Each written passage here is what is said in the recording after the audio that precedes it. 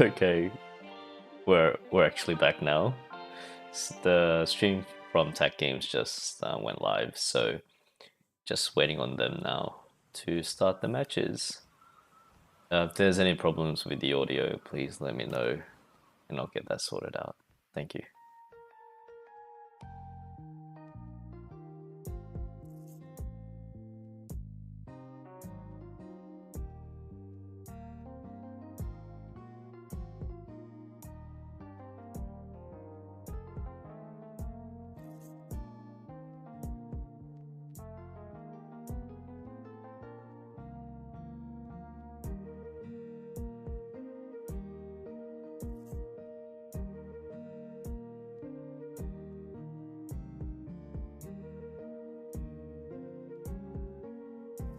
We've just got clarification from the tournament organizers. It seemed that they had some technical difficulties at the start, so we missed out on round 1. However, they'll be streaming from round 2 onwards. I thought they started the event at 10 a.m. Perth time, but it seems like they started it a bit earlier. So round 2 should be up shortly. Please be patient. And can I just, if anyone's watching in the chat right now, just let me know. Just type in something random in chat so I know that the chat function is working as well. All right.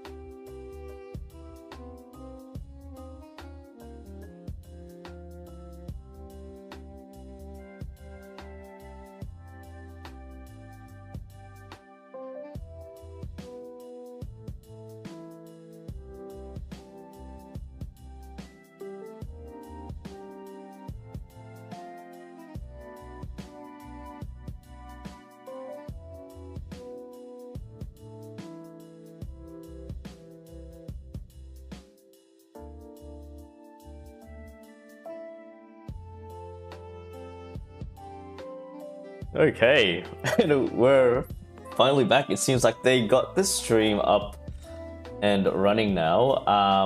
It seems like round 2 has just started. It's a bit glitchy from TAKGames' side. Let me know if the music is a bit too loud. I can lower it down for everyone. I'm just gonna lower it down actually a tiny bit so I can hear myself. So we have, pretty sure that's Jason Pan, gone to Doffy, and we have Lim, Nathan on Lim. So it seems that Jason has the board advantage right now. If you are seeing glitches on the screen, it's from TAKGames' side. If you just joined us right now, they had technical difficulties at the start of round 1, so we're just proceeding with round 2 right now.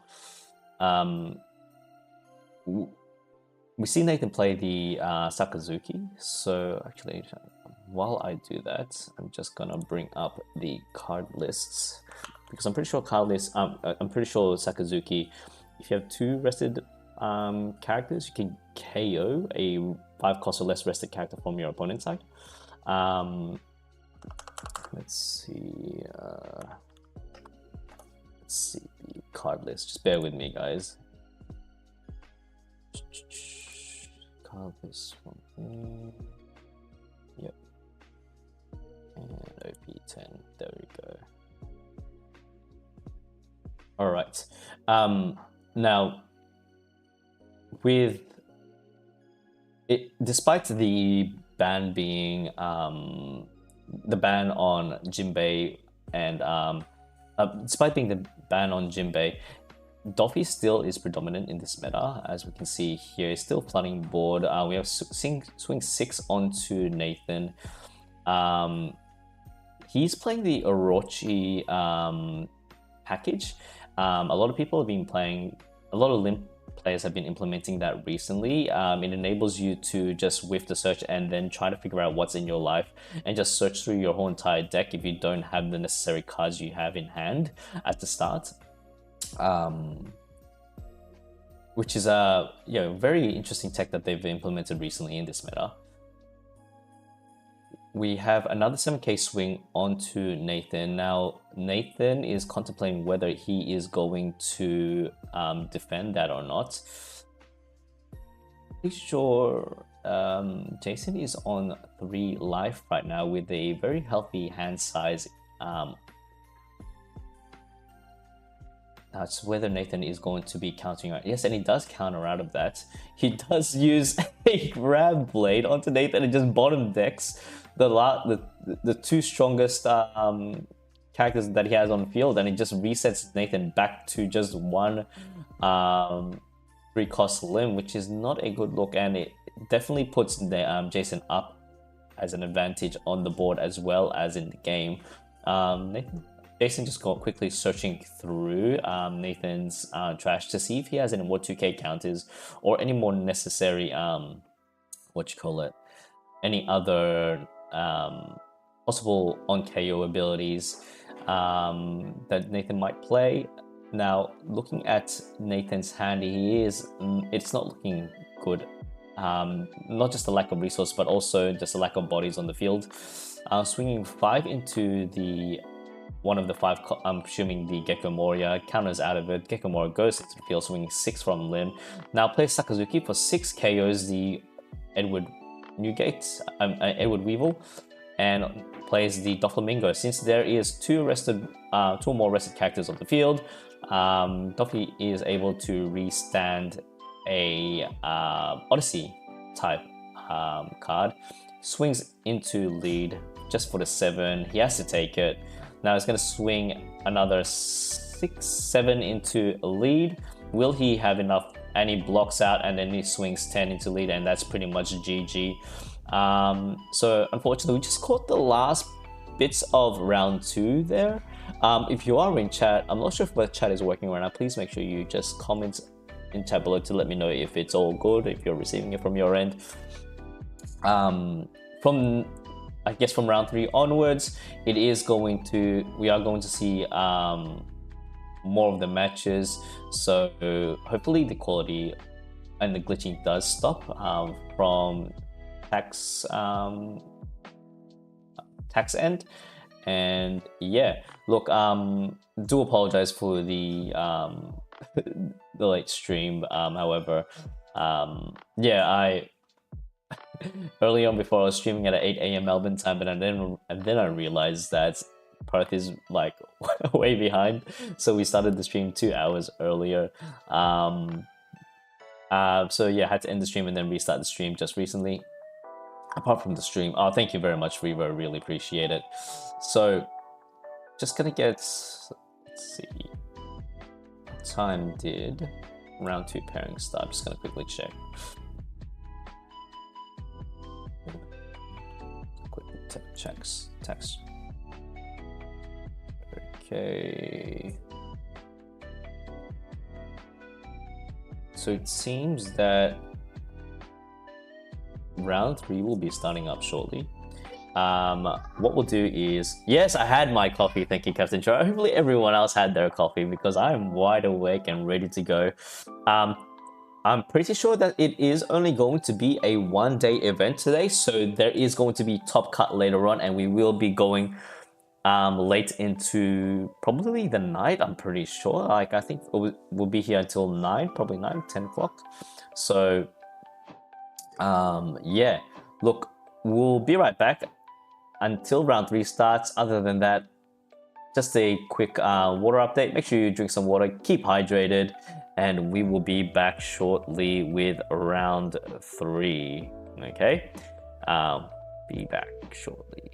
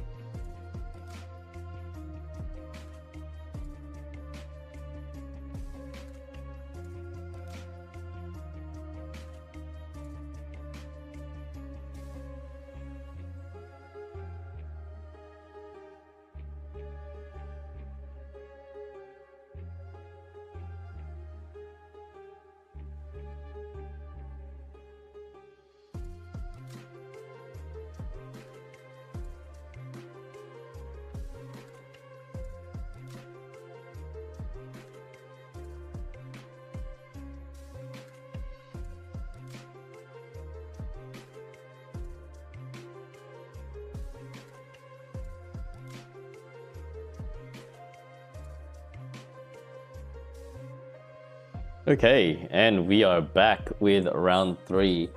We have another Doffy matchup against a Blackbeard, so we're going to see a lot of vanillas here right now. Elliot's, I'm pretty sure that's Elliot Charters. He's usually known to play Black Yellow Luffy, but he's changing it up a bit by playing Blackbeard, obviously because of the Gecko Morio ban. Probably Black Yellow Luffy, not really as dominant as it was before. Seems like with all the bans that's happened, Doflamingo still seems to still stay consistent. Ideally, Elliot wants to go second here. Who's got a high roll of 11? Bancho goes with a 6. And Bancho is going first. Now with these sort of matchups, it's with the ability with Doffy having the ability to just build board quickly and just constantly swing at Blackbeard. Blackbeard needs to really get his pieces together. So finding those Kuzans and trashing those Van Augers into the trash and then bringing it back with the Kuzan, KOing them, and having just all the KO cards in Blackbeard's deck is a necessity for this deck for this matchup. Hopefully Elliot sees them all. If you just joined us, you are not tripping out. There are a bit of glitches here and there coming from the tag stream, so I do apologize for that, but it's something that we can't help. Okay, yeah, and it's definitely Elliot Charters because he's representing Eternal Magic. That's what you want to see. You want to see the Latif Searcher straight up off the bat. Actually goes turn 1. Maybe he's because he wants to play the Kuzan. It makes sense. He wants to play the Kuzan as soon as possible. So going turn 1 is going to do that well for him. Plays 1, goes for a Sengoku Searcher, I'm pretty sure. Yes, it is. Looking for a top 5. Just give me a second. Sorry, my mic's a bit scruffy. Okay, that's way better. Goes for the turn 3. Ideally, he wants to search 1 with spend 1 dot with Latif to search all his for the Kuzans. Doesn't necessarily need to get the 10-drop Blackbeards yet. The ability, the fact that Blackbeard has the ability to just constantly go through its deck as fast as possible. There we go. What does Elliot get here? Oh, this is a stage card that he could possibly get, and there is a Kuzan I see, and he does get the Kuzan. Having a stage isn't necessarily doesn't need to get it because obviously Latif's already on board. That Latif's not going to stay on board for a while. Obviously, so he can just swing into it. He does have 3 Dawn available. Maybe he might be playing another Latif. Or plays a Doc Q. Oh, there we go, another Latif Searcher. Is that another Kuzan I see? He's got 3 of his... Wow, what a search. He's got 3 of the... this is my H, the 1-cost searches.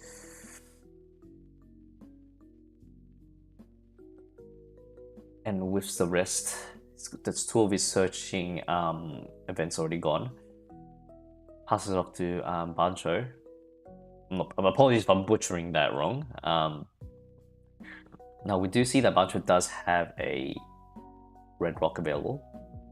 So if Elliot does play the 10-drop Blackbeard in the late game, that is not going to stay there for long. We do see that Bancho does have 2 of his Weevils ready.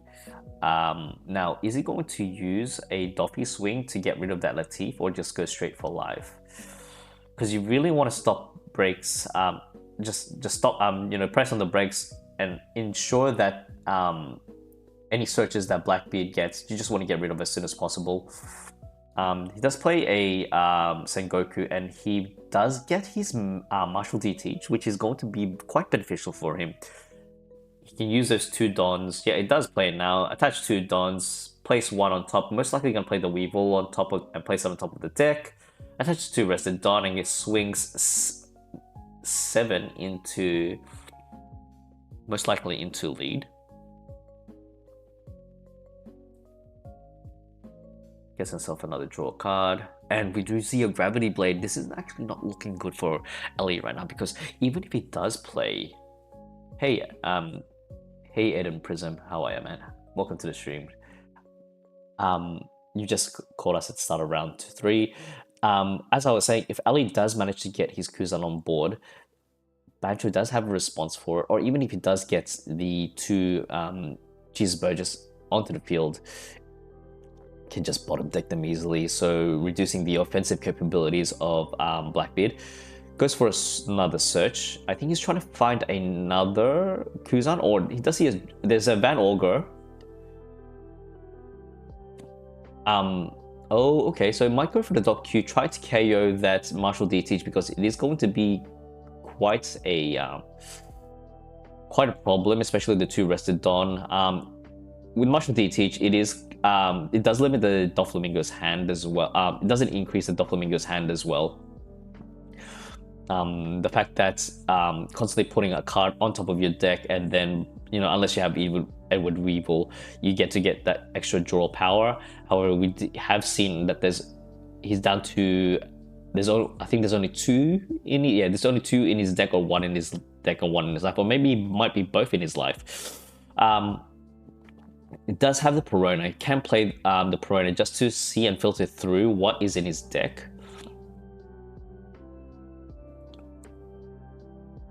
It's interesting that, you know, Ali didn't play the Kuzan as of yet, because I think he is kind of expecting the bottom deck, but also I think he doesn't have the necessary pieces to pull off the combo. Let's see what he does here. Bancho does have the Jozu, so even if he plays the Kuzan, he can still bounce it back into his hand. Possibly get himself the Sengoku back into hand as well. We have another Weevil, plays it attaches the 2 rested Don. No, he doesn't attach the 2 rested Don, he just leaves swings 7 into Ella, because he knows for a fact that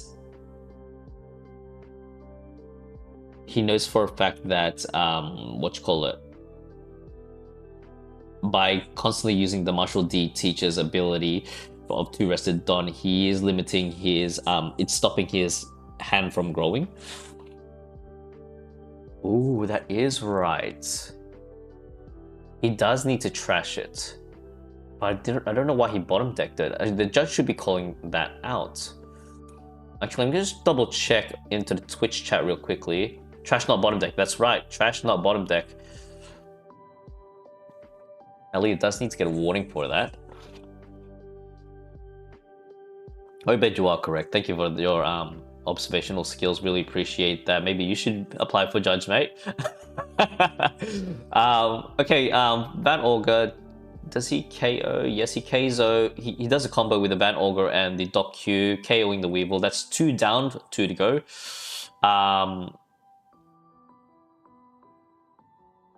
Now, he does have a buggy. He does have no on-play. Is not on-play abilities on? I'm pretty sure yes it is, because the dice is there. Is he just gonna bottom deck? Is he just going to use his Gravity Blade? I mean, he can swing Sengoku onto Doc Q, and most likely it's going to get KO. Yep, draw a card.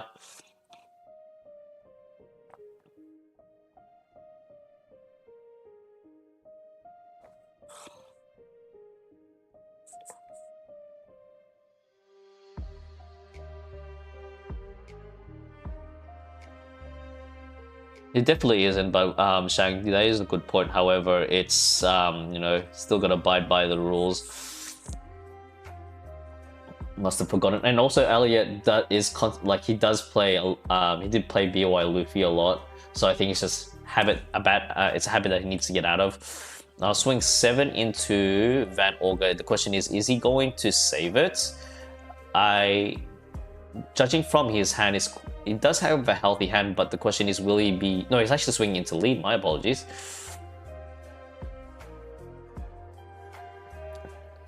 Plays Jozu. It's a very expensive, quite a Don commitment, especially for a vanilla at this in this situation.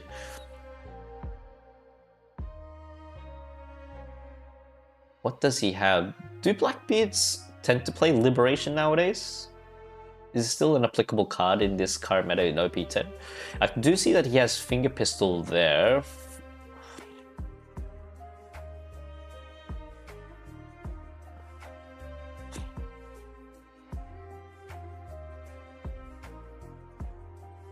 Swings 5 into lead.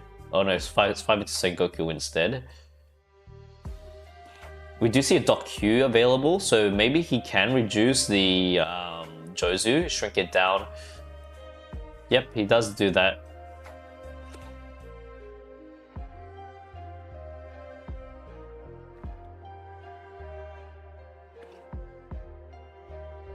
And there we go, Liberation. Speak of the devil, he shall appear. There it is. So basically gets rid of, oh wow, 2 birds with 1 stone. That's what you definitely want to see. Getting rid of that big body. Then he KOs the Sengoku. It forces Bancho to actually swing either into the Van Auger or into the Doc Q. As we all know, Doffy doesn't have technically, well, doesn't have any rush at all unless he does have Vida Spice and adds the Usopp, but I don't think so. So he's on 10 done now. His only option is maybe he might be playing the Grab Blade, attaching 2 rested Dawn, swing into the lead for 7, and then hopefully bringing up a... I think that's what he's exactly going to do. He's going to play 7, swing 7 into lead. Yep, we're going to see it. There it is. Bada bing, bada boom, done. Goodbye. Bottom of the deck, there you go. Then swing 7 into lead, attaching, leaving 1 Don rested. I mean, 1 Don active, going for the Doffy effect. Is he going to... Yes, he is. He gets himself a Boa Hancock, then he touches the 1 rested Don. Is he going to play the on-play ability? Oh wait, the on-play ability is currently switched off, so he can't do the attached Don nor the search. He does take it. It's not looking good for Bancho. I mean, for Elliot right now, he is down to 1 Don. The question is he going to play the... does he have a 10 drop? I can't see from his hand. But even if he does play the 10 drop, it is kind of a risky move due to the fact that, well, in hindsight, Elliot doesn't know that he has the red rock, but nowadays, Dolphin players tend to play at least two of red rocks in their decks nowadays, especially just replacing the lack of Jinbei. And obviously a lot of people tend to play a lot of bigger bodies in this meta. Now the question is he just going to... I don't think he does any 10 drops, so he's going to swing 8 into the Boa Hancock. I think he needs to let that go. He is down to 4 cards in hand. We know that one of them is a brick. He does have a buggy in hand, but is he willing to sacrifice it? A buggy and I'm pretty sure it has a Sengoku.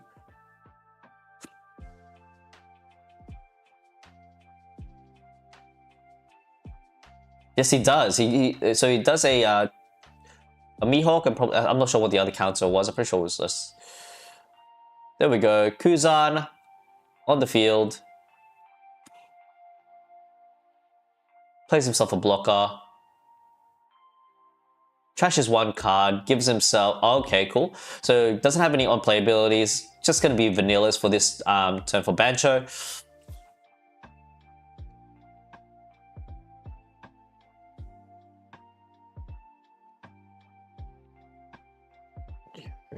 Okay, cool. That's all running. Yep, sorry about that. Just making sure everything is running from my end. Okay, cool. Now, Patrick does ask Elliot to check his graveyard, see how many 2k counters, because I'm pretty sure... What are the 2k counters that Blackbeard can put in their deck? They have the Doc Qs. They have... What else? just gonna double check. I should know this. I don't usually play Blackbeard, so apologies for my lack of knowledge. He does have Grab Blade. He does bottom decks both the just bottom decks the blocker instead. He doesn't bottom no because it does. So he played it already. He totally forgot that Kuza cannot be removed from the board. So it is a big it is a mistake from Bancho's behalf. That's why, ladies and gents, you gotta read the cards. You have to read the cards.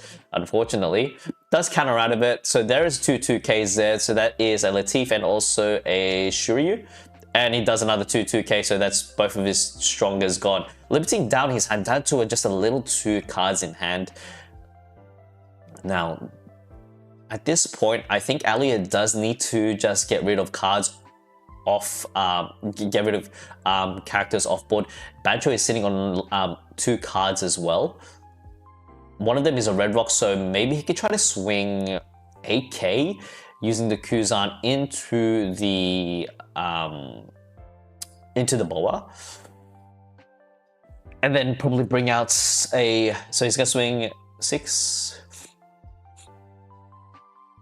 into the boa. Is he gonna protect it? No, he doesn't. Let's it. Ooh, still contemplating. He does have a. I'm pretty sure he does have a buggy. No, that was another 2K counter. Cool. He's gonna swing another 8K into the Boa Hancock.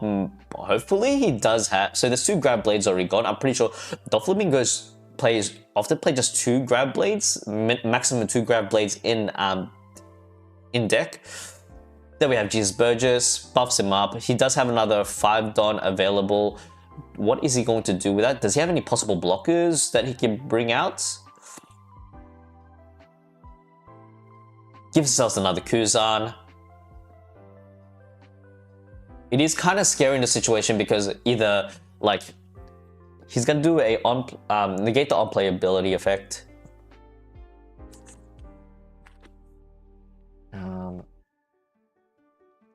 Trashes his another 2K count. Is stronger 2K counter. I'm pretty sure it is. Let's see here. So living up with 10 Don, no blockers on the field. Elliot with 1 card in hand. It is kind of scary. It's a scary situation for Elliot because either he top decks the Perfume Fuma, and then even though if he plays a 2K count, I mean a black 10 drop Blackbeard, he can just swing past it. Does a 2K. Oh, the Perfume Fuma! The Perfume Fuma was on the top deck. So this is a scary situation for Elliot right now because even if he does have a 10 drop blocker and he puts it on the field, Bancho can just top deck the Perfume Fema, swing for game. Very scary situation for Elliot. And he bottom decks he uses the red rock to bottom deck the Jesus Burgess. That's crazy. So yes, okay, the attack failed, but regardless what happens, Bancho has got the game. Regardless of what happens, the life lead, despite having no characters on the board, despite putting a blocker, doesn't matter. You can't do anything. You can't do anything, Elliot. I'm sorry. Swings 5 into lead. Will he take it? No, he's just going to counter out of it because Bancho is sitting very comfortable. And even if Bancho does take it, we see that there's a blocker, I mean, a 4-cost lore in hand, so he can just bounce it back into the field, back into hand, reducing that. Right now, Elliot is desperate to get any 2K counters whatsoever. He does get a My Age. It has to be on trash. That's twice already. That's twice already. It has to go on trash.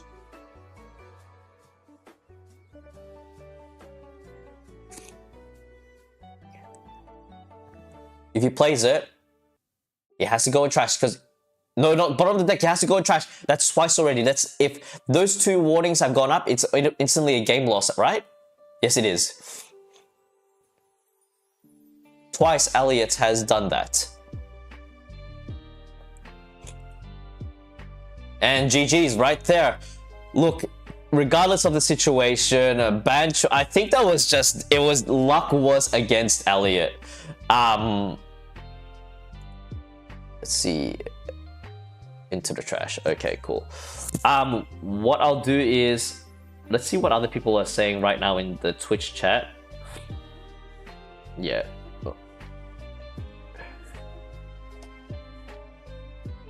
GG's, man. That, oh my gosh. It is quite unfortunate. It is quite unfortunate. Okay, just gonna probably give the judges on stream a heads up as well.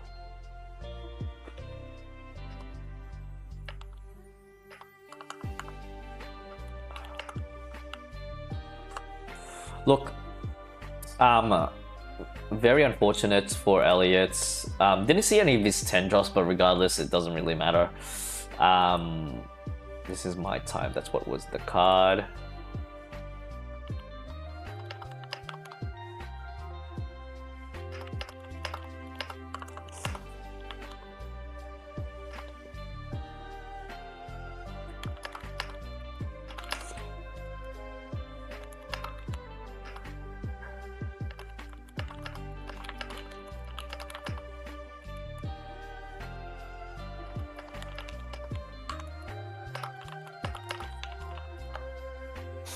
Oh wow, that was crazy. I definitely think so as well, Obed, due to the fact that, like, not only obviously Sengoku being 2000 and then they can just swing into it, having the stage is so crucial. Not only does it siphon through the deck, it enables you, like, yeah, you're trashing one, as I'm pretty sure it's like trash one card, search and draw one.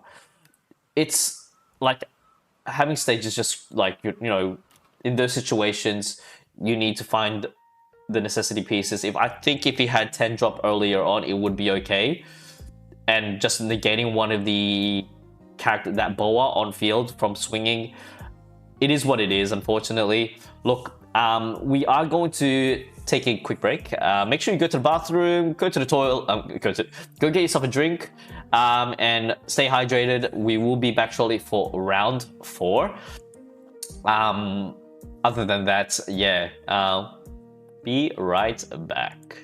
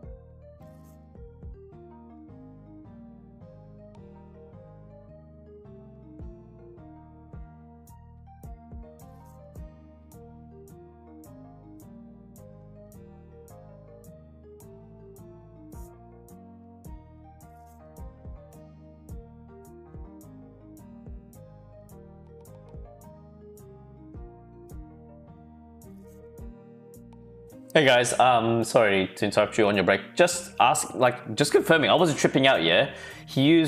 So Elliot used, this is my time. The first time he used it, he bottom decked the cards. He bottom decked the cards when he's supposed to trash it.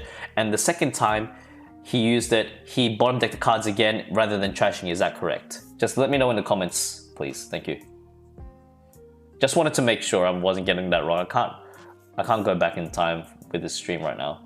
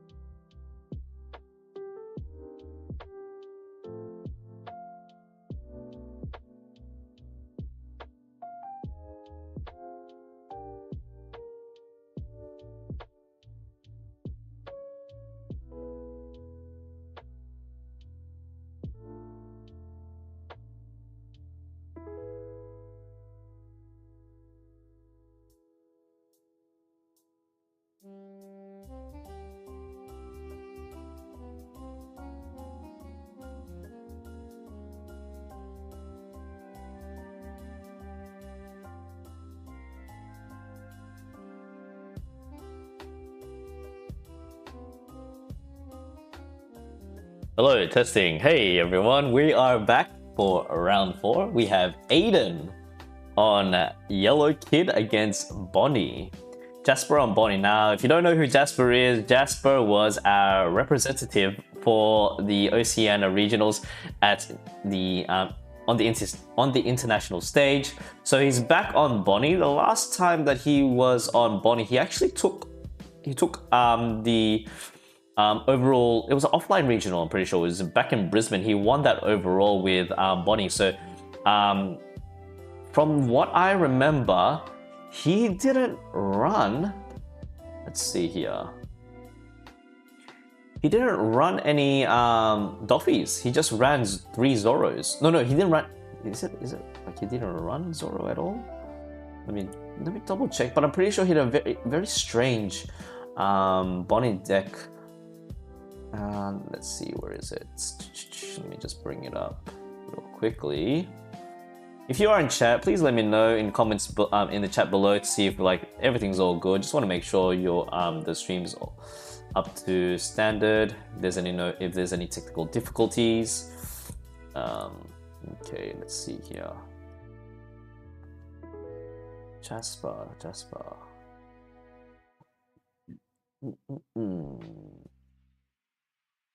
Yes. All right. So, oh, that's not it. Top 16. Jasper. Yes. So Jasper, he ran 4 9-cost Zoros and 3 of the 9-drop Shanks, no Doffies whatsoever. He's playing the Tashigi package, so with the implementation of Tashigi and Smoker in OPU10, it has buffed up Bonnie by quite a bit, especially with the combination of the 8-drop Kid. So it just makes things a bit more stickier for those certain cards, especially for the 8-drop Kid. You put in the 3-cost Tashigi. 3-cost Tashigi then protects your 2-cost Don Quixote, Rosinante blockers. They're just waiting on a couple of. I think they're just waiting on the judges before they can get started. Hey, Papa James, how are ya?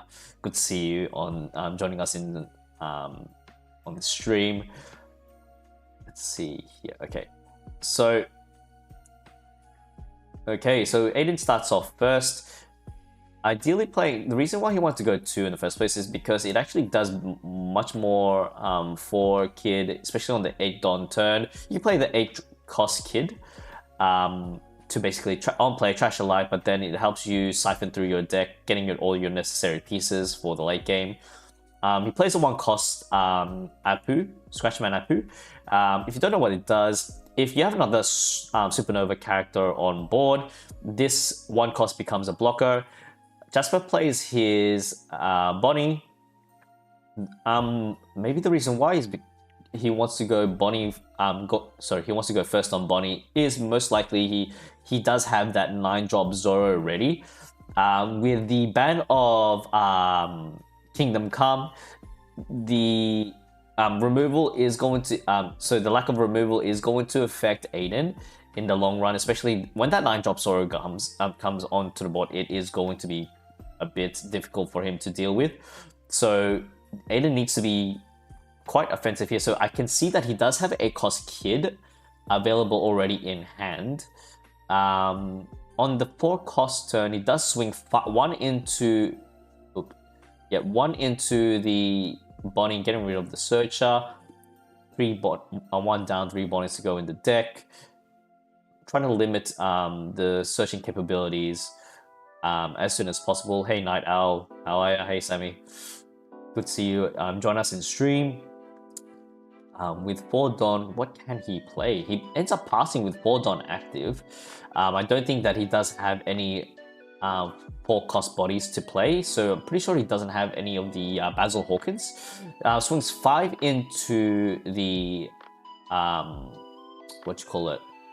into the Scratchman Apu, gives himself a Cavendish. Cavendish as a whole, despite being in SR or an AA, it doesn't matter. That card has skyrocketed. It's gone up. Even just for a normal SR, I'm pretty sure it's like $40 or something like that. He does restand 2 Dawn, swings 5, and then he's got 2 Dawn remaining. He does use 1 as a search for Bonnie, gets himself another Bonnie, then he plays another searcher Bonnie, and here we go, 8 Dawn turn. He does have a Nico Robin, so maybe he can go for a 7 into swing 7 into lead, plays the Nico Robin, trashes a life. Jasper is sitting quite comfortably on 4 Dawn now, and oh, what is that card? I I do not know what that card is. I'm pretty sure that's from the start. They correct me if I'm wrong, but I'll quickly double check. Or maybe might be a OP10 card. That card was, let me double check. It was Damned Punk. So main, look up to one of your cards from the top of your life or your opponent's life and place it at either at the top or bottom of the life pile. Then KO up to one of your opponent's 5 cost or less. So very good card. Especially eliminating that Cavendish early in the game. That's what you want to do, because that restarting of Don, like having an extra body on the field and swinging into your leader or your characters and then restarting to Don is kind of annoying. He does get himself the 8 cost kid, so he's preparing his pieces. He does need hopefully he does get a Rosinante as well as a Tashigi ready to prep up to ensure that that 8 cost kid is going to remain on the field. Plays 1, goes for another searcher. Man, Jasper is getting searches for days. Gets 2, 5. Is that another body? I see. If he gets another body, that would be interesting. No, he gets himself a Cavendish. Will he? Does he have enough to play Cavendish? No, 1, 2, 3, 4. No, he only does have 4 done. In this situation, I guess he could play probably, I don't know, play himself a Tashigi if he does have it. So it swings 5, plays Tashigi for 3, has 1 Don active for any potential swings in the so swinging for 5. So I've never played Yellow Kid before. Do you want to ensure that you have, do you want to protect your life at all costs until the late game, or do you just want and mill out your? So he does have he counters out of the 2 with the 6 cost Robin. Plays the Cavendish for 2. Does he have enough? Is that enough?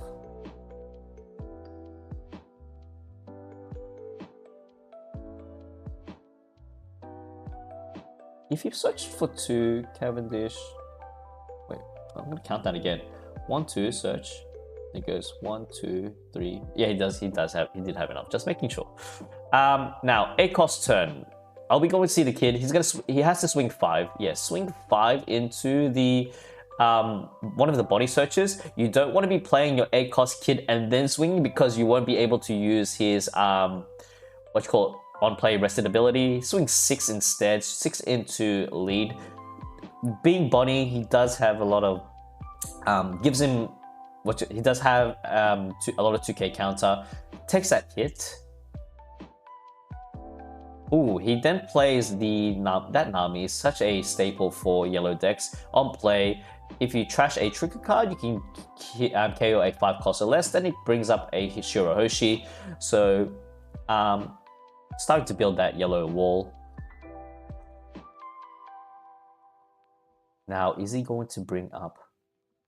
Is he going to use 2 Don to search for more cards? And Jasper is sitting so healthy with the amount of cards that he has in his hand. Just green doing green things. Oh, by the way, people that have just joined the stream, thank you very much for tuning in. Really appreciate your support. Swings 5 into lead, takes it, plays the Rosinante. Rosinante on playability it is rested and plays a free 5 cost or less, which is the carrot. And he can freeze I'm pretty sure you can freeze a character.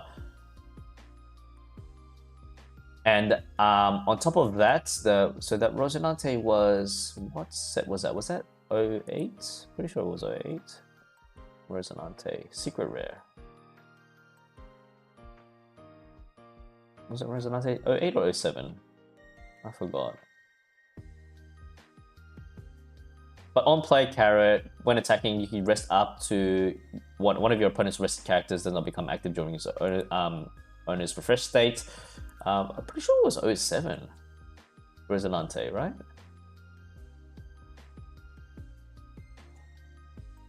It was a secret rare. Was it 06? It was that long ago, I don't really remember. Anyway, back to the game. With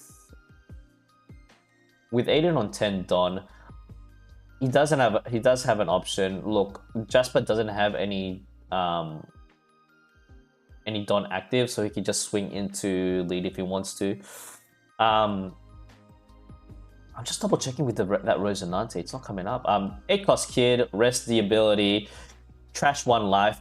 It's not looking. Look, I think Jasper is quite comfortable taking that life, or I mean, going down to low life, due to the fact that now using kid ability, flip up 1 life, turn that 8 cost kid into a big massive blocker. Well, guess what? Jasper might respond by using another by using 8 Don, putting up a 8 cost kid of his own, and then probably playing a TCG by using the rested ability. It was 04. Thank you very much, Maddie. I really appreciate that. 04. It was that long ago. See, 04. Let's see, what does it do? I'll bring it up on. Put it up on screen real quickly. It was a secret rare. It was a secret rare. Yes. So opponent's turn. If this character is rested, your active characters with a base cost of 5 or of 5 costs will not be carried by any effects. So it just makes that character even more stickier. On play, you get to play up to 1 character with a 5 cost or less from your hand. So that's what the 8 cost Rosinante does. Now with 10 Don available, Jasper does have a very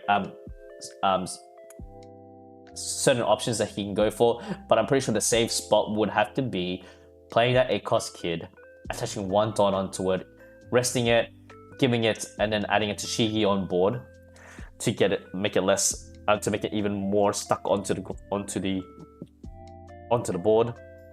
Swings, there we go, as I called it, there it is. Asking if she'll happen. Attaching 1 Don, resting it. Is he gonna play a Tashigi? Oh no, he plays a Rosinante blocker, so that's another viable option. He does have 1 Don available because he wants to make sure, like, if he swings, he can rest another character or probably rest the leader if he wants to. With 10 Don, what else? Does he have another 10 cost? Yes, I see another 8 cost kid there. Look, he can swing 8, but then at this point, Aiden will need to invest certain Don due to the fact that if I was in Aiden's position, yeah, Jasper does have a lot of cards in hand, so he's swinging 10 into the 8 cost kid. It's going to be a mirror match, but different colors. He rests the leader because due to the fact that Carrot's ability has popped off, he's freezing that Nami. Is he going to use that 2 cost? Yeah, he does end up blocking with the 2 cost Rosinante. And basically it's just a stalemate. Like, he's got to play another 8 cost kid, right? At this point, he's got to play another 8 cost kid, use his ability, and make that kid into a blocker.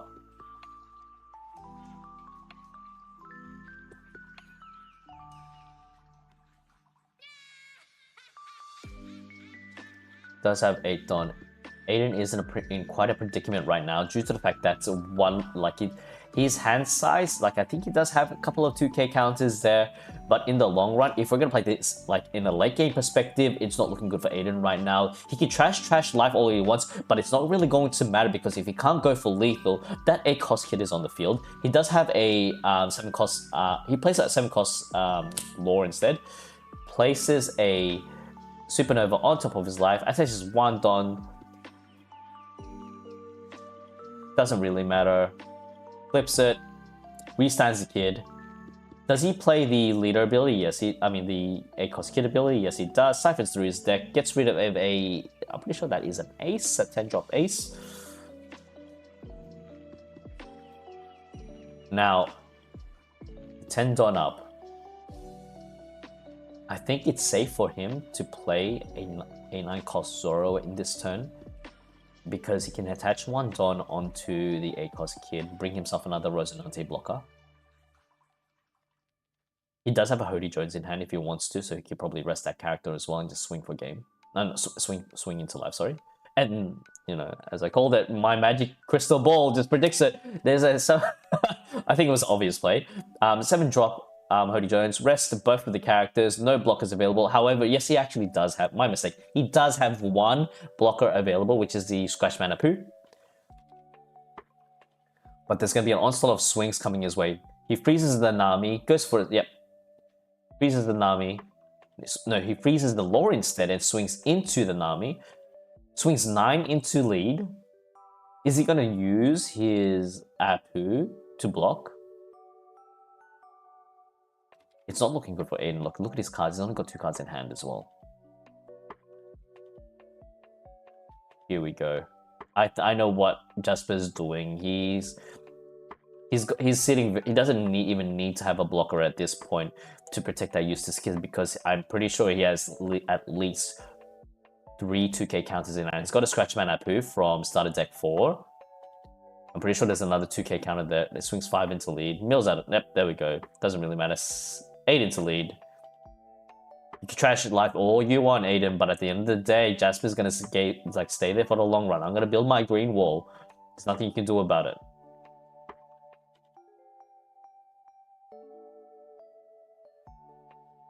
We see he does have a 4-cost Basil Hawkins, but that's not gonna really do much. At this point, he does have he's got another 8-cost kid. It doesn't really do much either. I mean, he can put bodies at the end of the day, but look, up against Jasper's green wall, it's not going to do much. Even if you have, let's just in a different situation, you have Perfume Fever if you want. It doesn't really matter what color you play. That wall is going to be there. With the, unless you're playing black, you probably get rid of it, but not in this situation right now. That is correct. Shang in chat just mentioned that the problem with yellow, it has no removal for high costs. Look, he's gonna rest one of, yep, there we go, rest one of his characters, and it's a matter of time of just legit squeezing Aiden's resources. Can't do much. Counters out of it. He's got another 8-cost Resonante in hand, so that's 8. Oh no, he's attacking the kid, obviously. 8. That's a Shigi, and then we have a Carrot. Look, you can mail out like. Oh, so that's Steven. I thought it was Jasper. It's Steven Iskengard. I'm still a top player in Melbourne. Just noticed that now. I think they just got the names wrong at the start. So Steven, let's see here, puts a blocker on 7-drop Law, passes that back to Steven. Apologies for that. I said Jasper at the start, so I assumed it was Jasper. Maybe I shouldn't do that, because Jasper is also known to be playing body. Is known to play body as well. So yeah, Steven Iskengard, I'm pretty sure that is on the field right now. With 10 Don available, he can just mill out. He's got 3 cards in hand. I don't think he doesn't have any 2K counters. So at this point, Steven can just fish. He can just fish for days. Swing 5 into lead if you need to. Or not even, just swing 8 into lead. Try to he's got a 7-drop blocker there. Yep, 5 into lead. Go fishing. Go for it, mate. Yeah, I was gonna say, he definitely said Jasper, right? But I think, yeah, now that I see it, because I know Steven Iskengard, he does wear, Jasper doesn't wear glasses, Steven does.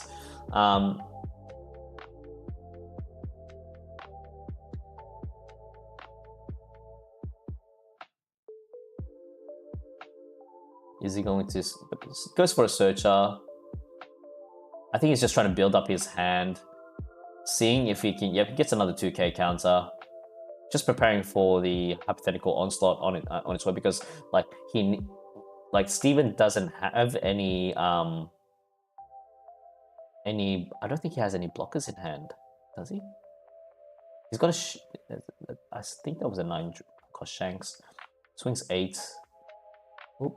Maybe keep bunk it up to 9. Maybe he does have a lot of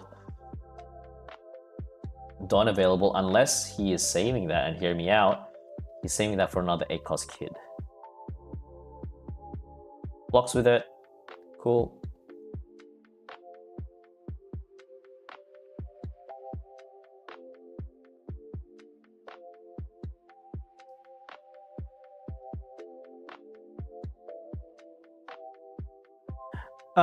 Look, Steven he can go for game 11. Yep, attaches the Dawn, thus activating 8-cost kid's ability.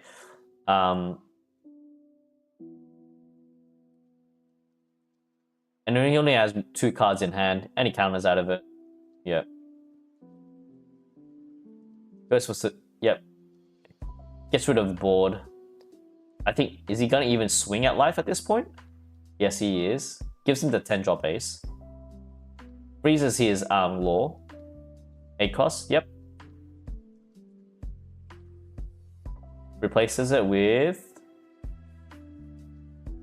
Ooh, Euros. So 4 cost. At the end of your turns, restand 1 Don and passes it off to Aiden. It isn't an additional blocker, which is good. Now, he's going to rest the ability. Yep, he's only got 1 swing in him, unfortunately. And we have Rush Ace. Yep. Can't get rid of that kid. As soon as that kid's on the board, like, yep, restands, gives him a blocker, and only has 1 card in hand. Yeah, okay, Aiden has a 2k counter. But we have how many swings? We can a potential 1, 2, 3, 4, 5, 6 swings into his face. I think he can go fishing at this point. Swing 7, yep, cool, freezes, doesn't really matter. I think Steven's got this in the bag. There we go. Swings 9 into lead, 2 cards in hand, can't do much. Blocks it, KOs that 7-drop Law. Yep, and it's pretty much GG. The rest, probably 13. Is that 13? No, 14. 12k into lead. Easy. Unfortunate, Aiden.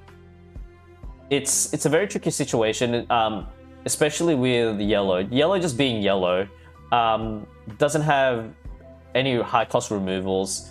The only high cost removal that was available for yellow has been banned. Congratulations, Steven, for taking that.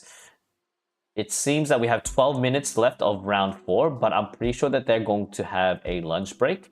So they might extend that time to probably 30 minutes, or probably an hour's time, 40 minutes until round 5, I'm pretty sure. So it says here, be back at 12:30 p.m. So that would be, let me just quickly check. So 12:30 p.m. 12:30 p.m. Perth time is 2:30 for us. So 2:30, we will be back at 2:30. Thank you very much for the people that have just joined this stream. Really appreciate your support. Feel free to just stay here. I'm gonna keep the stream open, and we'll be back at 2:30. Okay. Just a reminder, keep yourself hydrated, ladies and gents. It is a good time to get yourself some lunch as well if you haven't done so already.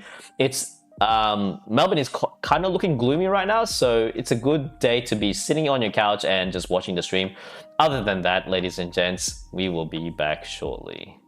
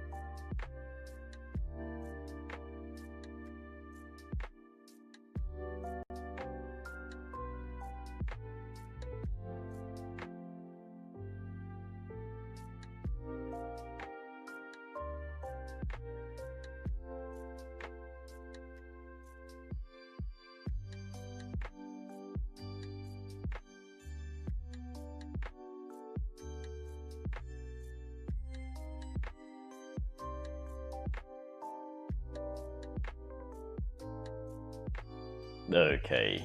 Hey everyone. We're just waiting on Tech to get their stream started. They did say that they'll be starting round 5 in 4 more minutes. I do hope everyone is all energized during this beautiful Melbourne weather. It was raining this morning. It was like absolutely like perfect conditions where you can just snuggle in bed and just watch a bit of One Piece. Hopefully you're all rugged up, everyone, wearing your with onesie PJs, and just get yourself some hot cocoa. I think I need another coffee in me.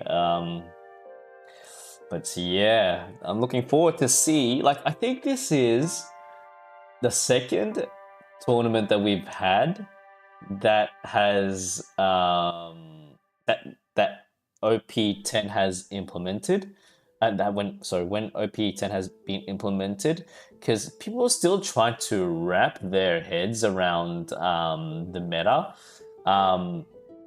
However, we're still seeing consistency from leaders that we didn't expect to be as dominant. So we're seeing a bit of Doffy.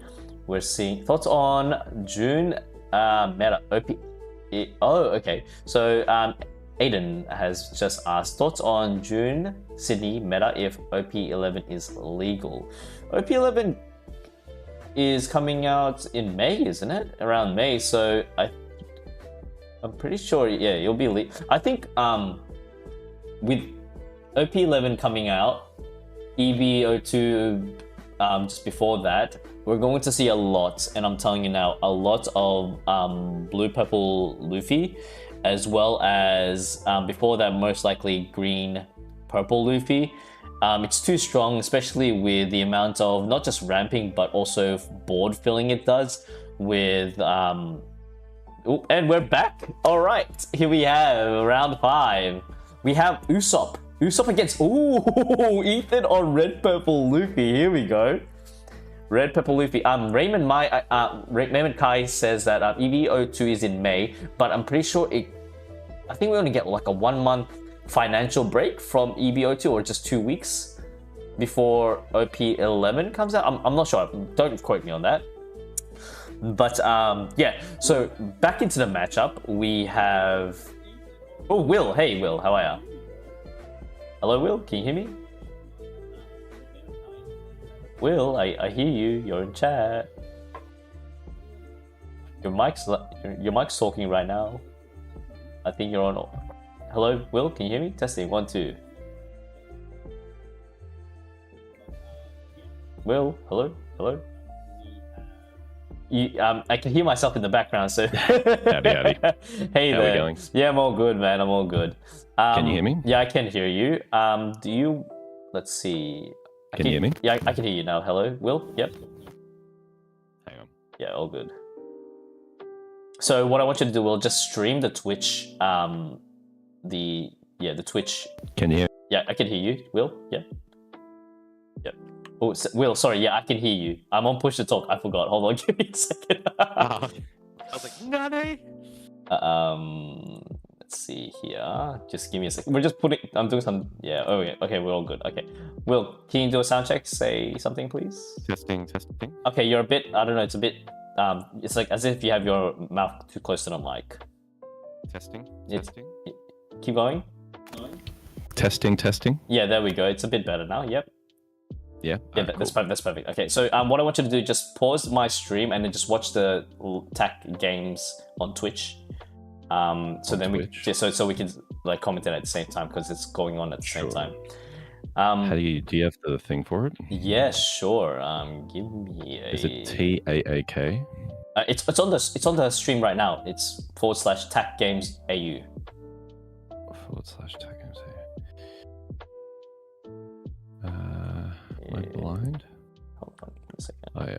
You got it. You got it. Yep. Maybe. Hold on. Twitch. TAKGames AU. Yeah, it's TAKGames AU. That's the one. So Yeah, I think that was an awkward handshake. There we go. The little fist bump or handshake kind of collision there. So we have Thomas on Usopp, and we have Ethan on Red Purple Luffy. I'm excited for this matchup. Okay, because one, having Red Purple Luffy on stream is already exciting as it is, because risking yourself on 3 life. Are you familiar with this matchup, Will?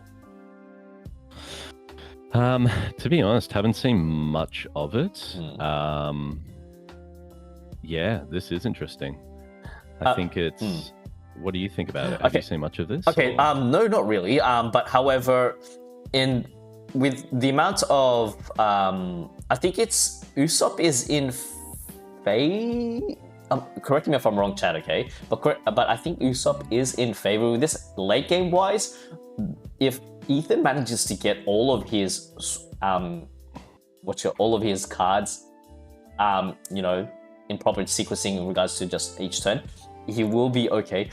But with Usopp, look, first turn, he decides to go first. He does see his what's his name? The elf guy. I forgot his name. Leo as a searcher. He doesn't have his stage card. Stage cards is usually ideal in early on the game, especially with Usopp. With Ethan, I'm pretty sure he doesn't have any early bodies apart if he's playing Zojuro or maybe a Bon Clay, or maybe he might.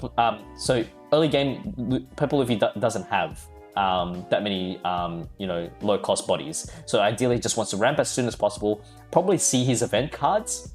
It's to die for, that 3 cost, and try to ramp as fast as possible up to 10 and just start swinging with bigger bodies. He does counter out using the 2 cost Sanji. Oh no, is it 1 cost? I'm pretty sure. No, this is 2k. Yeah, this is 2k. 2k Sanji.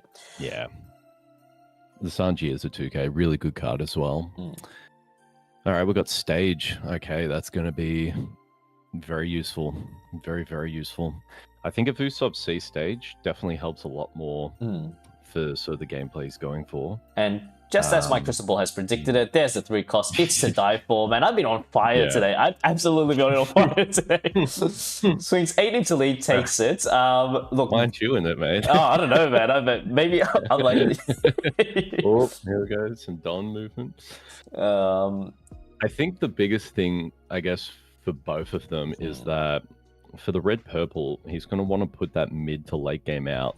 But if Usopp starts just like bouncing back 5 costs, it's going to be a little bit more difficult once those Kuroses come out, and they're going to be putting a lot more pressure onto red purple Luffy. Oh, there's the Kuros, as you said, and there's the disc. Now hear me out. Hear me out. I think. Do you reckon Ethan might have put a bit of spice in his deck, and dare I say, added a bit of added Rayleigh, 8 cost Rayleigh? I think Rayleigh's always going to be good in any type of red deck.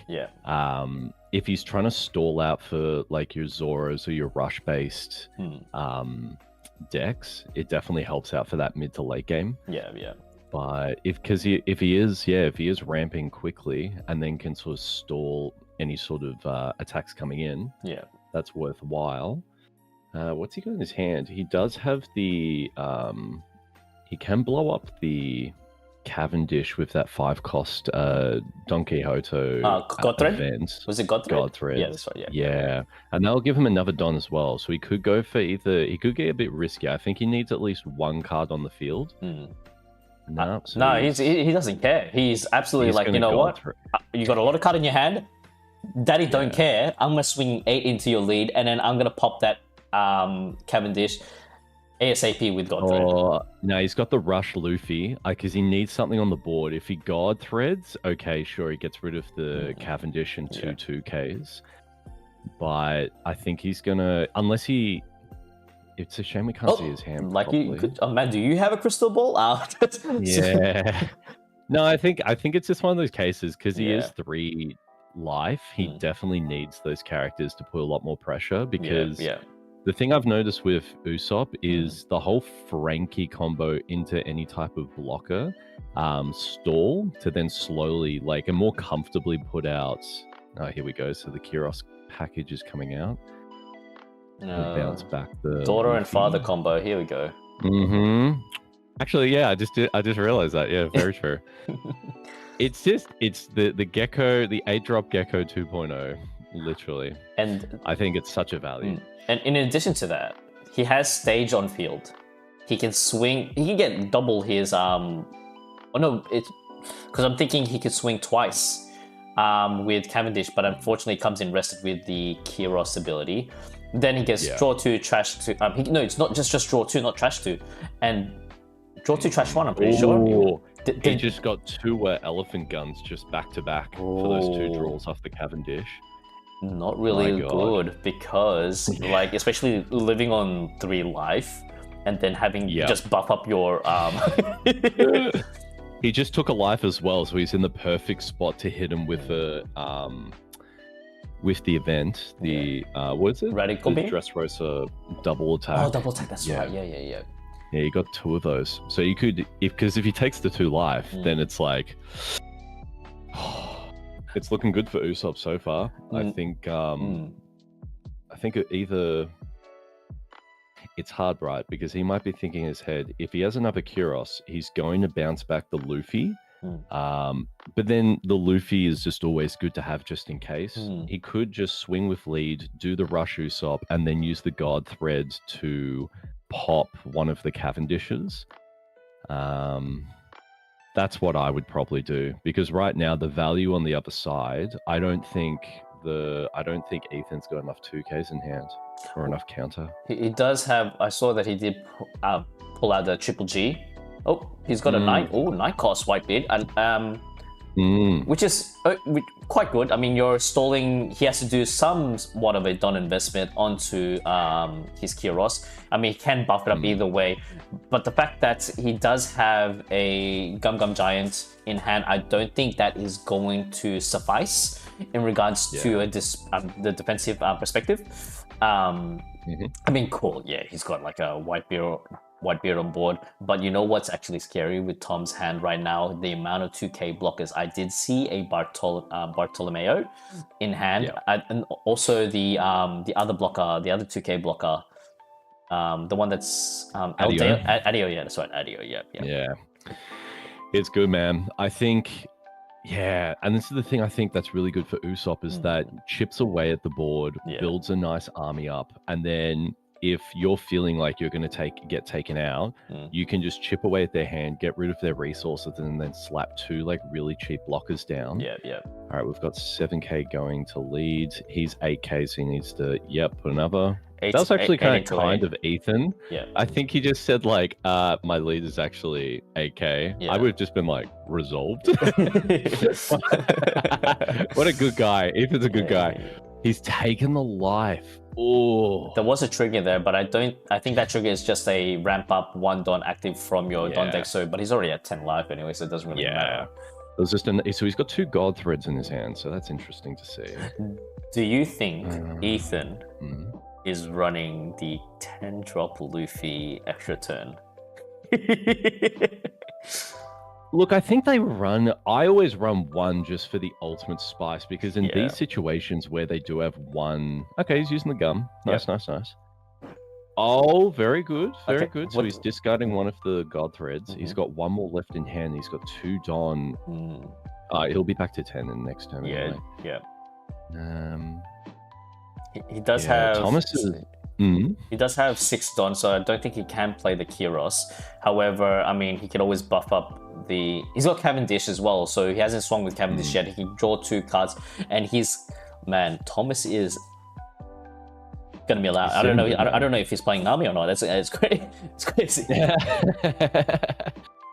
I think he's realized that the events will... Okay, so he's doing it. Sick. Because they're just an easy buff, an extra 6K with double attack. It's just, he's not using it for the double, obviously, but that extra 6, so he's now 12. He's got basically 2 12K swinging in, and this is where it gets a bit dangerous, because I don't think Ethan has enough. Oh, Oh, he just showed his card. Okay, never mind. A bit of information slipped there. Oh, no. How much does he? So he gets 5,000 on top, right? Is it 5,000 or 4,000 with Cavendish? Plays 3. Oh, I think. Oh, here we go. Yeah, look, he's going for it. I respect it. Risking it for the biscuit. It's a very scary predicament right now, because the thing is, even though if he decides to play blocker, well, 2 blocks at this point, is he just going to KO it and then just swing for life anyway? 10, 11, 12. Yeah, see, that's the thing. I think he's been very cheeky, but I think he also realizes he's got enough counter to counteract any type of attack that comes. If, for example, Ethan wants to finish off with the Whitebeard, like just Don for leader as well as for Whitebeard, I don't think it's going to be enough. Yeah. We just I did see a glimpse of his hand, Ethan's hand. I can only see that he has got like 1 2k counter, which is the Uso Hachi. The amount of can you do me a favor? You got another screen up. Can you just have the card list just in case up for O10 OP10, please? So I know that he has a Sabo there. He's got 2 Sabos. I'm pretty sure Sabo's only a 1k counter. Let me double check that. Is that in 10 or is that in 9? That Sabo, that 5-drop Sabo. Is it 5-drop or 7-drop? It's 4-drop, 4-drop Sabo.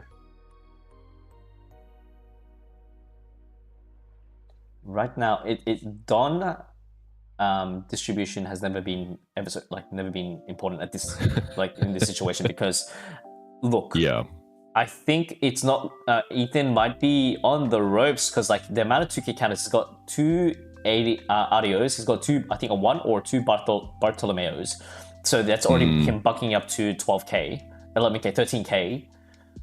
Here we go, and the counters it.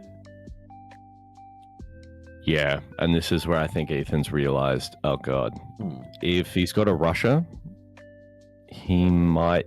Does he have a?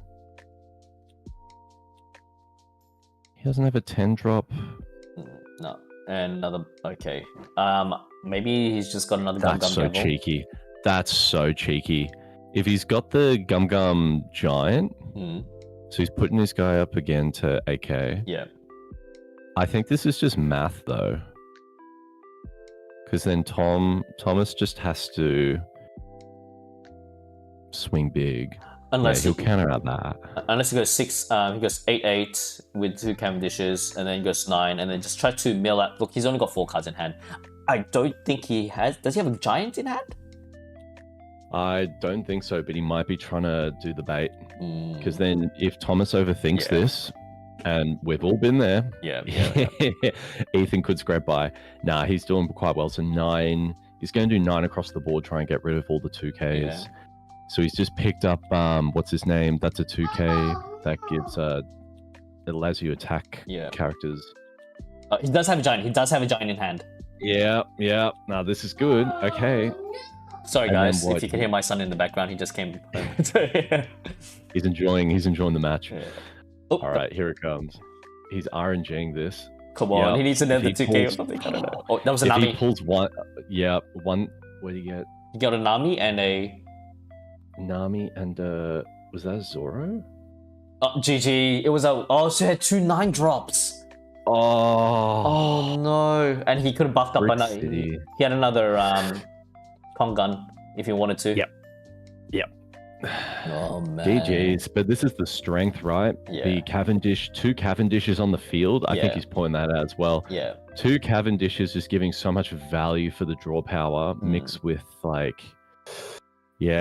mixed with that Kiros that's just so sticky. Well done. Very unfortunate. Look, Red Purple Loopy doesn't run any.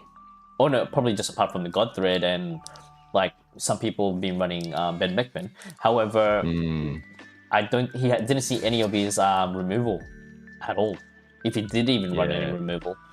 I'm pretty sure I have showcased Ethan's deck in the past before on my Facebook page. Now we have 20 minutes until round 6, so they will be back at 1:05. This gives me a chance to, because my lunch actually just arrived. We are going to be... Oh, good. So we'll be back at 3:05, which is Melbourne time. In the meantime, I'm just going to quickly check. I'm pretty sure, yeah, Ethan's... I did showcase Ethan. What were your thoughts on the game, Paul? Look, I honestly was rooting for the Red Purple Luffy, because I love Red Purple Luffy. He's such a great leader. Not really in the meta, but has a chance. Yeah. I honestly the fact that Usopp can, yeah, cool, you can get rid of my blockers, but then I'm just gonna bring him back if I have Frankie on board. The amount of draw power that Usopp can potentially get is just redonkulous. So you could have all your big bodies up on the board, but he could still stall out with the amount of blockers as well as draw abilities, thanks to Usopp's leader effect. It's very uphill battle, but yeah, it's very unfortunate. Yeah.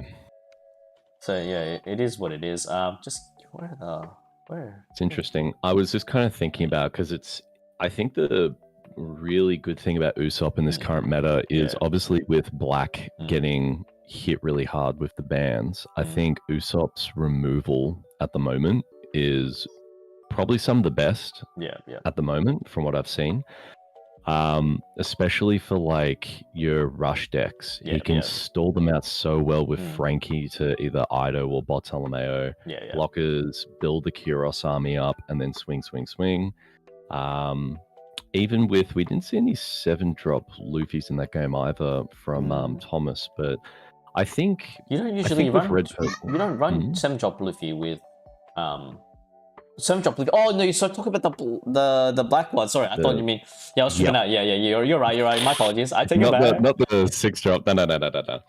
But I think with the thing with Red Purple, for me, it's such a gotcha, because it's betting so much on early ramp and just seeing the right cards. Because when it does, it feels like a losing game to the opponent, because they're just ramping up heaps, they're getting the right cards on the field, they're pressuring out hard, and before you know it, you're on 1 life and they're just ready to bring out the big guns. But it's impressive to see what Usopp can do, just against, 1, a deck that can ramp really quick, and 2, that plays big bodies late game. So hats off to both of them. It's been good so far. Look, we are going to go on a quick break, so be back here in another 12 minutes. The round 5 is going to be starting at 1:05 p.m. Perth time, which is at 3:05 p.m. Melbourne time. Make sure you hydrate, and we'll be back shortly. Perfect. Alrighty, see you in a bit.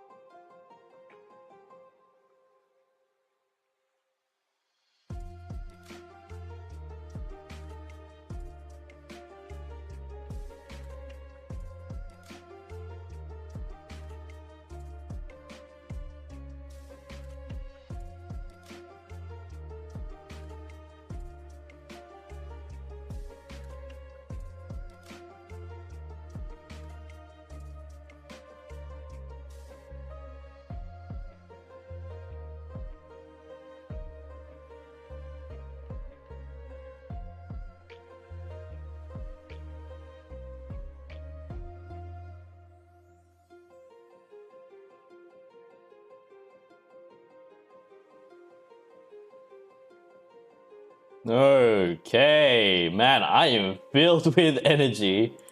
Hey Will, you there, buddy, old pal? By the way, for some clarification, we have this is Will, Will the tank, not Will, as in not Gorm. So, Gorm is busy right now. So, oh my gosh, man, you know when you're hungry, and like. You're just preoccupied with something, and then you finally eat. Oh my gosh, man! My wife just bought me sushi, so I'm like I'm all gassed up. I'm good to go, mate. I'm ready, man. So perfect. Now, Will, here's a question for you. Yeah. So, what is a deck that you want to see in Top Cut, but that isn't part of the meta? Ooh. Top Cut in OPO 10. I'm thinking, honestly, I'm a bit biased. If we're thinking off meta, purely OPO 10 leaders or just in general? In general. All right, and I'll count down into 3, and then we both say the leader that we want to see in Top Cut already. All right, 3, 2, 1. Nami. Lim. Oh, what? Lim. Wop, wop. I think I've only seen one Nami. Like the problem with Nami at the moment, from what I've seen, they're having to work so much more with the removal now because the late game is just so difficult for her to mill out. Which, hey, as a battle Nami, I think that's great because I think having to purely not interacting, I think for me was a bit too Nami-ish for me. I needed to at least like play with their field a bit. But look, we can always dream. We'll see how OP 11 goes or EBO 2, but I think I know you know what we're going to be seeing in EBO 2 and in 11, right? We're going to be seeing a lot of the Luffys, man. Like I feel like EBO 2, despite it being released like I think in like in a week or 2 weeks or so. 2 weeks. I think it's not gonna have that much time to shine due to the fact that 11 is just around the corner as well. And I think people are looking more forward to 11 rather than EBO 2. In saying that, from what I can see, we do have 2 online tournaments that TAK is hosting, and that is occurring, and I'm just gonna quickly check where it is.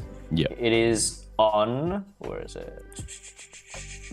Yes, it's on the online regional is gonna be on the 3rd of May, and the Treasure Cup is going to occur on the the 4th of May.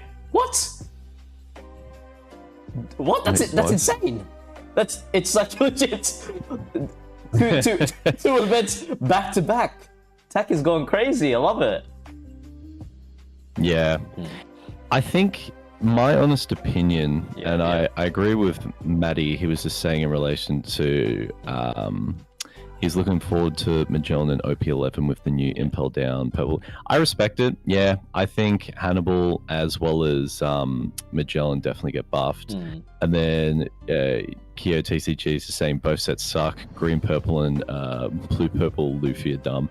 I agree to that because, for my honest opinion, like I understand Luffy is like the main character of the show and everything, but even just looking at, say, the likes of Top Deck and everything, the EBO2 Luffy, I like the spice more than OP11 Luffy, only because I think my honest opinion is that because the West abuses like top tier leaders and just optimizes it to the point where it's just no fun, I think at least with Japan, they have this like pride where they want to make their favorite deck the best deck and try and win with it. Yes, 100%. And I wish the West was like that too, bro. 100%, but it's not. And as we could clearly see with like OP09 was just Shanks meta. This meta of OP10 has been a mix of like Shanks, Bonnie, Purple Luffy, and before Black got nerfed, Lucci was up there as well, and Black Yellow, Taxi Luffy. I don't know. I like Blue Purple more than blue purple, because I feel like blue purple is going to get banned, in my honest opinion, because just the way that the West goes about everything. And that's why I love the color, like Purple Croc, Purple Kaido, even with the new Sanji, the Purple Sanji coming out. I love the color, but it's just this leader is so cracked with all the cards that are coming out for OP11 that I don't even want to try it, because I just have this weird feeling that he's either going to become either banned, or like if Gum Gum Giant gets banned because he's so like oppressive in the West, maybe. But yeah, that's my opinion. Can I just say that I totally agree with you in regards to the West, where they just like pure, like it's just pure, like, oh yeah, man, this leader's good. I'm gonna max it all out. It's the same. Like you pointed out that Japan, just East in general, or just Japan in general, they choose a deck because it's their favorite character and they make it work. It doesn't just apply in TCG. Like I remember, I know it's kind of off topic, but in Super Smash Brothers, on Ultimate, they made the most low tier characters, and they played it with so much finesse because they put their whole heart into it, and they made it look like as if it's a top tier character. And then it started to grow a bit of traction in the West. It's exactly the same thing. It's like Japan's done all the work, and we're that sleazy guy, the sleazy student in class that didn't do the homework. It's like, hey, can I copy your homework and submit it as your own? That's what it is. That's what it exactly is. And I don't think that they'll ban Luffy, Blue Purple Luffy, because with that new OP12 leader, the prison deck, Koala, it really puts the brakes on the amount that it could. Dude, here, you can chuck in a body if you want a cost body, or I don't care, but you're gonna be losing a life because of that, and that's not a me. That's like you're hurting yourself. Stop hitting yourself, sort of thing. So I'm really excited to see, but we can't assume, we can't judge straight away because we don't know the amount of support it can get. I mean, people were hyping up Marco when it first got released. Oh, it's going to be Sakazuki 2.0, but it really wasn't it wasn't the same standard as Sakazuki when it first came out. So we just have to pump our brakes, hold on, wait for the support, and see how it goes. Yeah, I'm interested to see what it goes. Honestly, for OP11, I always gravitate towards the weirdest leaders. I think I personally like Shirahoshi, because just the way that, yellow, as we know, yellow shenanigans, but just cheating out big stuff. Even like her events, being able to give her like +3 or 4K for like one Don is like really good value. And I've seen her put a lot of pressure on some games versing even like Blue Purple Luffy. But it's just interesting now. What I like about the meta coming into OP11 is that if you look at a lot of the regionals, it's a sea of different decks. Sure, you're still getting your atypical, like how Dofi was like a few sets ago, how he was super prominent. Same with Purple Blue Luffy.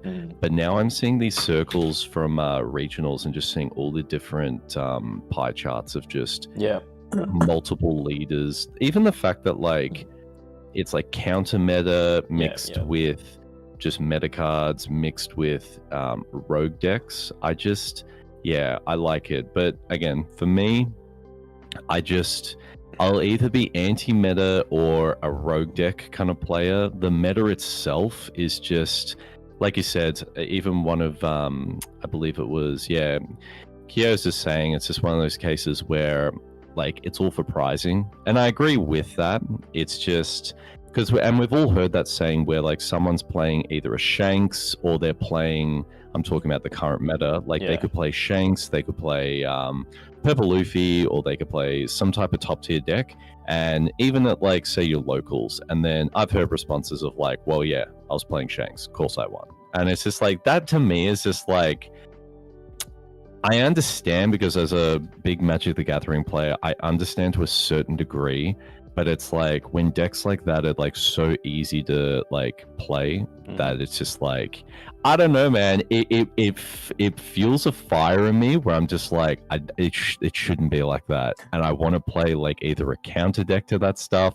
That's why Teach was such a big one for me, because I hated Enel, I hated Bonnie, I hated all this stally stuff that like could just get away with playing all these types of cards. And then even to the point with, as a Nami player, even versing Nami at times was just like, why am I losing to this? You know? Yeah. And being able to just reply to that with just either with some absolute jank that no one knew what to do, or with just a really nice deck that kind of countered a lot of the top tier. That's what I kind of, that's kind of what gets my blood going. So it's interesting. I'm surprised that you mentioned that, like, you know, with Shanks, like Shanks hasn't won any regionals in Australia. Yeah. Nor has it. I mean, yes, it came very close in the international stage. However, Flacco mentioned this, and shout out to Flacco if you're watching. Flacco mentioned this in one of his videos where he was like, he doesn't like people like glazing on Shanks, saying Shanks is such a good deck, but the data shows and the evidence is there. Shanks hasn't been winning that many tournaments. It's either been like before the ban happened, it was either Lucci, it was either Doffy, and Shanks hasn't won any major events, I'm pretty sure. Correct me if I'm wrong, guys. Like, let me know in the comments. Let me know in the chat. But I'm just checking at the moment. Actually, let's check top deck, see if there's any Shank wins. Like, I mean, yes, obviously there's some wins in stores and stuff, but on a grander scale, I don't think so. Right now, I'm already seeing store regionals. We had a OP09 Shanks win 6-0. Yeah. Even another store regionals was 5-0. I think it's the thing is now is, and obviously it's if we're comparing to Japan with Shanks compared to what's just recently happened with ST21 coming out. Yeah. ST21 has definitely made Shanks a lot better when it comes to your Rush Luffy. Even to the point where some even play Mulgun, which I've noticed is a bit naughty. So, okay, we have ourselves. Man, this is not what we. This is not what we waited. This is what we want. Okay. Damn. But this is what I'm talking about, guys. It's like, sure, a mirror matchup is fun, but we're so used to this is just. And again, my personal opinion here, I used to love Dofi back in like OPO 7 meta, where like you had to play your Kaidos and you actually had to work for it.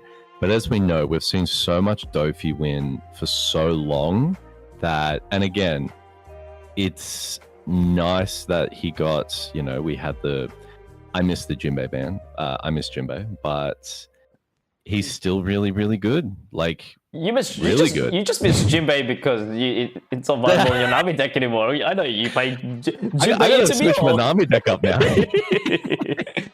I did see the new Usopp that's coming out in EVO too, so I'm gonna try and play with that. But yeah, so we've got 2 Dofis. Look, with this deck for me, and I don't want to be the ultra sweaty and over processing type, but. It's just a game of math, and what you see, I think, is just how this kind of game just works. 100%. In regards, like just you want to see your forecast drops, your forecast laws. You want to see your Jozus. You want to see your Marshall D Teach. I've seen that a lot these days. Doffy players tend to put in more bottom deck cards like Grab Blade as well as Red Rock. It's very rare to see any Doffy decks place any big bodies on the field. I mean, I've seen obviously some Mihawk, 9-drop Mihawks here and there, but other than that, like, you know what would be spicy? If Doffy played, a 9-drop Sanji. That would be nice. Like, just out of nowhere. Dude, I was literally trying to figure that one out, because you could get the early mid game with your Jinbeis and your like so bringing back into the hand, and then the late game you just go for your Sanjis into your Draco Mihawks, or even into the new well, not new anymore, but what's his name, Kazuki Odin for the double attack. But anyway, we've got Dofis. Look, it would have. This reminds me of the time where there's all those Dofis in that top 8 in Australia, and there was that one Boa player, and everyone was popping off because it's basically same but different. But it just had such a different complex. But again, this is just going to be very much a game of same but different. It basically is. Like, I mean, Gerard's already got his Jozu. He's got his grab blade ready to just bottom deck any cards in on the field back to the deck. He's playing a Marshall D Teach. Yeah, okay, cool. Doffy just doing Doffy things. Even like, it's funny, people like saying, oh, cool, yeah, Jinbei is not going to be part of the deck anymore. It's not going to be a staple. People like Doffy's going to be cut down a notch, but we're still seeing Doffy in round 6 in the top cut. Like, so I really wish that we could just see something a bit more fresh in the meta. Like, mate, we could even have like a yellow kid, or even a limb would be interesting. But just as soon as this mirror match popped up, our viewers went down. Well, I hate to be that guy, but even on this stream, you have like one guy saying this is the most boring game of all time, and I think that's the problem. Even Kyo TCGs is saying on the chat that with the 7-cost Dofi is really good against the Jozu players, which I remember the Japanese players were like putting about 1 to 2 of them in, and even Boa was putting them in as well. But it's just, and I think this is the thing where to keep the game invigorating, to keep like even us watchers as like entertained, I think this is where they realize, because like, let's be honest, OPO 9 and 8.5 meta, in my honest opinion, was incredibly boring, because it was either Lucci, Dofi, you had that like golden triangle where it just was one of the 3. And as someone, and again, I come from a Magic like background, but even playing this since like OPO 1 or OPO 2, it's like we have so many, we've got like 80 leaders plus at the moment, and it only comes down to like 3. It's like 3.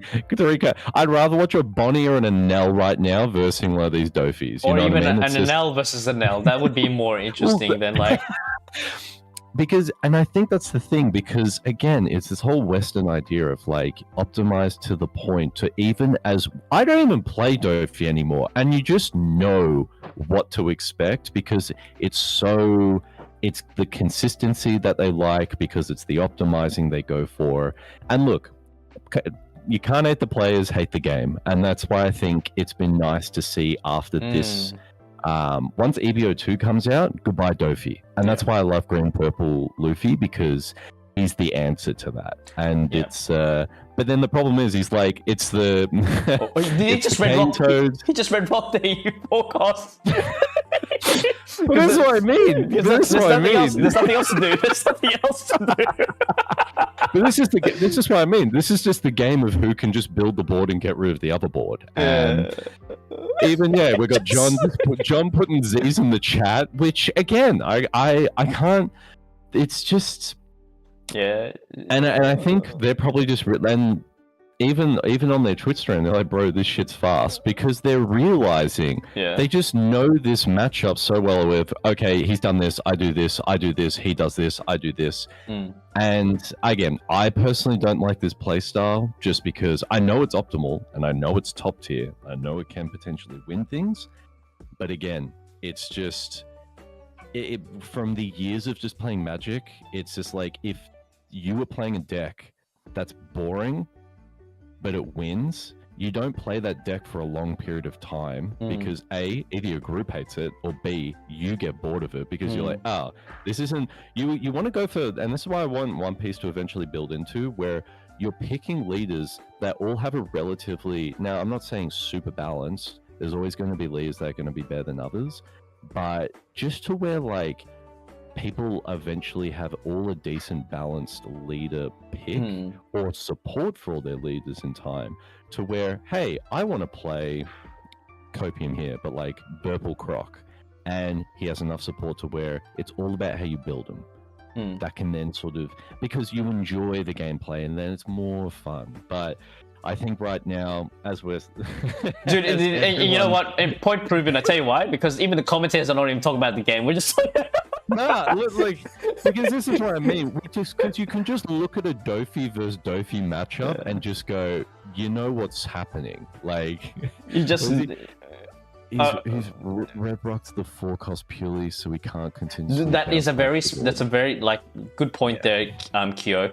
It is because like you want to try to limit the amount of bounce back that you can do, and look what's happening. Despite it being a massive Don investment trying to bottom deck that forecast law, look what's happened. It usually we would see like a seesaw, right? It would be like going back and forth. There'll be a crackback, but brother, nah, none of that.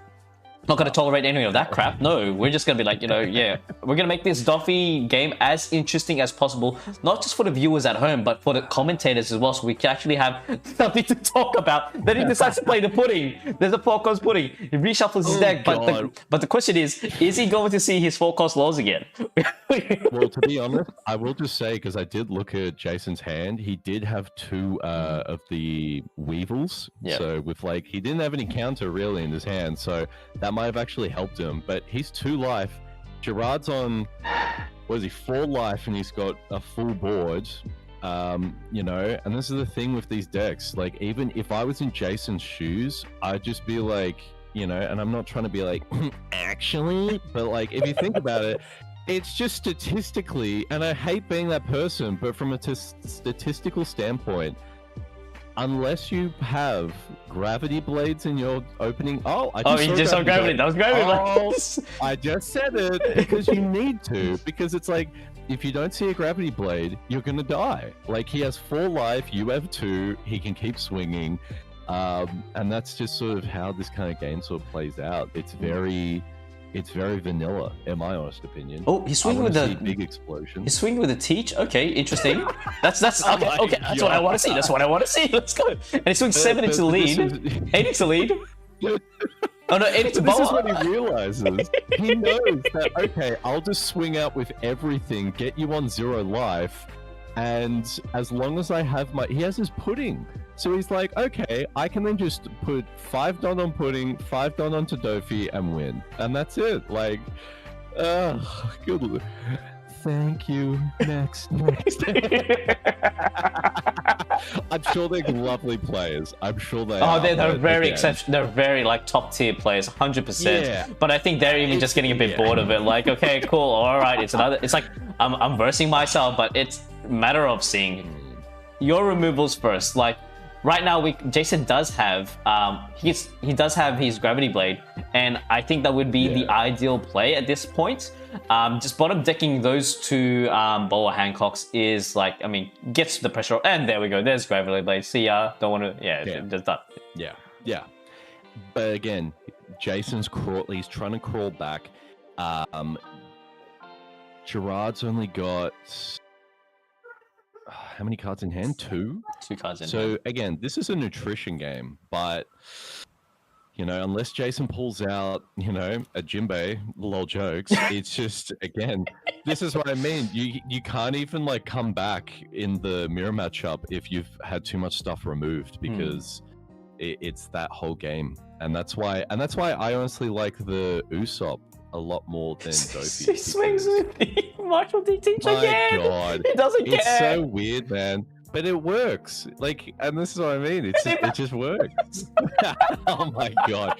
I'd be seething if I was Jason right now. I'd be like, what are we playing right now? Like, he's not seeing his cards, and when you like top tier players, like, they're obviously trying to like deal with their emotions. He sees the boa. Thank God.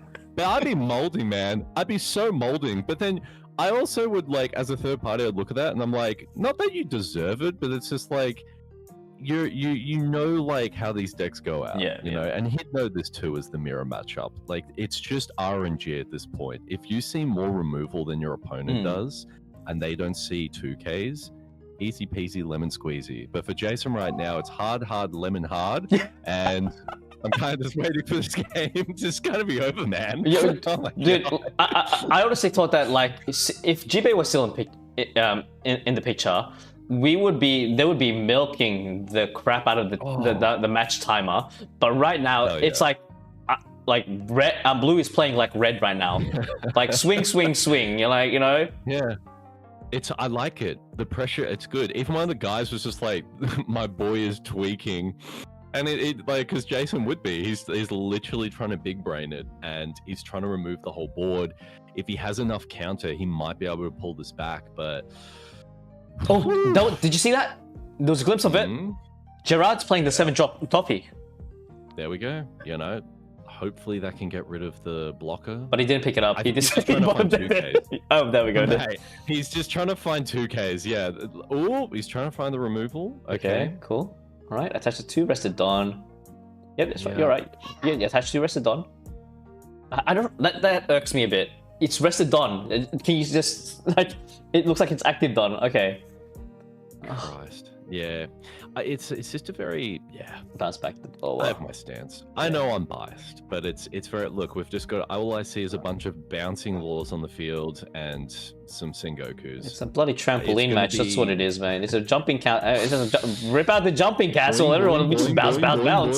Yeah.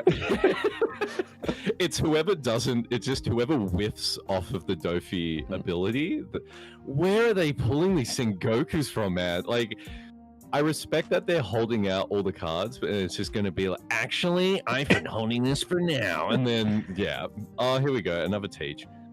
Yeah. It'll just be, it'll be interesting. Because I think from these guys, because what is this currently? Is this top, This will be top 32. I'm pretty sure. Damn. At 32, Dofi the Dofi. That's a ripperoni. Jason is tweaking out. I don't want to be in his shoes. He doesn't have a blocker. He's got one blocker, but it doesn't matter. The thing, Gerard might actually have Perfume Femur.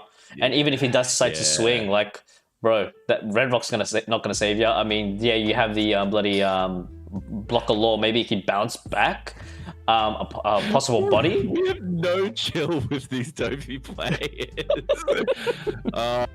Look, it's just his thing. Gerard, if you've got Boa sleeves, just play Boa, for the love of God. But again, he has a bounce law in hand. Yeah, Tsukio's on the money. I think the other thing is too, is like for the Sengoku that was played, it's just, instead of playing the 7-drop, being able to play the 4, obviously then allows sort of Don distribution to then swing out a bit better. But this is just typical Dofi things, Unfortunately, Jason didn't get to see plays in this Sengoku. I saw they got like 16 Sengokus in deck, but it's just bounce. I don't understand. And he whiffed. Yeah, these aren't crackers, man. You can't put 50 of them in your deck. But yeah. John... Whoa, hang on. He just kind of misplayed there. He played one Don, put the Yeah, but again, Jason smiling through the pain. I respect it. Gerard's just, they're probably just going, yeah, man, if only I saw this, if only I saw that. John in chat's asking what's been on stream so far. So we just witnessed a beautiful mirror match. Before this, we had a red, purple Luffy and a Usopp. In round 4, we had, it was a Kid and a Kid and a Bonnie, and in round 3 we had I'm just trying to remember from the top of my head. One of the guys in chat that was horrendous to watch. But this is what I mean. It's just, again, when EBO 2 comes out, it will stop all this. Oh my gosh. We're going to be back at 4 p.m, guys, so we have a 30-minute break. Damn it. I thought it was going to be so, like, they're going to milk it out. It's going to be like, a typical Dofi match. But everyone, they were like, they're both on something, man. That's wild. I honestly feel like Gerard was also playing it very aggressive to where Jason wasn't going to be able to play out his Josu's or any sort of bigger end. And then just capitalize on that, because I think Jason then tried to play a bit defensive, which then I don't think he was expecting that large swing out with all of Gerard's weenies. But it's very interesting. Round 3, Doffy against Blackbeard. It was Doffy. So round 3 was an interesting one, John. So Blackbeard didn't manage to see his 10-drop blocker, but regardless, it was Doffy was swinging 7, and I said out loud, even if Elliot had a 10-drop blocker, it would be such a shame if he top decked the Perfume Female. On the 7K swing, he flipped over the top card. It was a Perfume Female. So regardless whether Blackbeard had 0 life. So regardless if he had the 10-drop Blackbeard, he could just get the Perfume Female from the draw phase, put it onto the Doffy, swing into pass leader, and then go for game. So it was a very interesting game. If you wish to rewatch that match, unfortunately, you can't rewind, and you can't watch and rewind the stream. However, in my stream, you can do that if you want to. So in the meantime, you have 30 minutes. The next game is going to be at 4 p.m. Melbourne time. I would highly encourage you guys just to watch round 3. It's Doffy against Blackbeard. So just watch that if you want to kill time. Other than that, it's just, man, that game. Don't stress rewinding for the past 10 minutes. That's all I'm gonna say. But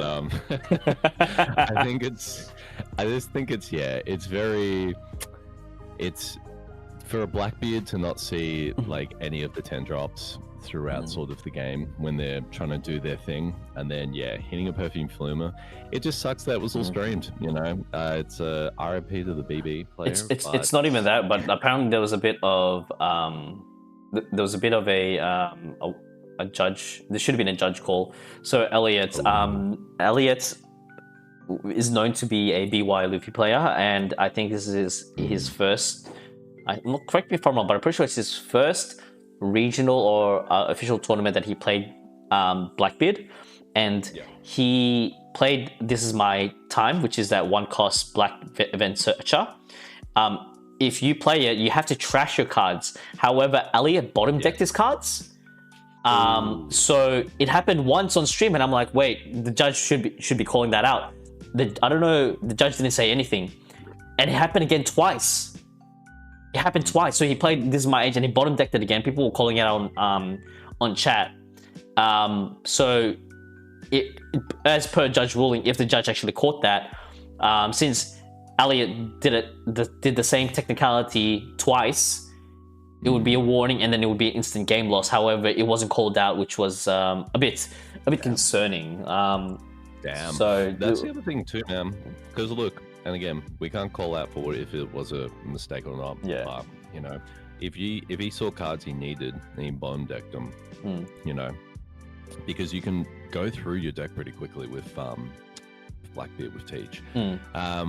They're just talking real quick in relation to whether or not Blackbeard still runs 1 to 2 liberations. Yeah. I think it's one of those cases where the meta's slowly bringing at least one. I've heard people got rid of both of the 2 liberations completely.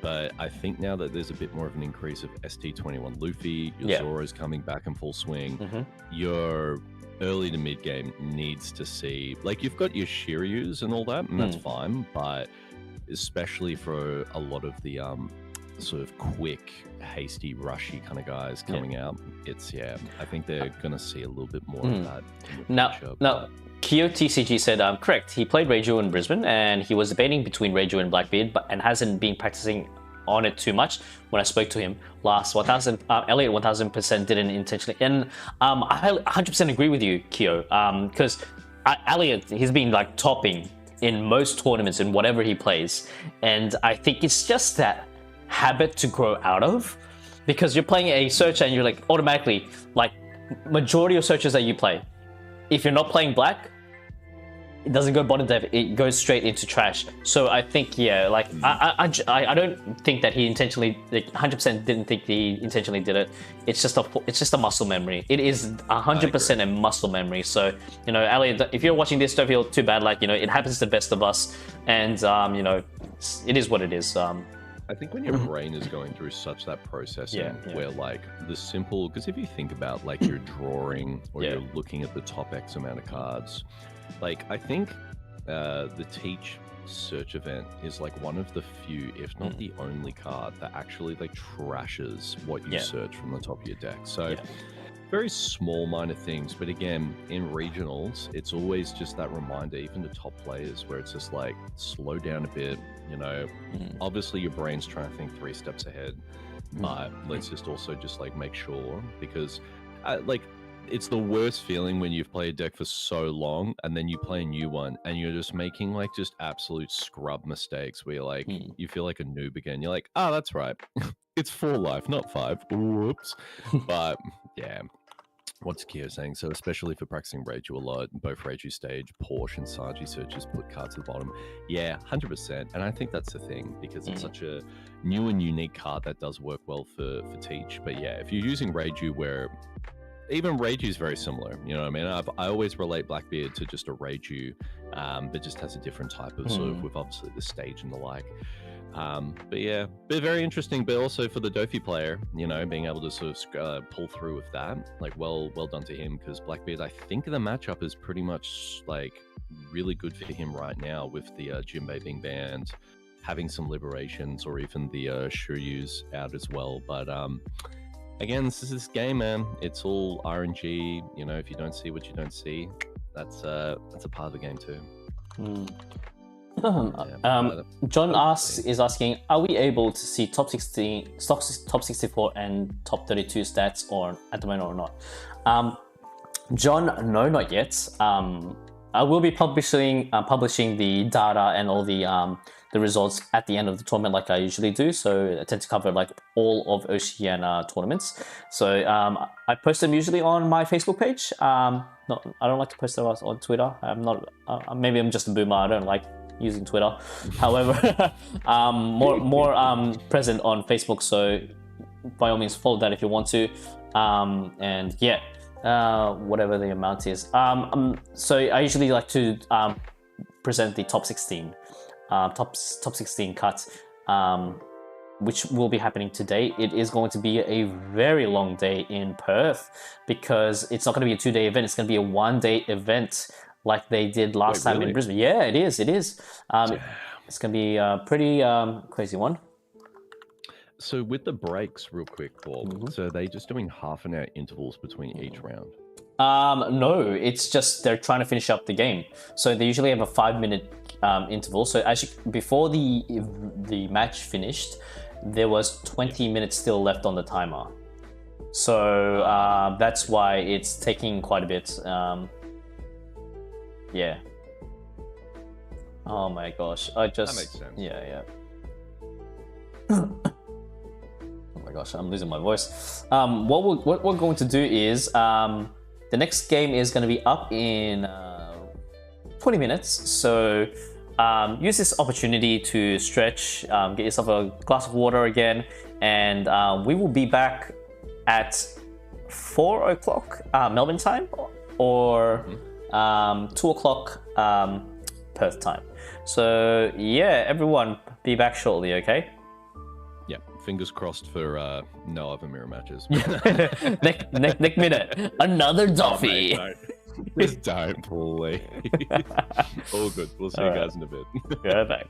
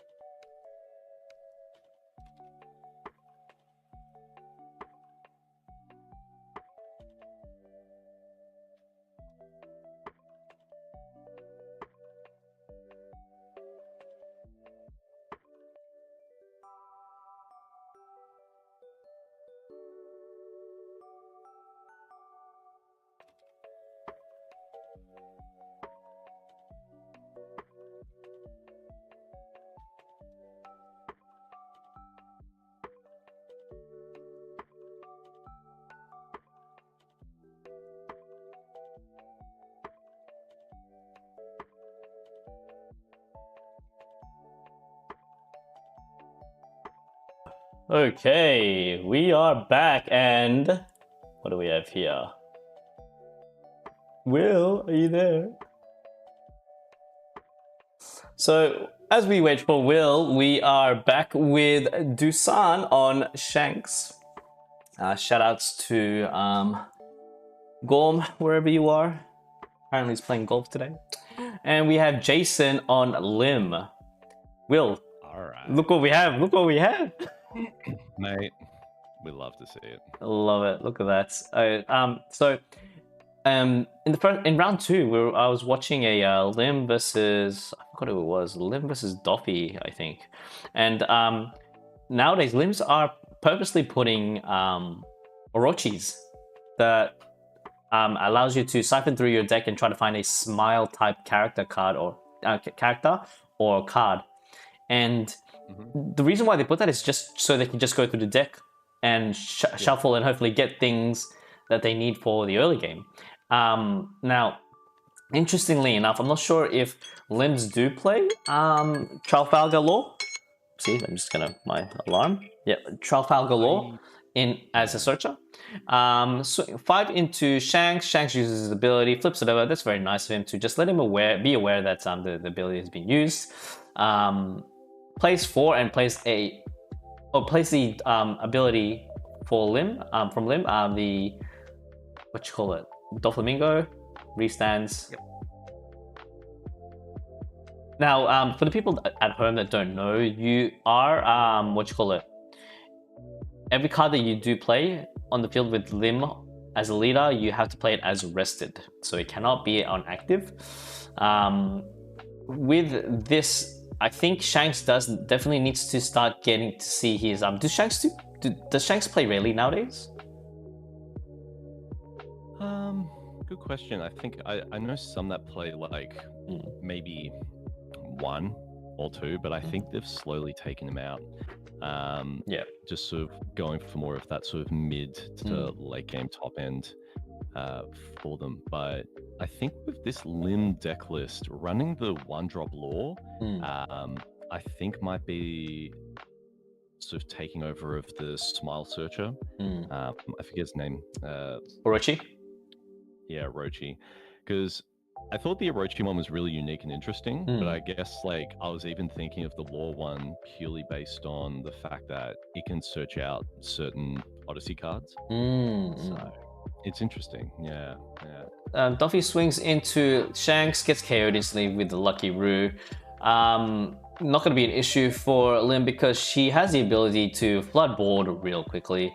Ideally, we're going to see a massive removal fest from both sides of the party, especially with Lim playing the Sakazuki, 5-cost Sakazuki from OP08, if I'm not mistaken. If you have 2 rested characters, you can KO a 5-cost or less. Rested opponent. Yeah, it has to be arrested.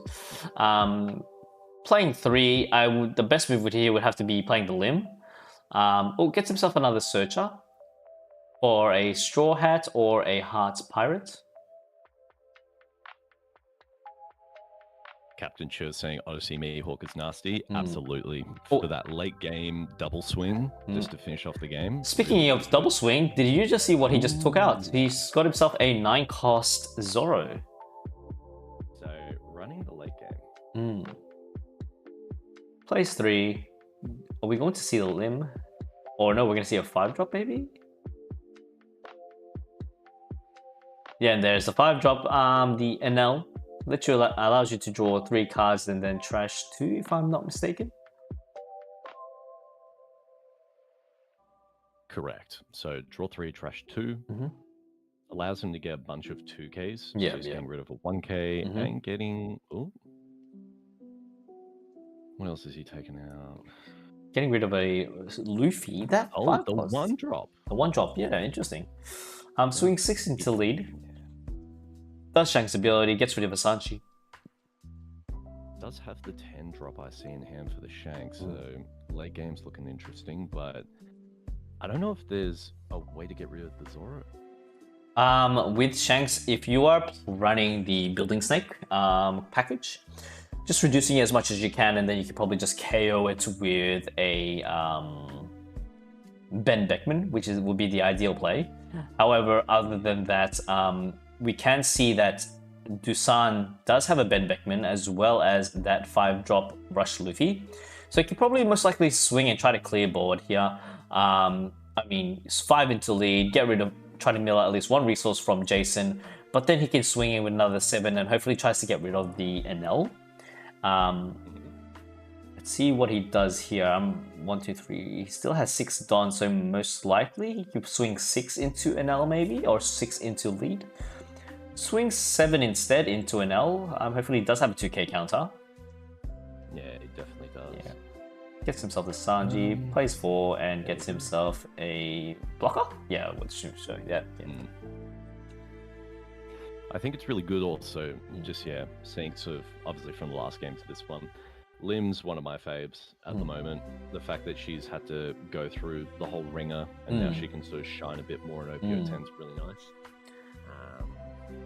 But also very deadly for that mid to late game. Now that some people are playing with the removal type style of Lim, others are doing the late game, so it looks like Jason's playing a bit more of that late game with Lim at the moment, with the 9-drop Zoro. So might put a bit of pressure on Shanks, because he doesn't like to go down live too quickly as well. Definitely need to stall it out for that 10-drop play. Hopefully get a 10-drop Shanks in. But from what I can see from Dusan's hand, it is quite limited to the amount of counters he currently has. Jason's sitting on a very comfortable, I think correct me if I'm wrong, but that is 9 Don. So 9 Don play, I know what we're going to be seeing here. It's going to be Zoro. It has to be Zoro at this point. The question is Dusan going to be swinging into the Zoro and trying to remove it as much as he can? Hopefully he can try to get some resources up, because with Lim, how many 2k counters can you possibly have? I know that he does have, there's the Zoro, but how many 2Ks does Lim usually play? 2 or 3.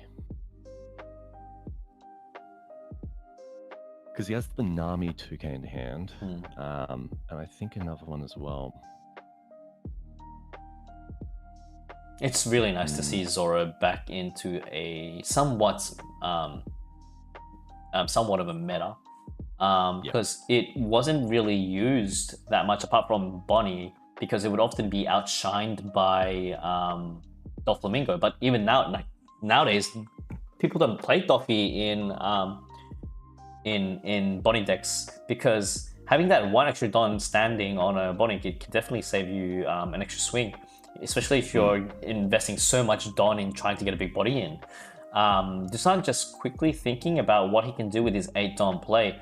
I mean, does he have a building stake? He can reduce that Zoro down to a 6,000 and then KO it, hopefully with a Ben Beckman. We'll have to find out, because that Zoro is a massive threat. It is a massive threat. Most definitely. And this is why I think Shanks is just thinking, because it's like what he does from here on out, and this is how scary Lim can get. If you make the wrong move on this turn when a Zoro comes out and sticks, you could probably lose the game. And the fact that both players are sitting quite comfortably with the amount of life that they started with at the start of the game, it's like, why no one wants to swing life at all? They just want to clear board as fast as possible.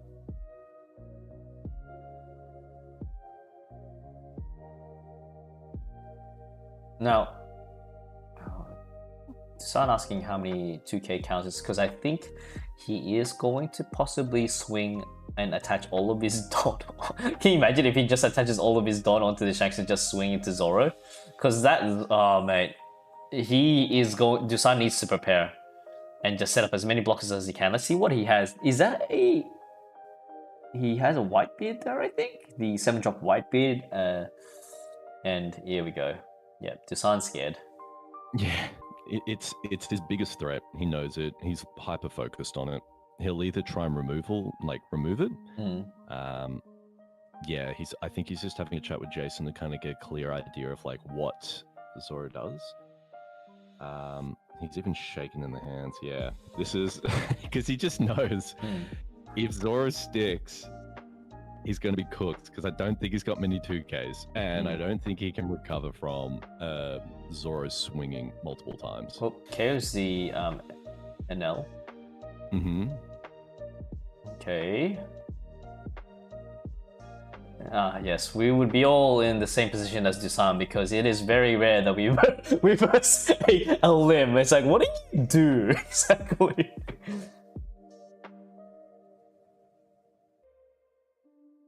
Yeah, let us know in chat if you actually play Lim yourself. It's a very interesting deck. Things 5 into the. He can only just clear board at this point now.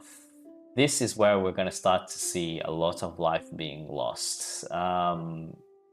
The only thing that's stopping Jason from getting into Dusan's life is that Sanji blocker, and I think that could actually be rested at this point because I did see a Usohachi, but is it worth the Don investment as well as sacrificing that potential 2k counter to just rest that Sanji and just go ham? Takes life. No trigger.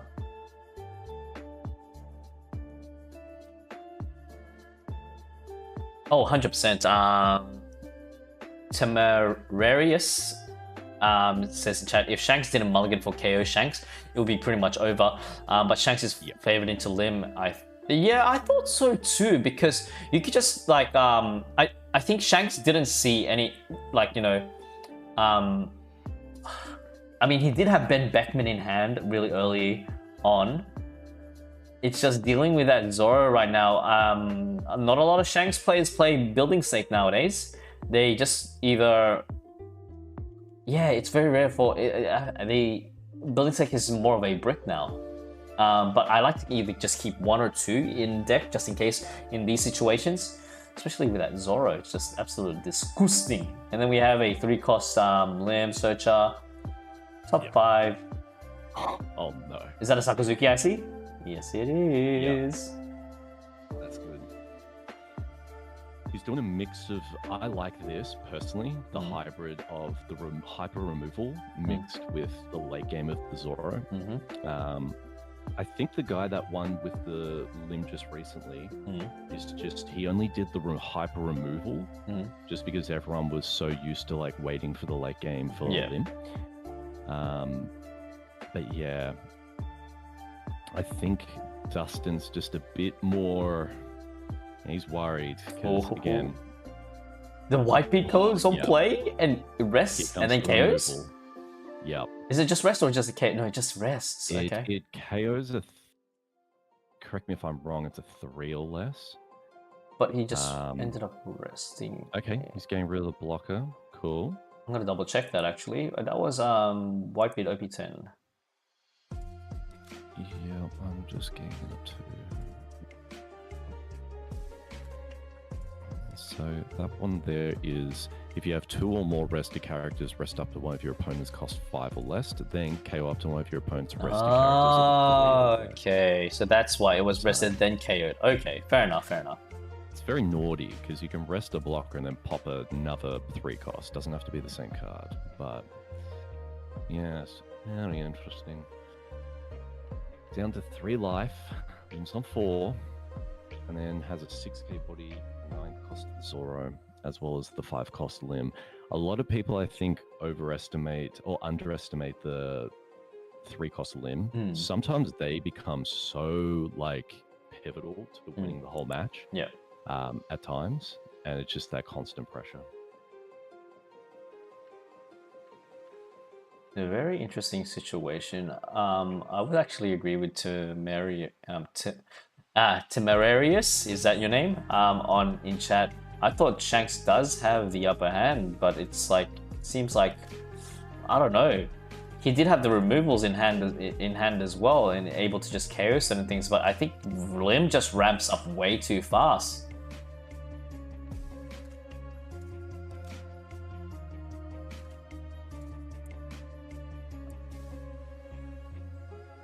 Kind of predicament right now. He does have 10 Don, but what is he going to use that 10 Don for? Will he be using it just to bring out a... does he even have 10 drop Shanks? I don't think he does. He doesn't have any of his big bodies. Yeah, I can only play probably another Ben Beckman maybe, or even just a blocker. Oh, never mind. Reducing it down, so using the new Gum Gum Mole pistol, reducing the attack down to, I'm pretty sure it's negative 5,000. Correct me if I'm wrong. I'll get up. Yeah. Let's have a look.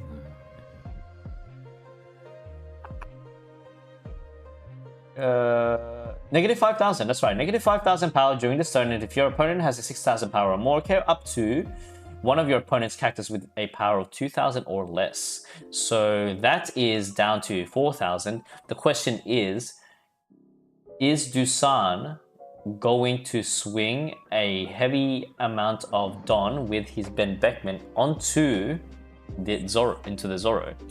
Callum says, Shanks beats Lim if he sees the right cards as a Lim player. Shanks is one of the harder matchups to verse as they can just KO stuff more. Yeah, I thought so. I thought Shanks would have the upper hand. That Gum Gum Mulgun is actually, it was played so wisely, especially like that 9 drop, just swing what? 8 into 4. Are you gonna counter out of it? And if not, I'm just gonna swing another 9k into 4. So I think he needs to legit let go of this one. You don't want to be milling out too many of your resources, especially when, like, you know, how many 9 drops do Limbs usually run for the people in chat that are watching?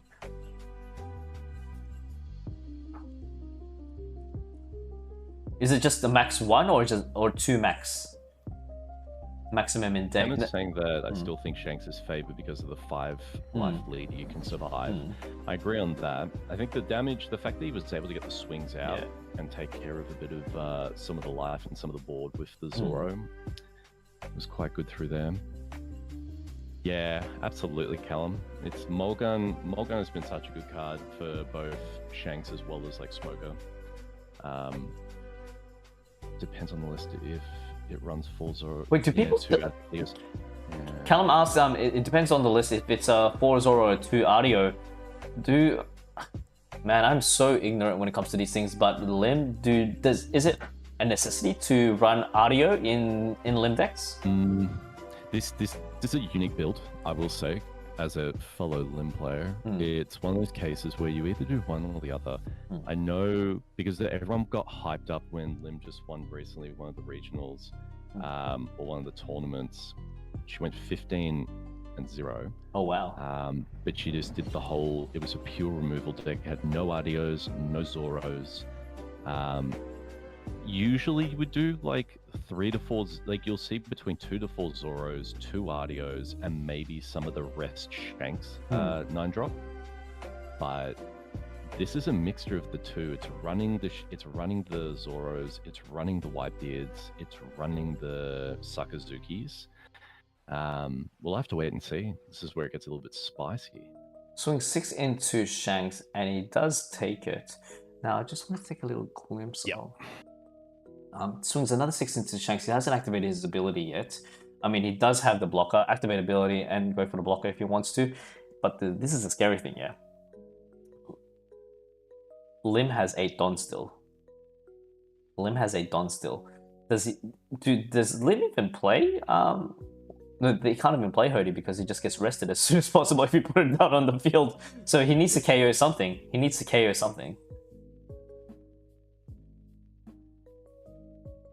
It has to be like on play KO something. Like, I'm trying to take a glimpse of Lim's hand right now. He's gonna go 9 into, is that Ben Beckman? No, into lead. Okay, interesting. And there's a trigger. It could be a Red Hawk trigger, but I think it'll be too late. Oh, Mulgun and KOs and pops the Lim Searcher. Nice. And this is where Shanks definitely can start to come back. It's very stally. Once Lim starts running out of gas, it's kind of like, yeah, picking her apart's a little bit more easier. Okay. But Shanks is on 1 life. Jason's on 4. We've got to keep that in mind. The 1-drop's going to be able to untap the Dofi and then untap the Whitebeard. Yeah, this will be interesting. So if he does get either another Whitebeard or even a Mihawk for the double swing victory, or a Sakazuki to get rid of that Sanji, the Sanji blocker. Yeah. Sorry, the Tony Chopper blocker, I should say. It'll be interesting. I just took a glimpse of the Lim's hand. He did have a 2-cost Nami, which is a 2k counter, but on play, if you have 2 or more rested Odyssey type characters, up to one of your opponent's rested Don will not become active during the opponent's next refresh phase. So he does have 2 Don active. What possible card can he have as a counter with Limb? I'm just having a look at the possibilities that he has. 2 cost green card or 2 cost purple. What's this? As in like a... Yeah, because Limb's got 2 Don active. So Don could use one of the events. If he is an absolute pog move, just because I know no Limbs use the events, which I don't understand why. I think the 1 cost Limb definitely has helped with untapping currently tapped leaders. Characters. Even on the stream, some people are going, he's winning, like Jason wins, right? Question mark. I don't see, because the problem is, right, Shanks either has to try, he can't get rid of board, he either has to build up defense or try and somehow remove some of the guys. Because if he doesn't get rid of the Dofi, doesn't get rid of the Whitebeard, he's got, if he divvies up the Don correctly, he's got a bunch of swings coming at Shanks' way. Yeah. What's Shanks got? He's got a Rush, Luffy, Dragon. Yeah, but again, that means nothing to him. It's like, okay, you play a Rusher down, you swing into my life twice or 3 times. Cool. You've just wasted, like, you don't have any blockers. That tells me roughly what you've got in your hand. Because if he acts hastily right now, he'll tell Jason that he's not got a good hand and he's trying to end the game quickly. Is he going to possibly KO? He's going to KO? Okay. 7 drop. But what is he going to reduce it down to? He can't. It's only 5,000 power or less. Unless he has like a Otama. I think he's stuffed up. Yeah. Okay. Wait. Yeah, I think he did. Okay. Oh yeah, he's stuffed up. He didn't read that Limb card. So if you were to, where is it? It's a 1 cost Limb card. It's an OP10, I'm pretty sure. That 1 cost Limb card is, once per turn, if the character were to be removed by one of your opponent's effect, you may rest one of your Odyssey type characters instead, and at the end of the turn you can change one of your Odyssey type characters active. So that was a misplay from Dusan, I would believe, because it's just, yeah, he had to get rid of that Limb card in order to get rid of in a way, I don't think it was actually a bad move, because even if he does have a Ben Beckman and decides to remove something, that Limb card is out of the way. He can possibly aim for the Doffy now or the Newgate. He's trying to play with what he has. He wants to keep the haste cards for late game to try and finish off. However, he's got the Luffy that can tap down it's either a 5 or a 6 cost. Is that the 7-drop Luffy or 5-drop Luffy? No, that's a 5 cost Luffy from the Odyssey package. I'll quickly grab it. It's in 09, I believe. Yeah, let's done it now. I should know it considering I've played it before. But he does, like, that's the great thing about Lim. Such a green character where it just has the ability to tap down blockers that are very prevalent. So this Luffy says if you have 2 or more rested cards, you can tap down a 6 cost or less. Or 1 Don card. Or 1 Don card, which, for those Gum Gum Giant lovers, hello.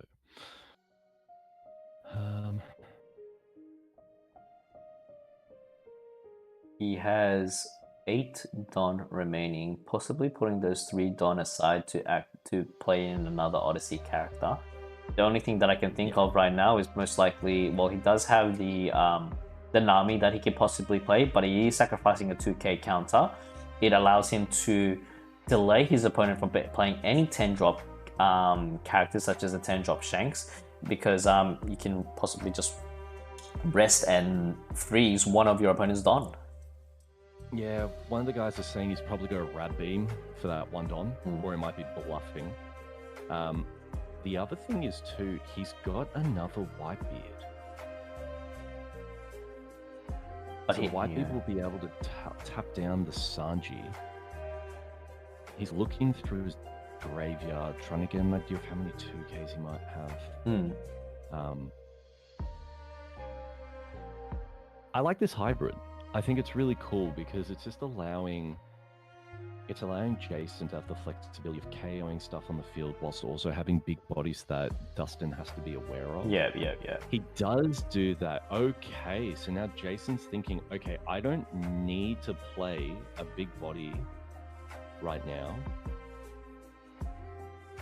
Well, he doesn't need to play a Whitebeard, so to speak, because he would have used that before to like get value. Plays 3. Gets himself... Ooh, there it is. Yeah. He risks a Don instead, and okay. Damn. Saucy. Yep, and he has the blocker. He's on 3 life plus a blocker. So even if he plays the dragon or he plays the Luffy, you know, he might try and just go for field, but again, it's Jason is kicking his heels together. He's feeling good. You know what's interesting as well, Will? The fact that even despite if Dusan decides to play a blocker, guess what he has in hand ready? He's got the Usohachi, which can rest a 5-cost character or less if he has 8 Don or 5 Don or more. I'm pretty sure it's 8 Don or more. And 8 Don. 8 Don, right? And it's basically a free hit. So either if he does have even if he has 2 blockers, by the way, because he's got 2 Usohachis. He's got 2 Usohachis. And what do we have here? So he can get himself another 2k counter if he wants to. There is 2 Otames, one, I'm pretty sure that's Hongo or Lime Juice. You got another Mulgun at the back. Yeah, unfortunately you can't get the Mulgun because it is not a red hair pirates. He does have Lucky Roo, but Lucky Roo will get rested either way, and he's not. And even if he just puts in a blocker, he just rest it and just swing for life. So it doesn't really matter. Yeah, I think it's game. I think Dustin's realizing it. He's just thinking, okay, I can basically put a blocker down, hope for the best, swing out to the rest of the board. Hopefully he doesn't block out that either, and just pray. But Jason's cool, calm, and collected. Dustin's shaking his leg like he's, trying to find the loose change. Unlucky. Yeah, unlucky. You know what would be very interesting right now? If Jason pulls out that 3 costs. There's a 3 cost event. I think it is in It wasn't an EV. It was in 09, where you buff up a straw hat and give it like plus 6,000. It was just dude, I love it. And GG's, there we go. It's either way. It was look. He had the 10 drop shanks. He had no way that he could block. Look how he's bricked up. Yeah, not in a good way. Unlucky. Yeah. It's one of those ones whenever you lose, it's always like the person losing like, damn, I had this. If only I did this. And then Jason just has to nod being like, yeah, good try. Yeah. I think he's got the 2 Usohachis, he's got the Nami, which also taps. He's being a good sport about it. Well done. Lim showing why she's a menace in this format. Taking out Shanks. 100%. John, you asked, what are we currently top 32? The question is, yes, we are, and glad that. And another thing is, we're gonna be back in 12 minutes, so a bit short of that time. It was good that the game kind of like, drained the match timer a bit, so less of a wait for the next round. Use this time. Go to the bathroom if you need to. I'll be back. We'll be back in 12 minutes. Okay, everyone. So if you haven't done so, by the way, thank you very much for the people that have just joined. I really appreciate you watching and supporting the channel. Really appreciate it. If you could please just give it a thumbs up, even just subscribe to the channel, we would highly appreciate it. We'll be back shortly.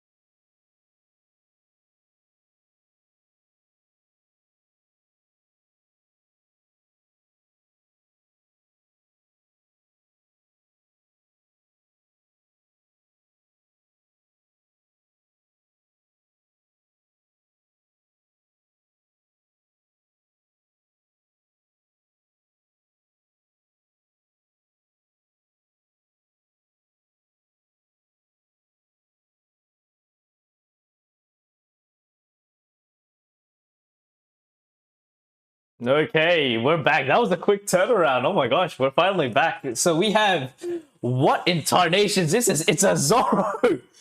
It's Zoro is back, baby. Zoro against Zhao. Now Zhao is known to be a very, very exceptional Blackbeard player.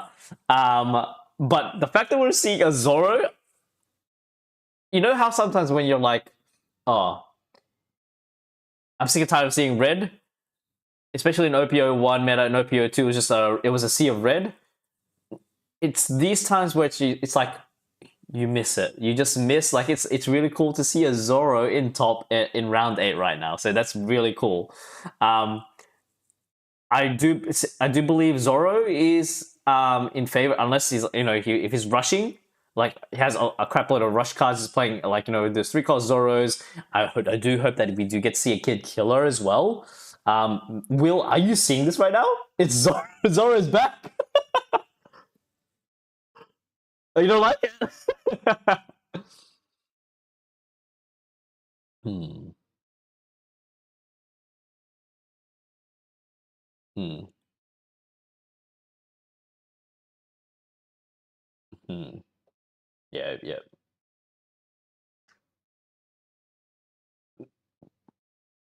Yeah, yeah.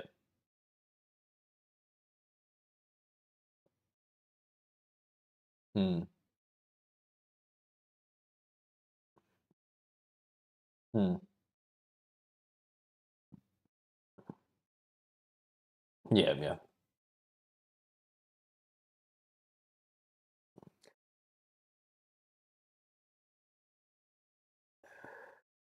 Hmm.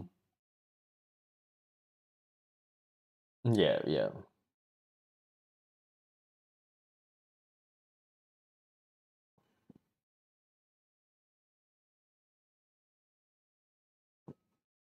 Hmm.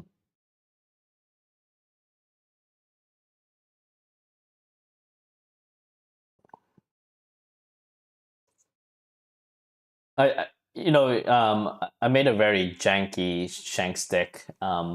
It was just all rush. Every single turn you play, it was just rush. So 3 Don turn, play Zoro. 5 Don turn, play Rush Luffy, 5 cost. 7 Don turn, mix it up with a Kid Killer and a 3-cost Zoro, and just swing. So I love playing against white Blackbeard using my Shanks rush deck. But let's just see. What happens. Oh, can you hear? If there are 2 people right now, I can only hear 1 person talking. Apparently, Callum, can you hear me? This is Paul Basor speaking. Will, can you talk as well? That's the reason why I had the desktop audio on mute. My bad. Okay, Okay, Will. guys. All right, Will's crazy. Yeah, crazy. Callum, is it all good now? By the way, we should be all sorted out. Okay, I can hear Paul, and you should be able to hear Will soon because I muted the thing. Anyway, back to the game. Look, we have Dr. Kiroha searching Kingdom. So we're automatically assuming that it's going to be Zoro and the Straw Hat package at this point. Yeah. It's cool that you know, Kiroha can search for Chopper, as well as being searchable with the Nami as well. I do see is that a Makino? I do see Makino there. Dust goes 5 into lead, takes live, no trigger. Are we gonna? I'm hoping we get to see 3 5k swings. Well, he's already put a 10-drop Blackbeard into the grave. He's already put a 4-drop. He's just going to go straight for removal. He's going to try and get as many bodies to get rid of his board. The problem with Zoro is that around that mid-game, his hand starts thinning out like crazy. Like I've noticed with a few that I've played, they can hold a lot of 2Ks in their hand for late game. But if their board's looking pretty grim, we'll see. But he might play 3-cost Chopper, look at the top 5 of his deck, and then hold 1 Don out for the one Don event. It'll be interesting. Now, we have one marker node there. We have a shut up and dance with me. Shut up and come with us. The counter. Question is, what is Marco going to do? I mean, he could obviously play the mark, swing. Either way, he has to play and swing with one of the one costs, because that dot Q is just going to be like, bada bing, bada boom, you're out. Like, just KO it straight away. So he needs to take advantage of that right now. He'll probably go for a Markano swing, or maybe he might just get rid of the Markano altogether. Let's see, 5 into lead. Yeah, that's what we want to see. There is a liberation there.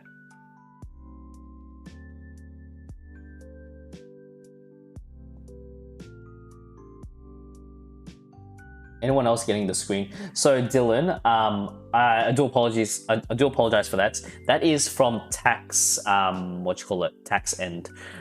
Even on the official stream, they seem to have technical difficulties. It seems that there is a frequency issue where it is in glitching out the screen. So there's nothing that we can do about that. Unfortunately, we have to bear with it. It is yeah. Sorry, we just missed that play. So it seems that plays the Tony Chopper on playability, gets himself another Tony Chopper. Now he's going to Van Auger, KO that searching Tony Chopper, which is the correct move. Yeah. Let's see. Oh, it's a good. I think Teach is in a good setup right now. Like, from what I'm looking at, he just got a finger pistol. Yeah, he's getting all the right cards he needs for the removal early game. I'm just having a look as well. Cal's saying I'm planning to play Limit Zoro in May's online events. Yeah, very good. They're both good. Like, Zoro's not a bad deck. I just personally don't like the game style. It's very Ooga Booga, which is weird because I kind of like Ooga Booga, but I just think from the PTSD he gave to me from when the game first came out, I just can't do it with him, unfortunately. But he does play the 5-drop Luffy on play, and if he's swinging, he attaches the rested dot onto the Zoro. Even though he's not swinging for 7, he's still going to be swinging 7 because of the Zoro ability. So it's actually quite beneficial. He can swing using the blocker. I think it is very wise for him to swing with the blocker right now, because either way, it's going to be KO'd in the turn after using the Van Auger as well as the dot Q combo. It's not looking good for Zhao, because from what I can see from his hand, he doesn't have that many 2k counters, and he's going to do a Van Auger, swing 5 into 6, and then, I mean, he can obviously play one of the Nami character card into the dot Q as well if he wants to.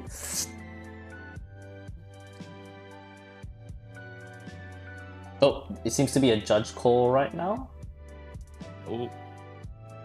The Zoro sweating. Who would have thought? No. I wonder what's happened. What's the call? Interesting. Is he going to swing? Is he going to use one of his Nami? Is he going to be using one of his Nami or his one cost to swing into the dot Q? He's just going to leave it out there. I mean, you would want to just at least swing into the dot Q, right? Because it's the only one that can KO. Yeah, but you don't know whether or not what his gameplay is for the late game. He might want to just put pressure on with the Nami as well as with the Doctor. Zoro went first, by the way. Zoro went first, Callum. Yeah. Yeah. So, because the thing is too, is Zoe's... He knows he won't get to that Blackbeard late game, hence why he's just been binning them. Liberation. Yeah, here we go. Bang, bang. That's why we run it. That's why we run it. Do Blackbeards tend to play only 2 of Liberation or just 1? I think it's still 2, but some just... The problem is now it's between 0 and 2. Yeah, some don't run it at all, but some do run it as well. So it's kind of that flexible choice now that the game's getting to that point in this meta where you're damned if you do, damned if you don't. So I think there's, between 0 to 2. Oh, So the judge was called for it being for him being noisy. Oh, really? All right, mate. For who? Marco being noisy or Zhao? I think maybe Zhao, but being noisy. Oh, come on, man! Are you really gonna call judge? Oh, okay. You know what? You're gonna say biased. Let's say professional. But yeah, it's a very Let's slow down. Yeah. That's wild. That's the wildest judge call ever. Okay, cool. I get it. I mean, yes, it's round there. You need to focus up, but at the same time, like you're playing Zoro, so it's very just billboard and. Brrr. Literally. Oh, Zhao snapping his cards probably. Oh yeah, because I mean, I get it. I don't know about that. Like in all honesty, I'm okay with it because I mean, yes, you need time to think, but at the same time, you're playing most likely in a very open space as well. And judging from the photos that I've seen, they're all playing in one room. Most likely. So, like... I get that, John. I get with the snapping to a certain degree. It's just kind of... Yeah. I've been on the receiving end. I don't do it too much, but I think it's just a habit that people do get into. But again, if you're getting distracted by shuffling, like, again, that's just a mental thing that I think Marco might need to just work on if he's getting triggered. Zhao on the, I'm pretty sure that is the 8 Don turn. Ideally, I just saw the 10 drop Blackbeard there, so he could possibly get that if he wants to.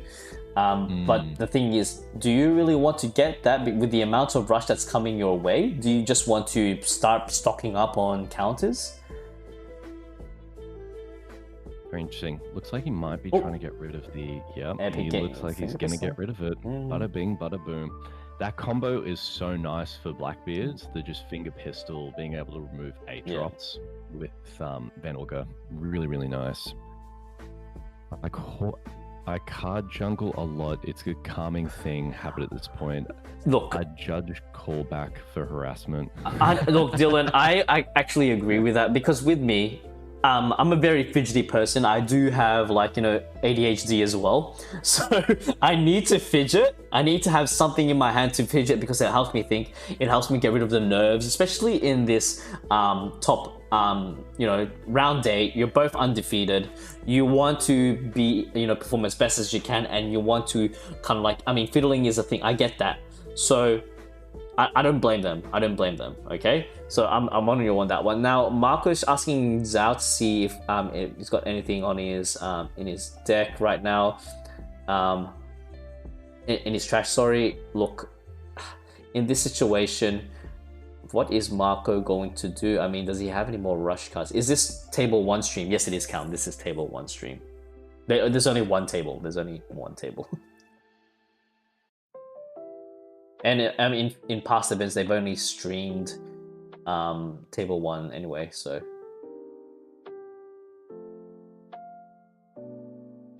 Okay. I mean, next turn, Zhao's most likely going to play the 10 drop Blackbeard. That's if he has it, but I think he's just going to be playing removal at this point. It's going to be a removal game rather than a stalling game. I don't want to be that guy, but I think Marco's getting a little bit. He's realizing what's going on. He's probably going to go for the not Van Orga, for the dock. But I think Zhao did pick up a dock. Oh no, he went for life instead. Fine. Yeah. Oh, haste is a thing that Zoro loves. He's got heaps of cards. Yep. Puts the 2 on. 7 into lead. 6. Oh, is he going to do another rush, Hippo? Please say another rush. Okay, all right, okay. Chopper, if he gets a blocker with the RNG. Oh yeah, he does, but it comes in as rested, unfortunately. Yeah. And he does have a shut up and come with us counter card, and he's been holding that since the start of this game. Now this is where he can either try and swing. This is the thing I was talking about at the beginning of the game. Zoras tend to hold a lot of 2Ks in their hands. Yeah. Also just to counter out to protect the board. Yeah. If he plays the 10 drop teach, sure, he can stop say the chopper. But he's got another 2. He could pop one with Doc Q, but again, if he swings out on anything, that event's going to pop off, and he's just going to get free real estate. Zhao on 0 life. This is what I mean. It's hard for Teach to kind of keep up with the constant pressure. And I'm pretty sure does he only have 1 card in hand? Yeah, bro. Oh. He's damned if he does. Oh no, he does. He's got 3 cards in hand. He's RNG'd. He did get a Vasco shot. I think he'll go for it. Yep. But what he's going to divvy up his Don. What are the chances of him having unblockable Luffy though? Despite him even having Vasco shot, I don't think he's going to do much because he does have 3 bodies in the field. I mean, yeah, he can remove 1 from Van Orga and pop it with Doc Q. He can probably swing 5 into, or maybe 6 into the Tony Chopper or even the Hippo. But I don't think it's going to be doing much. If I was in Zhao's position, I would be not even trying to use Doc Q's ability. I would be trying to load up the Van Orga as well as the Blackbeard to at least get rid of... It's game anyway. If you math it out right, he puts the Vasco shot down, he tries to kill the Blocker Chopper and the Hippo with Van Orga and Teach donned up. But then he's got 2 shots coming his way. He's got a Chopper and then got a Zoro. Does he play? Do you reckon he plays Liberation? Diablo Jamble, true. What's he got in his hand? Swing 6 into. Okay. Yeah, he'll go into the He does have a Makuno still in hand, so he could probably just counter out of that and give it an extra card. He does a shut up and come with us. Yep.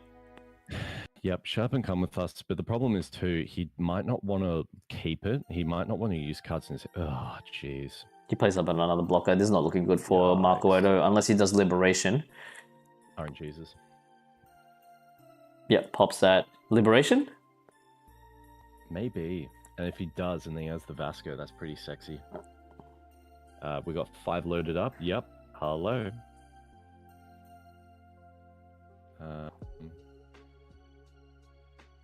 What are you going to do, sir? What are you going to do?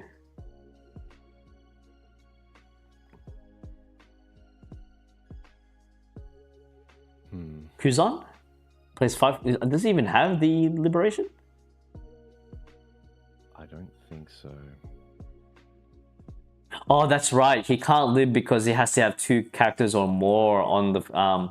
That's right, you are correct. That's right, my apologies. 2 characters or less? So yeah, Blackbeard has to have 0 or 2 less. That's right. Speaking of which, there's Liberation. Yeah, Christ, in Spanish, man. Oh, man. Look, what can he do? Like, get himself another counter. Yeah, cool. He can play New Age, I guess. Vasco shot. Plays a New Age, maybe? No? Okay, this is the be-all and end-all, I guess. He has to block it, unless he's got another rush in hand. It's not looking good for Zhao at all. This is the thing with aggressive red at the moment. It's a really good counter to a lot of the meta at the moment. Yeah. The RNG I do like with the Zoo meta. I run that in VV, Shanks, and a few other red decks. It's just super consistent. It has heaps of 2Ks that are really good. Rush Hippo. Yes, yeah, GG's. Damn. Yep. That's unfortunate. Popping off. Come on, man, relax. You're playing Zoro. Let's not. I know. Ourselves. Yeah, I mean, congrats. However, but it's like it's Zoro. Yeah, so. Congrats. We're in top 32, my dude. It's okay. Good work for Zhao. I think. Yeah, it's just one of those things where Zoro just has such a better matchup against. Blackbeard, but. He did do really well. He was trying to counter out for that early game. I think the dice roll... we can rewind it. I'm pretty sure. Let me just double check. Yeah, can't remember who, but it did go like to both of the players that wanted the turns to go their way. Like Teach going second, Zoro going first, so on and so forth. Yeah, let's see. I think the top 16 now has like what? Zoro, Dofi... Lim, Interesting. So we have a 15-minute break before the next round. I'm just gonna quickly rewind. I'm pretty sure Zoro won. Zoro won the dice roll.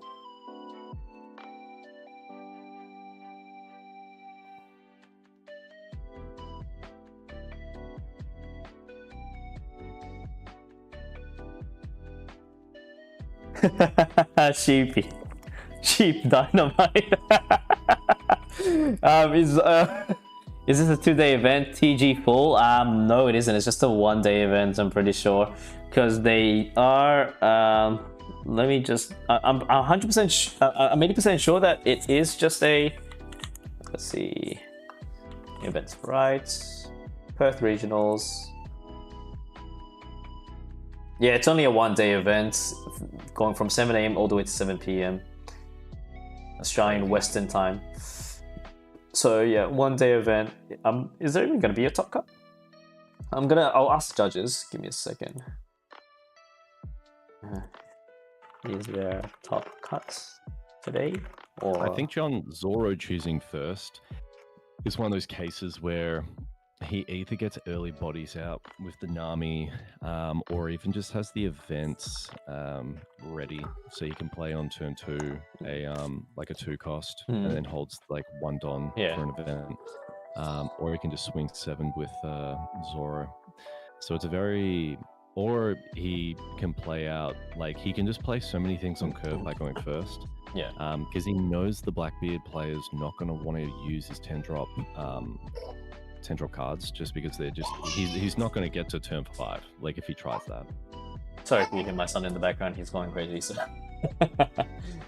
he's celebrating because Zoro won. I'm gonna have to have a chat with that one. Betrayed us. I'd assume take Blackbeard curve and play for counter events. Look, we have 10 minutes. Is that what they said? 10 minutes until the next 10 minutes until the next round, which is, I'm pretty sure it's gonna be the final round, and then it's going to be top cuts. Because they did this last time. It was like they played like 9 rounds and then it was top cut. So they did it all in 1 day. I was speaking to one of the judges. Apparently they had to finish the game quite quickly, especially on the grand final, because they were going to get kicked out at 11 o'clock. So they stayed at the venue until 11. So yeah. Paul, will you doing this for Mace? Yes, I will be. So Callum, I am not sure because they are asking me to judge, so most likely won't be. I do like myself and my co-host Gorm. We've been grinding it out and trying to see if we can try to get a commentating gig for online games. However, it's just due to the amount of judges available. Tak wants me to judge rather than commentate, unfortunately. So, I'd rather, help out and, get some proper games and, yeah. But yeah, that's just a tax call at the end of the day. I'm only doing this because I'm not in Perth right now, and Perth flights are extremely expensive. You know what, John? I do agree. I want to see a bit of Lucci. Lucci has been underrepresented, and we haven't even seen a Lucci throughout the whole entire day. I know Will doesn't want to see Lucci at all. Just wants to see a lot of non-meta decks. No, Lucci here. I think, the fact that Gecko is not around, it's a little bit better, but yeah, I just have that PTSD, I guess. Oh, well, I'm very looking forward to OP12, because some of the characters, some of the leaders that they have, especially that Koala, I'm very interested to see how that would match up against Blue Purple Luffy. I want to see the support. I want to see okay, cool. We've seen Black Yellow Luffy dominate the scene for a few sets now.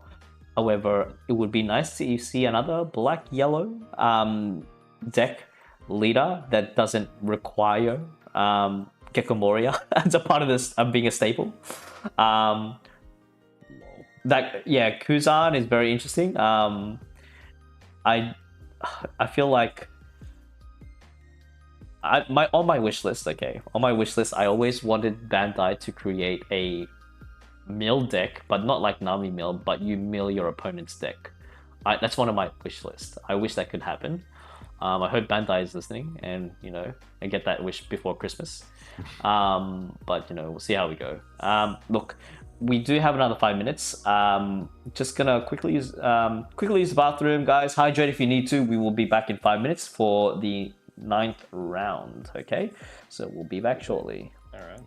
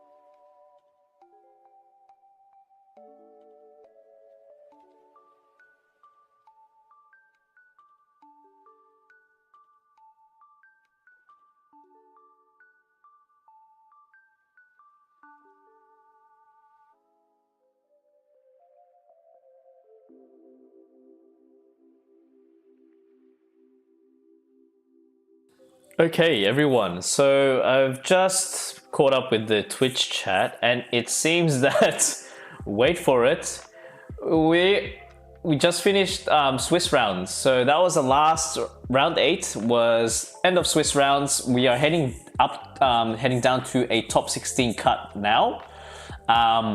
However, top 16, to prepare for it, to do all the deck checks, they even have a bit of a break. The tournament organizers have said that it will be within an hour's time. So it's going to be at 4:15 p.m. Perth time. For us Melbourne folks, it will be 6:15 p.m. 6:15 p.m. So if you need to go to the gym, or if you need to cook yourself some dinner and cozy up before the next before the top cut begins, I would highly suggest you take that break now. Feel free to please stay in the stream if you want to, and just have us AFK in the background.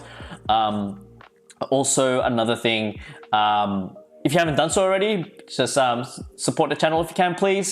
Give us a thumbs up and subscribe to the channel, and we will see you back at 6:15. Okay, that is 6:15 p.m. Melbourne time for top 16 cuts. That's right, they're going all out in one day today. I'll see you back shortly, everyone.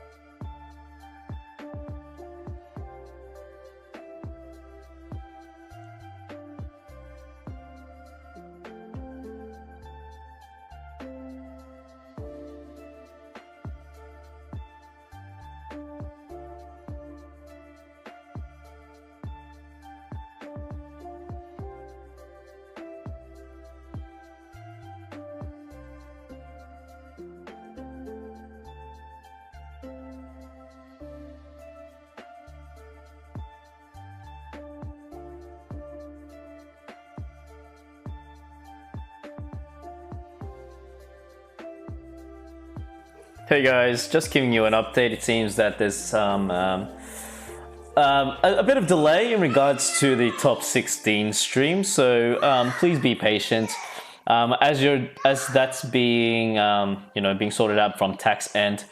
And speak of the devil, we're actually back now. We have a let's just quickly transition over to the match at hand. Give me a second. All right, transitioning over. Boom.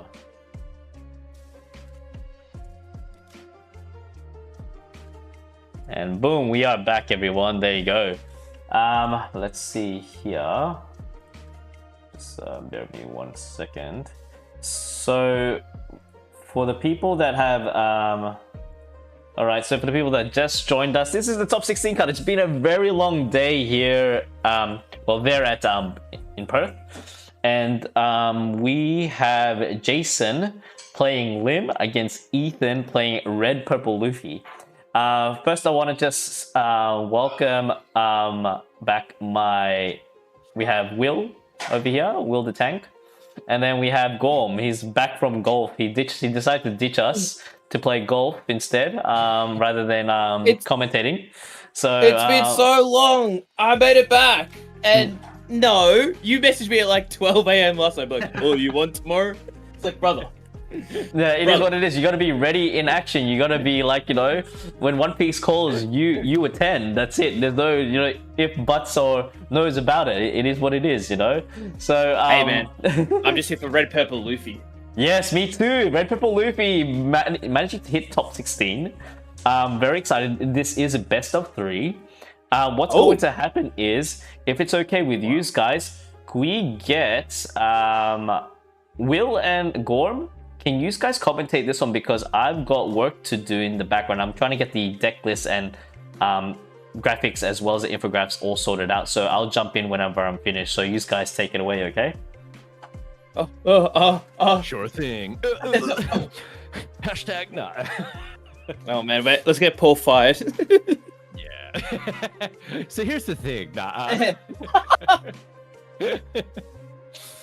What are we thinking, Gorm, for this matchup? Firstly, hello, Will. Hope you're well, bro. Yes, good to see you, Gorm. I hope you had a great day at golf. Yes, it's been good. It's been good. But what am I thinking? Sure. Very excited to just see RP Luffy, full stop. But I definitely think the best thing about it, we kind of see these people's deck lists as well. This Lim list is scary. It's playing a 4 of Zoro. Red Purple Luffy does not have ways to deal with that.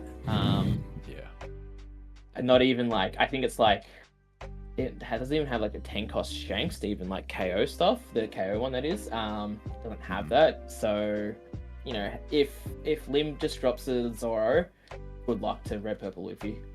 Yeah, I think so too. I haven't seen the deck list yet, but from what I'm gathering as well with the for the Lim, it looks like they're playing a little hybrid of the removal deck that just previously won, but also having that late game with the Zoro, which helped him a lot with the previous round that he versed. Forget who he went up. Who Lim versed before? I think it was either a Shanks. Anyway, it was really difficult. It did the damage straight then and there. We've got Aiden saying Betty is a risk to get tier 1. Yeah, they're talking about OP12 in regards to that. We'll see how it goes. But yeah, I think this Lim list looks really interesting. It kind of dropped that whole package that got really popular, which was the Smile Fruit package, where you get to search for a Smile Fruit and so on, just to help cycle your deck. But yeah, it got some really interesting choices, like the playing this 6-cost Sanji, which I know is just a 2k, but it has that flexibility as well of being a blocker. And then he's also playing 2 Gamma Knives, which I think we all agree is a really good card into Kid, but Kid doesn't feel like as much as a problem. It feels like this, at least this regionals. The yellow Kid, you meaning? Sorry, green Kid, 8-cost Kid. Sorry, they are both 8 cost, but there was that bit of popularity of 8-cost Kid. Like, everyone was really not complaining about it, but it seemed like the popular thing at the start of the OP10 meta, or at least after the bans, because they're like, oh, Bonnie's so broken, so on and so forth. I think there's other green. Oh, Smoker was playing Kid as well. That sort of pieces, and it's just we haven't seen much of it, especially in the top 16. 0 Smokers, 1 Bonnie, and I thought it was another really interesting 0 Purple Luffy's, which I found really interesting. Yeah, I was expecting more Smoker, but maybe he'll come in for EBO2 a bit more. Not sure. No, I think it definitely will, because when you think of Green Purple Luffy, stuff that's going to be hard for Green Purple Luffy to deal with will be 8-cost Kid. So Smoker can put it down pretty good. Absolutely. So it'll yeah, because for the red purple, I haven't seen the deck list for any of the cards for any of the top 16, but from what I remember seeing, it seems like there's very much just uses a heap of ramp, tries to get out bodies, and tries to get like a decent hand size to then just start spamming out the big bodies late game. Is this kind of like the main thing that you see with these type of deck lists for this leader? Red Purple's always known to be ramping and getting towards those big bodies quick, but it looks like this deck list has a few cards as well that's kind of been a flex to help with some of these matchups. For example, they're playing the 5-cost Rosinante from OP10, which allows you to trash an event and draw 2, I believe, at end of turn. Or maybe it's an on-play. I think maybe it's the on-play. It's on-play, yep. On-play, yep. And then they've also got the Rush Luffy, the 5-cost Rush Luffy, which is, I think, has just not outperformed, but it's been one of the best cards to come out of Starter Deck 21. That card's really strong. Nearly, it feels like any red deck just plays it. Apart from that, it seems like pretty stock standard red purple stuff. Being like 9-cost Luffy with Rush, Whitebeard to put yourself at a 8k static leader, which is always fun. Some Queens to help cycle, and then you've got a 2 of Shanks as well. So. Probably not as sorry, it's probably not as big as I thought it was going to be in terms of like big cards. It only has like 9-cost Luffy and 10-cost Shanks, which are the 2 biggest cards. Yeah. Now it's very interesting. I've noticed that the Lim, instead of playing Orochi and the Smile Fruit that the previous sort of really popular, I guess, deck list that came out, he's using the 1-drop laws purely to grab the 9-drop Zoro, which is another thing that wasn't on the previous. I guess it's just a little popular list because everyone was running like very similar deck lists for Lim until the one guy sort of won that whole entire. I can't remember if it was a regionals or a tournament, but it was a I think it was a Nats almost. Like it was big news. Well, it's just a deck list no one had kind of seen. Everyone kind of knew Lim was good, and then this guy was just like, "This is how you play it." I think it worked really well. The Sakazukis, I think, like the mid game for Lim is really nice, and then he's already got a really good start with the blocker Dove. He's got the 9-drop Zoro as well. What are we playing? Ramp. Nice. So 2 Don from that. Yeah, correct. Ramp's 1 inherently, and if the opponent has a 6k attack or bigger, then you get another Don. So wow. It means it puts him on to 8 next turn, and then he can use lead ability as well. Although in saying that, Lim's probably one of those decks that can actually kind of keep up with Red Purple Luffy because Lim's ramping as well. So Lim doesn't really kind of matches where and he swung 9 into that law. Like, sure. Whoa, okay, interesting. 9k into a 1-drop law, that's sure. Yeah, I mean, you're gonna give it to him, you're not gonna block that. I guess, like, because don't get me wrong, when Lim has those like weenies on the field that like can just be there for just tap fodder to then like utilize the sort of the cheated out 5 costs abilities, like your Whitebeard and your Sakazuki, and that's true. Yeah, could be. I mean, probably the right choice to get rid of that law, because yeah, as you were saying, it turns off a few Lim things because Lim wants rested cards, but looks like you still kind of get it with the Dofi. But yeah, first life taken for Ethan. It's just a little scary because he knows there's an Icos Zoro coming down. Yeah. Sooner rather than later. Okay, so he's taken 1 life.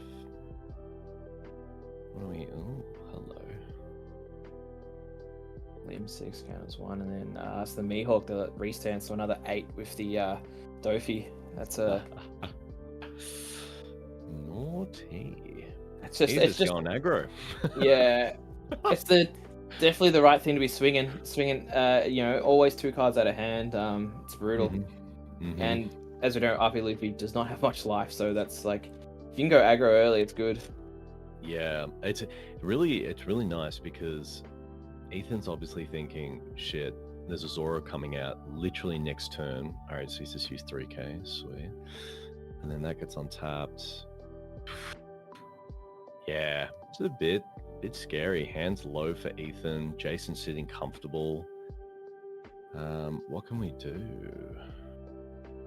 Looks like he's just going for a queen play just to help cycle and find probably a few cards to help him survive, which normally would mean that he probably didn't have that, either the 9-cost Luffy, the rush one, or if he had the Whitebeard, the white gives him a bit of stability. Yeah, just a few, because like I don't know what he's really doing with the rest of the Fordon, if it's like a Bon Clay or I guess it's Zoro, but it's kind of useless as a point. It looks like he has two Usopp Hachis in hand as well. Yeah. Just going to be a Bon Clay and leaves you a Don up so he can kind of bait if he has the giant in hand. No, just swings 7. He just I reckon he might. Yep, going straight into that Mihawk. Absolutely. And then we just plopping off a 2k, or is he just going to let go? Because he's got an Uso Hachi as well in his hand, doesn't he? Yeah, it's just lets it go. I think he might, yeah. Yeah, fair enough. Still on 4 life. We're going to see Zoro come out in just a sec. Got the 1-drop Limb. That's always nice, but a bit late to see. Definitely playing early, but yeah, 6 cards in hand for Jason. Yeah. Interesting. Okay, so yeah, because that's gonna restand once he plays Zoro. Cool. Here we go. Sorrow is just something that Ethan immediately has to deal with, but yeah, what card could even deal with a blocker and Zoro? I don't know. Like, gut feel says Nikos Shank, so he uses the Usohachi to rest the Dofi, so it looks like he's just going to be, at least he can swing, the Bon Clay allows him to swing a minimum 9 without investing Don on. It's not good though. He has to kind of get the kill with Bon Clay into the Zoro, or else he's in such a bad spot, you feel. Yeah. Kind of like what Ethan's doing there. He's just swinging. Ooh, interesting. Okay, so it's either like you save the Dofi or you save the Zoro. Correct. Because if he attaches 2, so if he attaches 5 Don, that'll be a 15k swing with the Bon Clay. Yeah, it'd be like. He's got another Zoro in hand though. That's the interesting thing. The issue would be, even if he was to play the Zoro though, wow, he counters out of the swing for the Dofi. 2 cards in hand, so that's always going to die. With the other Zoro in hand, he can't really get through to the Bon Clay either, because Ethan does have the blocker up as well, so it's kind of awkward. Because if the Bon Clay, let's say, does another, because he's swinging 13 now, which is 2 2Ks, which we all know Jason doesn't have. If he just plays that other Zoro, Ethan's kind of done a good job of starving out Jason as well. Jason hasn't taken a single life and doesn't have much really, if you think about it. And wow, he's using the Queen as well to swing. He's going to give up the Bon Clay, and wow, okay. Interesting. Yeah. Okay. Interesting. All right, so both players have only got like 3 cards or so. I think that was a really good turn from Ethan as well. Just really utilizing. There we go. Get him out of here. And then we go round 2 with 1 Don floating. She might just put 1 Don onto Dofi and then just swing for 7. I think so. Yeah, here we go. Takes the life. It's like, what do you do? Because I have a weird. Oh, he took. Okay. Ka-chow. Round 2. I think he has to take there. Yeah, he has to take because, you know, I think that 1 card isn't going to make a difference between if you survive this onslaught of Zoro attacks. I think you just try and find the card that you need. And once again, he's doing the Hoops of Archies, which is, you know, the rest of blocker, but he's trying to get rid of these. The other thing is too, is like, because Lim could just, because she's still on 4 life and he's having to use, unlucky. Because he's having to use so much just to swing. Damn, yeah, he's fully removed board. Okay, interesting. Because he just needs to like, yeah, cheat out 1 card, smack really heavy with Lim, and then next turn, unless he's got haste, rush. Ew. Yeah. Haste, gross. Yeah, ew, dead game. So yeah, this is interesting because 1 life, blocker is tapped. I kind of respect that he's been swinging with the queen a lot more. I think that's something I always do from just a damn. All right, and we're getting out nothing. I mean, at least Ethan doesn't have to really worry about a single rush card from Jake because Rush doesn't. Lim can't play Rush because Lim makes everything come out tapped. So even if you played a card with Rush, you're just like, oh, doesn't do anything. Literally. However, if the red purple Luffy player is able to play some type of like blocker, Whitebeard, something I can just play either defensive or hyper aggro. So he's okay. Don't forget, he still has Queen as a blocker as well, so he has that blocker on field. I think he's playing around with the numbers. If he takes the next life, okay. So we got 2, 4, 6. If he has a rush Luffy in hand, that's not going to be fun for him either. Noob is saying why this Lim doesn't run Blast Breath. Such a good card in this deck. It is, but I think it's one of those cases where it can also be, it's very situational and depending on the current meta as well. I've seen less people running it. Could save the Zoro. Yeah, I agree on that, but I think even the swings that were coming at him was above plus 4k, I believe. I think Ethan mapped it right each time to just get rid of the Zoros. Yeah. Good lord, we got 2 blockers. I just don't see a way. No. Jason gets through because you could play.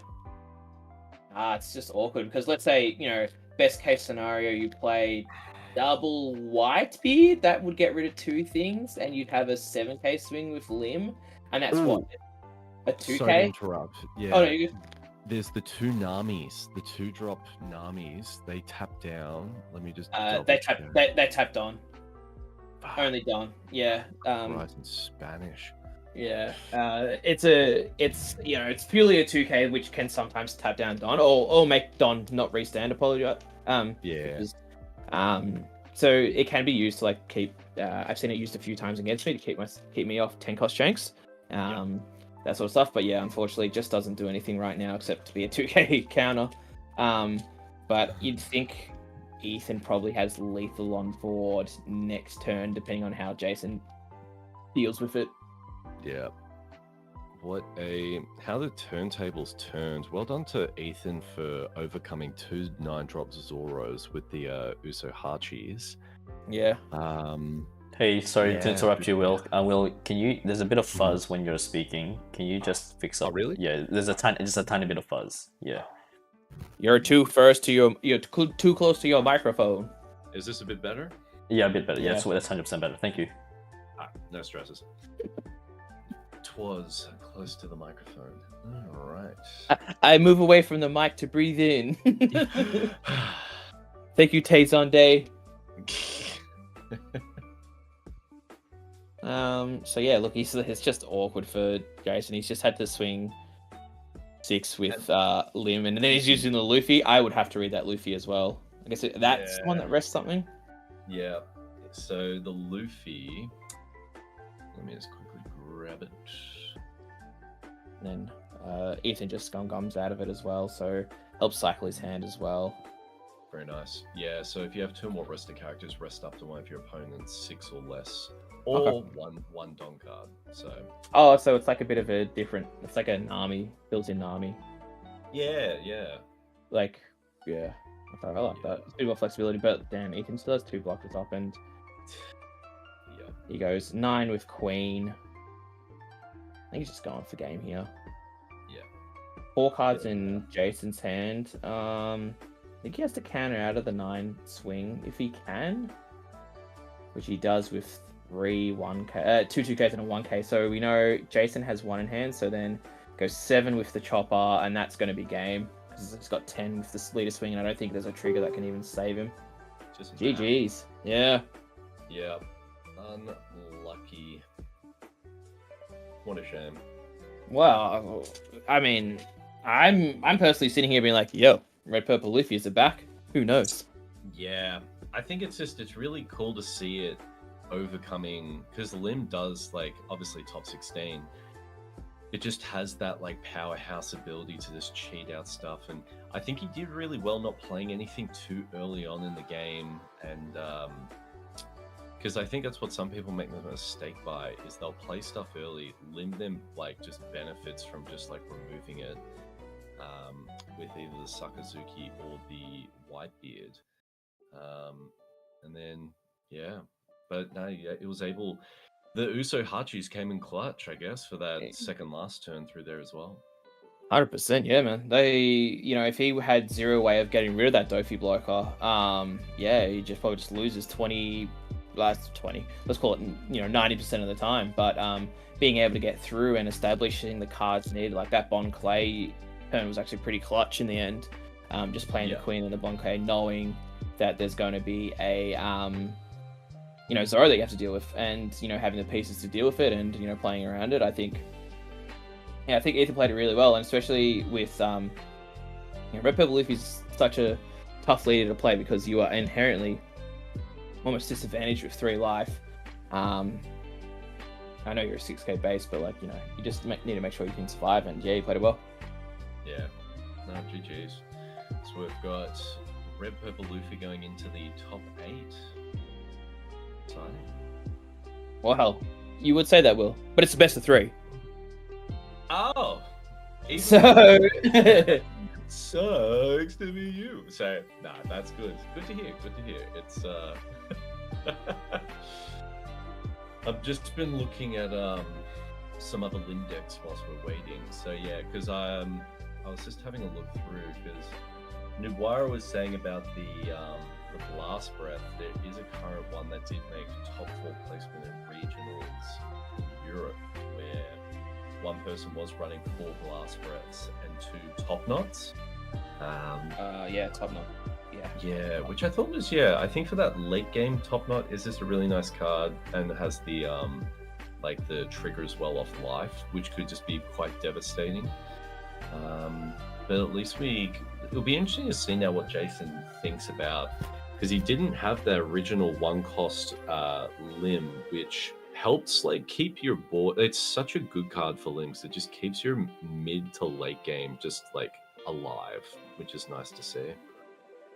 So I just feel like it's a tough card to put in your deck though at the same time, because it kind of gets rid.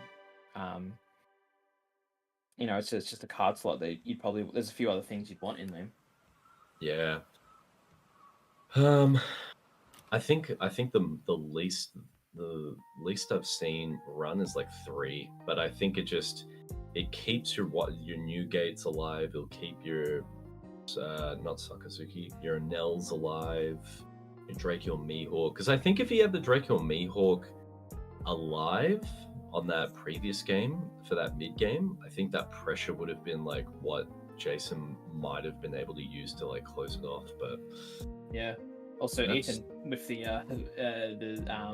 SP Namis, damn that that man pimping, jeez. Yeah. Damn. Here we go. So we're getting a draw 3, trash 2. Yeah, which is, you know, definitely, we think about last game, he didn't see a single NL, so he didn't have that draw power and filter power either. He just, you know, started getting through, which is, it's good.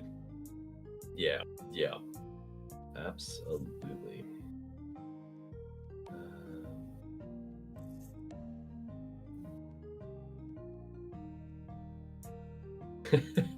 I'm just reading the comments in the Twitch chat. They're all talking about Gum Gum Giant banned or some shit getting banned. I'm just like, okay. Ban Gum Gum Giant. Do it, you cowards. Literally. 6k in the limb. Oh, taking life early. Nice. The blocker chopper. Very good. Yeah. You know, you look at RP right now though. He's not ramping. He ain't doing too much right now. Oh, Ethan. No, Ethan lets it go. Because what was he debating? Was he? I think he was thinking like maybe he could have, because you saw him hesitate with like taking that. I think he thought he could use his chopper to block. Maybe that's what he was thinking. But swing went through, brother. This is regionals, mate. Can't be picking it up and putting it halfway through the trash. Uses one of the Usuhachis. Okay. Is this the mind games where it's like, surely he doesn't have one for late game now? There's always one. There's always one for late game. Yeah, always. Always. I was going to say, I was like, surely if he's playing the Zoro, he has a 3-drop Rosinante blocker. I think the first game he just didn't see his pieces that well. Like, he's only playing 2 Rosinantes as well, so like that's probably half the issue there. You know, that's true. Although Lim does play, you know, is he playing the 3-cost Lim though, like the Searcher Lim? I mean, no, that's the question. He is. I just don't think it's a 4 of. I'll have to double check once Paul comes back. That's all good. I've got to the deck list. Ooh. Hey, he's playing a 4 of. Yeah, he's playing a 4 of. So you know. Again, that's another card he didn't see last game. It's just like if we think about like stuff that you know Jason didn't see, there's a lot of them. What do we got? All right, so we're using 2 Usuhachis for Jason in the bin, 1 for Ethan.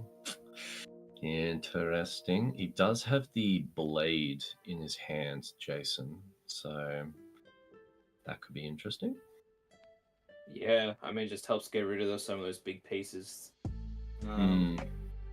6k into lead. He does have another Usuhachi. Alright. Ooh, takes it. What do you get? You got a chopper blocker. Okay. Hey, and we're going for... Look at the boom. Boom. Score. Look at Jason please has survive. He's got 2 blockers up. Ain't no way Ethan gets through this. If he does, really well played, but there's a lot of pieces he did see. Mm-hmm. And he just put the other Tony Chopper blocker in the grave as well. So if he uses Usuhachi, that's 3 Don. He'll have 7. What's that in the front? That's I think he's just trying to bypass. Yeah, he wants to go for life. What are we looking at? Oh, it's getting rid of the NL. Okay. So he says, I could probably live one of your, you know, barrages of Zoro. You know, live one of them, and then, you know, maybe move over to the snatch game after that. We'll see. Oh, he does not care. He's putting the counter pressure on. Very interesting. Okay. We got the 9-drop Rush Luffy on. He's gone for life. Alrighty. I mean, he's playing to his outs. I think he's out. The way that Ethan wins this is by obviously killing his opponent, but Yeah. but like to then make that judgment and say, all right, cool, this is how I win, but this is my game plan, while still having a blocker up. So, here's a blocker up that guarantees at least, let's say 2 Zoro hits get through without using any counter, which looks like he has maybe a hand of 5 or 6. Yeah. Depends how much Don Jason wants to put on, if he wants to swing, Dofi will definitely swing, but these are kind of the questions that it's I think it's going to be, and then the question is, does Jason go for board? Does Jason go for game? These are the two things that are asked. This is the thing, because if he goes for board, Ethan strategically made him use his blockers.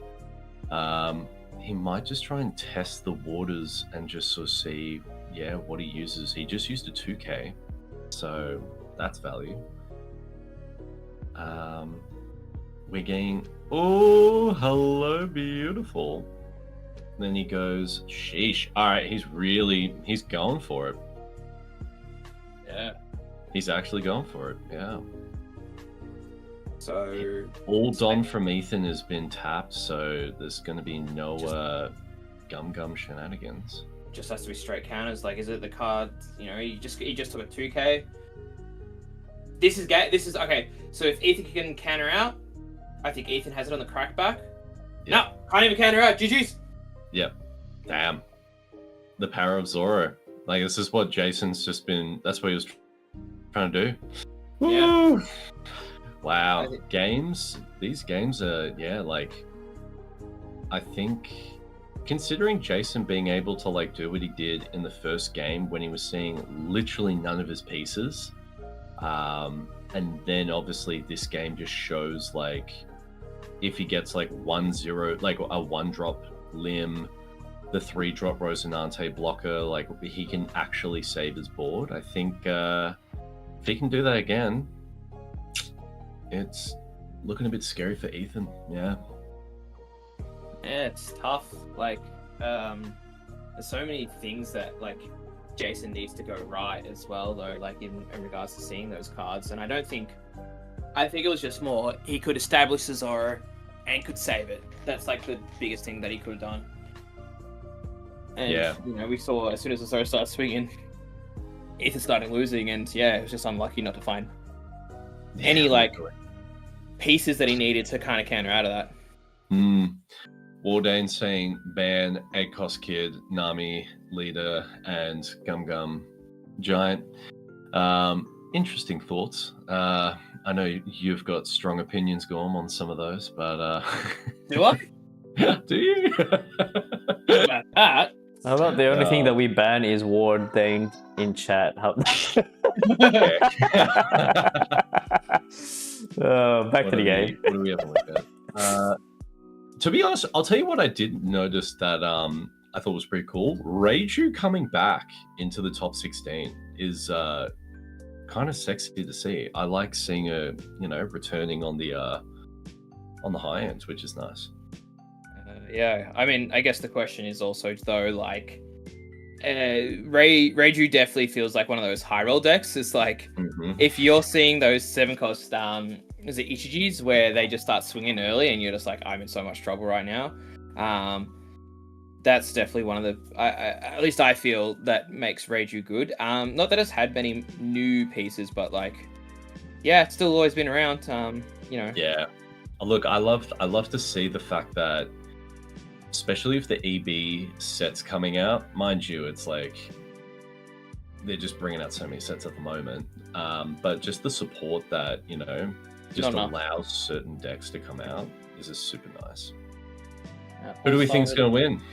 Yeah, I instantly voted for RP Luffy. But I think Lim's probably the stronger deck, but who knows? I'm going for Lim. I think if Jason can see his top end and he's already got the 1-drop, so he's already on a good start. He has the Draco Mihawk as well. Oh, we got the Zoro. Damn, this man's deck is just far out. Okay. It's juiced. Okay, so the poll's ending 86% on Lim, 14% on Red Purple Luffy. I do not like the haters. I'm going personally for Luffy because I don't know. It's not meta. It's the underdog in this situation. I honestly think it is. Yeah. If we want to talk, like, Lim is a maybe meta is a strong word for Lim, but definitely up there. We've seen it top. We've seen it win.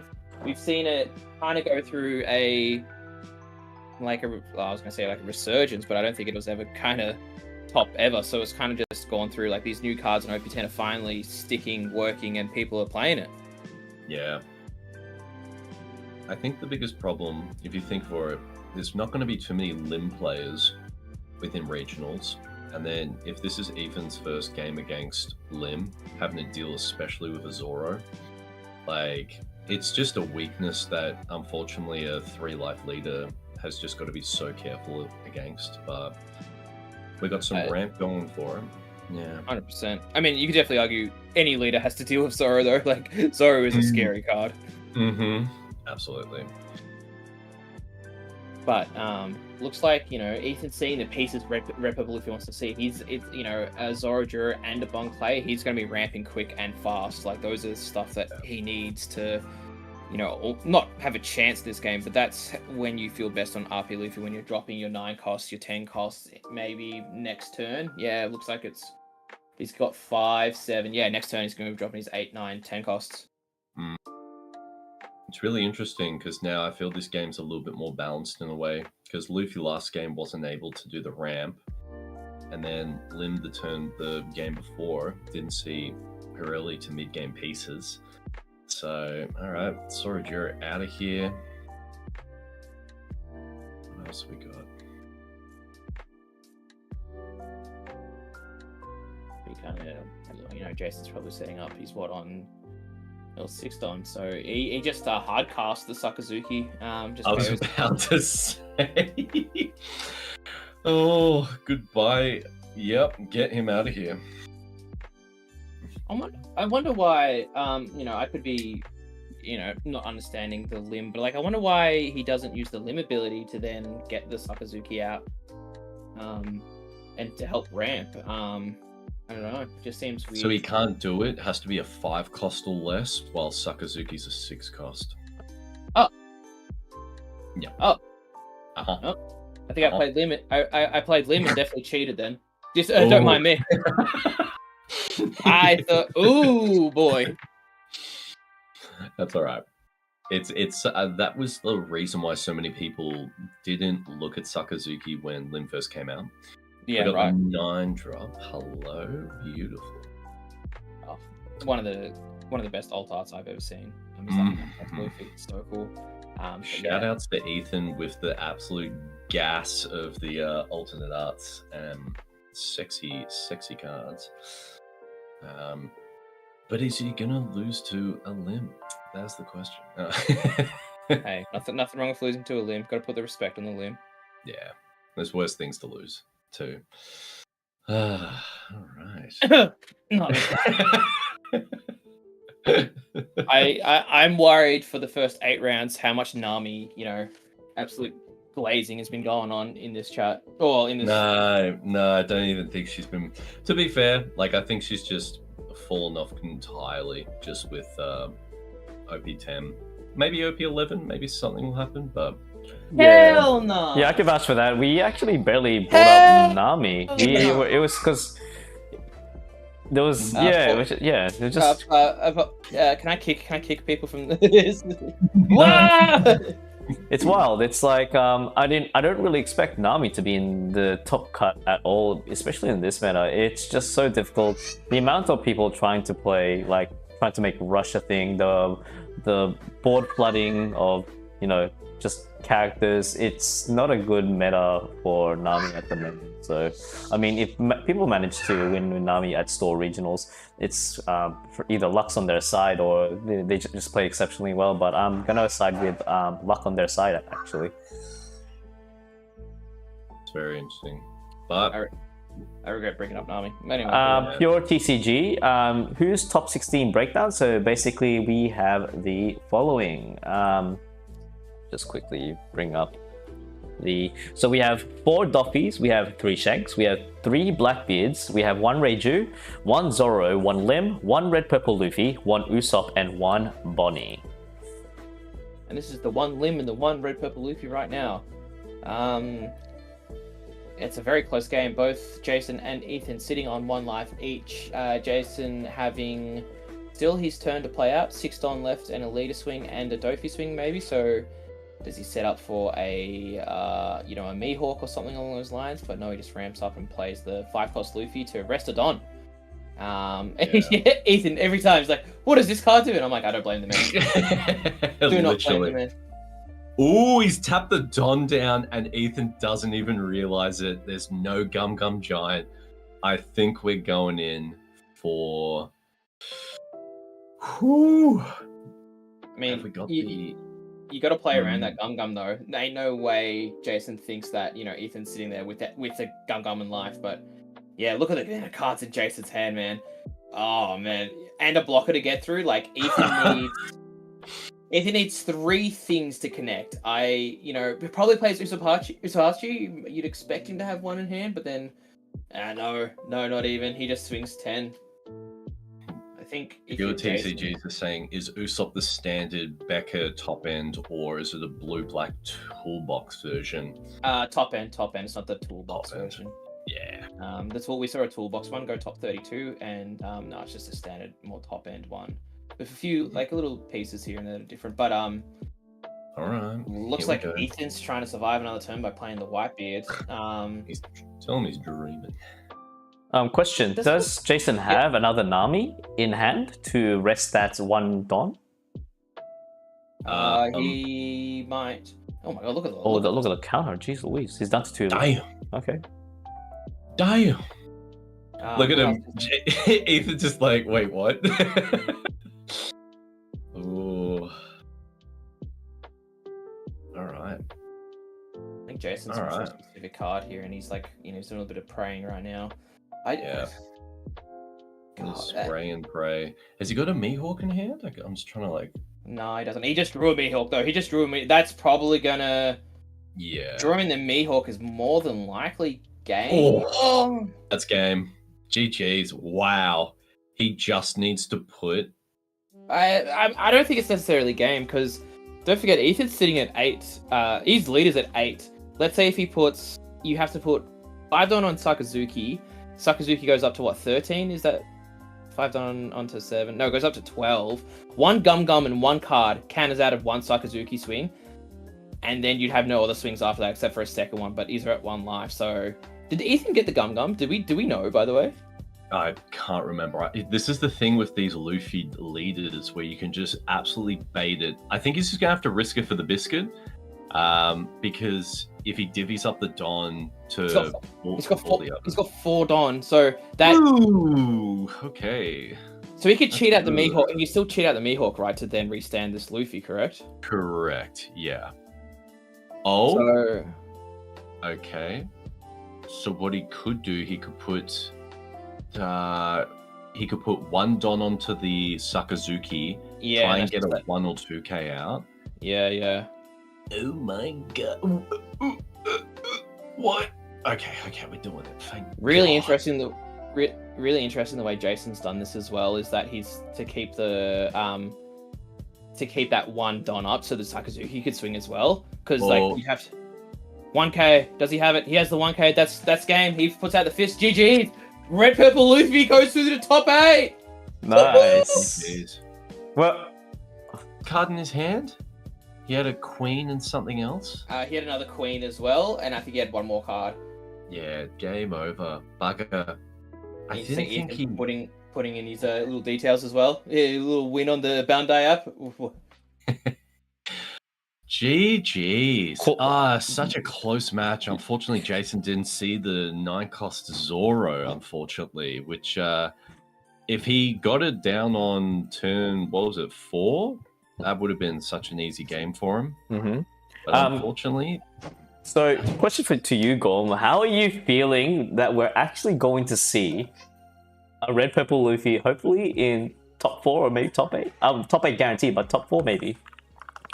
I won't even talk about top 4 just yet. Paul, he's got one more game to get through.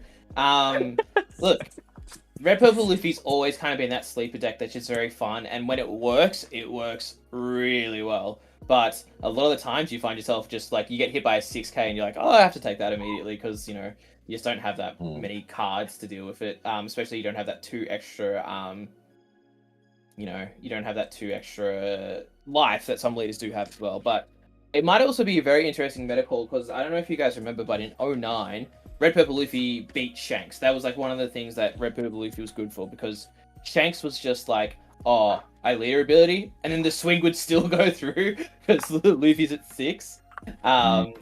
So it's just like a very, is it a meta busting pick? Maybe, and I'd love to see the matchups Ethan had all the way going up. Like, did he see 9 Shanks and he's just like, well, I guess I'm in top 16 now, but like, I doubt that's the end result, but like, definitely cool. And look, it just took down a limb. So, yeah. Deck's got Nuwara in the chats is saying close game GG. As I said, running events on limb is the next step forward for the deck to improve. It wouldn't need to go to game if it had defense events in hand. I mean, that's fair to a certain degree. It's just, I think for the way that Jason was playing, that it was just a very much see your pieces and just go brr, very aggressive limb. Don't think it was trying to play too much defense. But making top 16, in Perth, still a big thing through there. What else do we have? Wardane has said luck is a skill equals every yellow player. That just sounds like copium. What else? Green Uda needs support. Look, I do love my Green Uda. But I don't know if they'll ever do film support. Maybe on EBO2, but no, we know what's in EBO2, Will. No film support. No. It's no Nami support. They already gave film support. That was in the starter deck Uta. But yeah, look, I think Lim's in a very good spot. I think we'll see more Lims top in this 010 meta, but unfortunately I think it kind of goes into favor as soon as 11 comes around. Yeah. Actually, it might even be EBO2. I feel like, I'm not sure how you guys feel about it, but I think Lim might struggle into green purple Luffy. I just don't think it has the tools to deal with like Pudding and Sanji Putty and just a 6k leader. They'll have to play around the deck. I think it's like a 6k leader if they have the Sanji, and like if it becomes more of a removal based deck for the Lim, I think maybe. I think it's a bit hard as well though, isn't it, for Lim? Like what removal pieces does she have apart from like the Mihawk? Oh, sorry, not the Mihawk. They're like the Newgate and the Sakazuki, which they care about cost, don't they? Yeah, so the Newgate taps a 5 cost, kills a 3 cost, and then the Saka kills a 5 cost. But then Pudding and Sanji, is it a 5 cost or a 6 cost? It's a 5 cost, but then the big thing that we have to kind of look at is that the stage also gives +2 cost to a Straw Hat character. Yeah, see, that's the naughty part. It's interesting. I think green purple, again, I was saying earlier today to Paul, but yeah, look, out of the 2 Luffys, I think green purple is definitely a more positive than blue purple. I think blue purple Luffy, in my opinion, you're just going to get a lot of the West trying to optimize it so much. You're getting crazy value. It's just the leader's ability is just so easy to abuse, I guess is the right words I can use. And then you've got Gear 2, which is just such a broken card, especially for Broken. Not broken, but sorry, you mean Gear 2, the secret Gear 2? The new one that's going to be coming out. Yeah, the one cost. Sorry. It's pretty naughty. Oh, the one cost? Oh, no, I don't think that's... I thought you were talking about the Rush Luffy, that Gear 2. I think that event's pretty... That one too. It's pretty naughty too. I think the event's okay. I think the event's kind of fine. It's because it's not a gum because it can only hit leader and doesn't draw you cards, and you need a Don up. It's okay.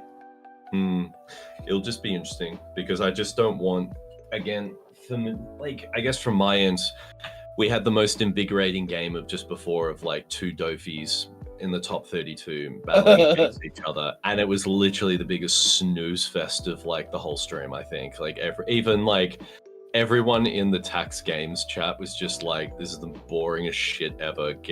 Let's get over this. But then it was kind of funny to see one of the players, he just started going like super aggro with all of his like 1 and 2 costs, just making them into 5Ks and then just swinging a bunch. But I just don't want to see that for OP11 where it's just a sea of blue-purple Luffy and like a couple of green-purple Luffys and then anything else that survives. But we shall see. I think we might see... we might have to wait and see, but it looks like green-purple... blue-purple looks like if they're going to shoot anything, they're going to shoot that card. They're going to ban that leader. You know, we talk about consistency, and I think being able to draw essentially 2 cards per turn, that's just consistent. Like, that's just good. But, you know, we could definitely look at... You know, in saying that, the resurgence of... Lucci is coming back as well because it can deal with it. Yeah. And this is cool, Lucci. Look, I get it. But at the same time, I don't. I know. Look, it's all good. The fact that they've been able to look, I think there's still strong leaders. Like the fact that Dofi and Lucci are still going strong. I think Egghead or Eggman or whatever his name is did like a recent poll just showing like what's come in and what's dropped out. And Lucci's definitely like made a huge comeback just because Zoro's also making a big impression with the aggro. Yeah. I don't know. For me personally, again, this is just me personally, but when a deck is just getting value from killing your own stuff whilst they're putting bodies down, and then just obviously if the Gecko combo made it busted, but I haven't seen the new Lucci. What does he replace from Ice Age and Gecko?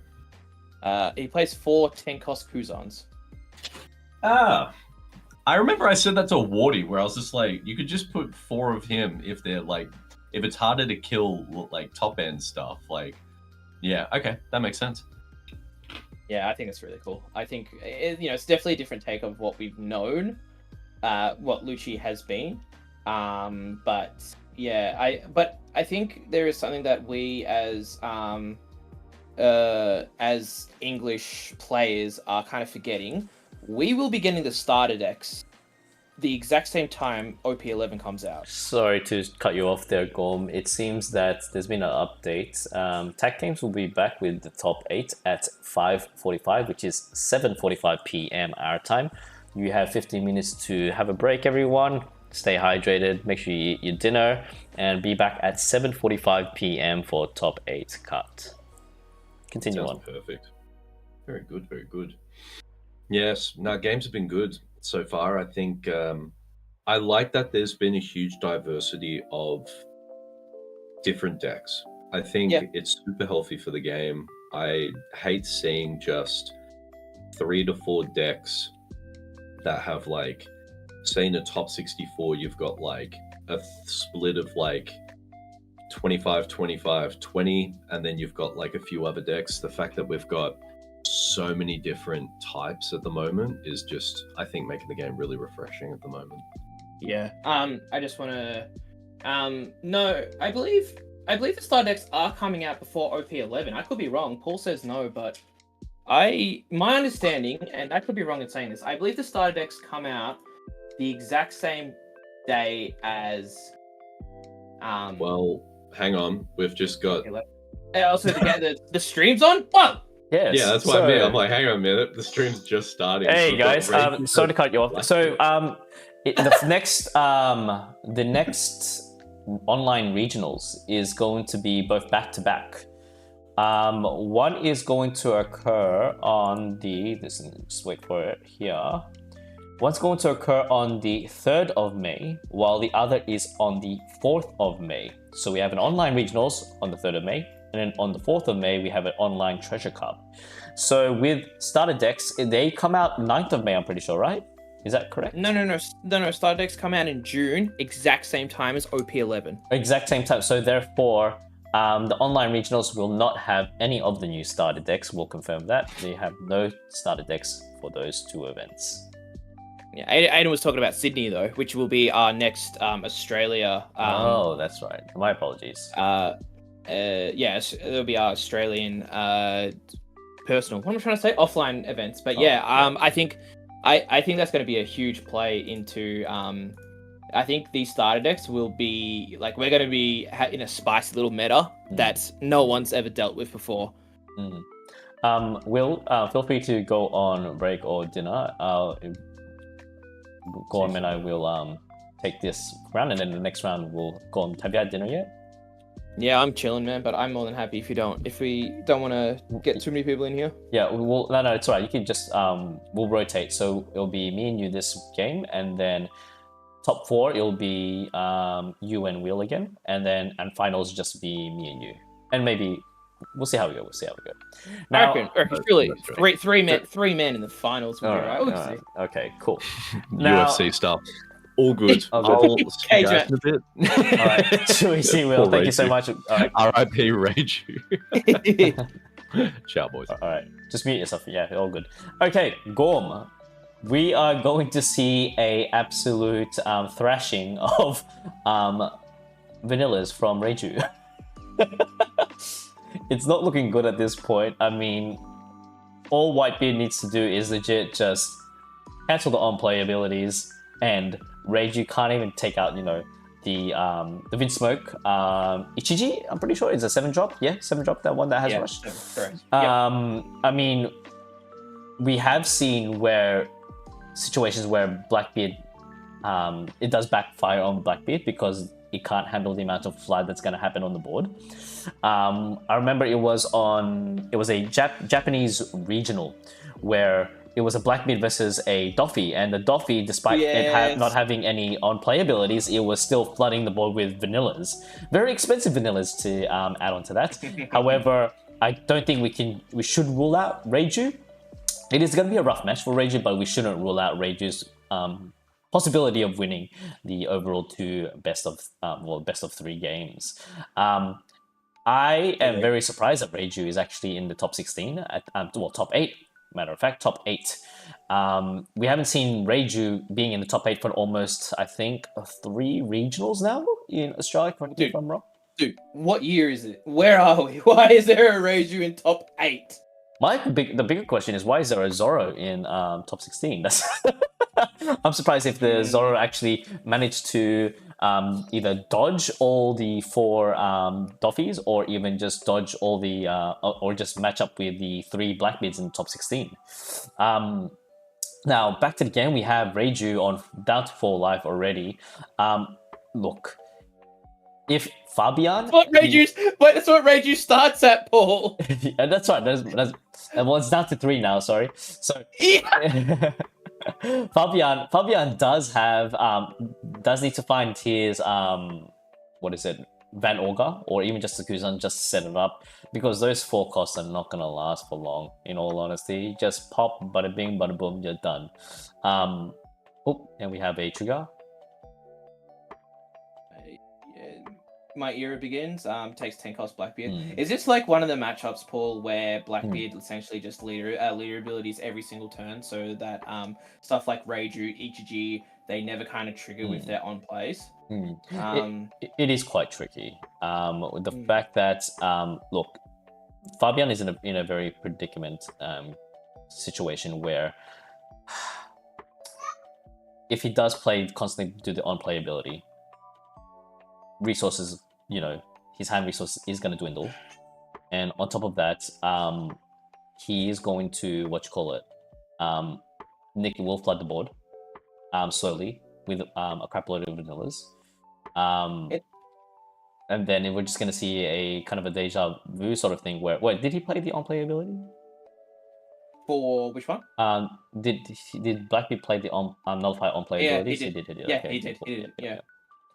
I think it's like, when we watched the Dofi versus Blackbeard, we saw that one game where the Blackbeard literally used leader ability every single turn, and then we were like, this is how it kind of works, and it looks like that's what it... But as you were saying before, Paul, Fabian found that Van Augur, and it just means that Nick's going to struggle to keep pieces on board. But he does have that Reiju. That Reiju he can use that leader ability, not leader ability, so sorry, the Reiju already on board to get cheat out a 5 cost, the 4 cost 5k swing. But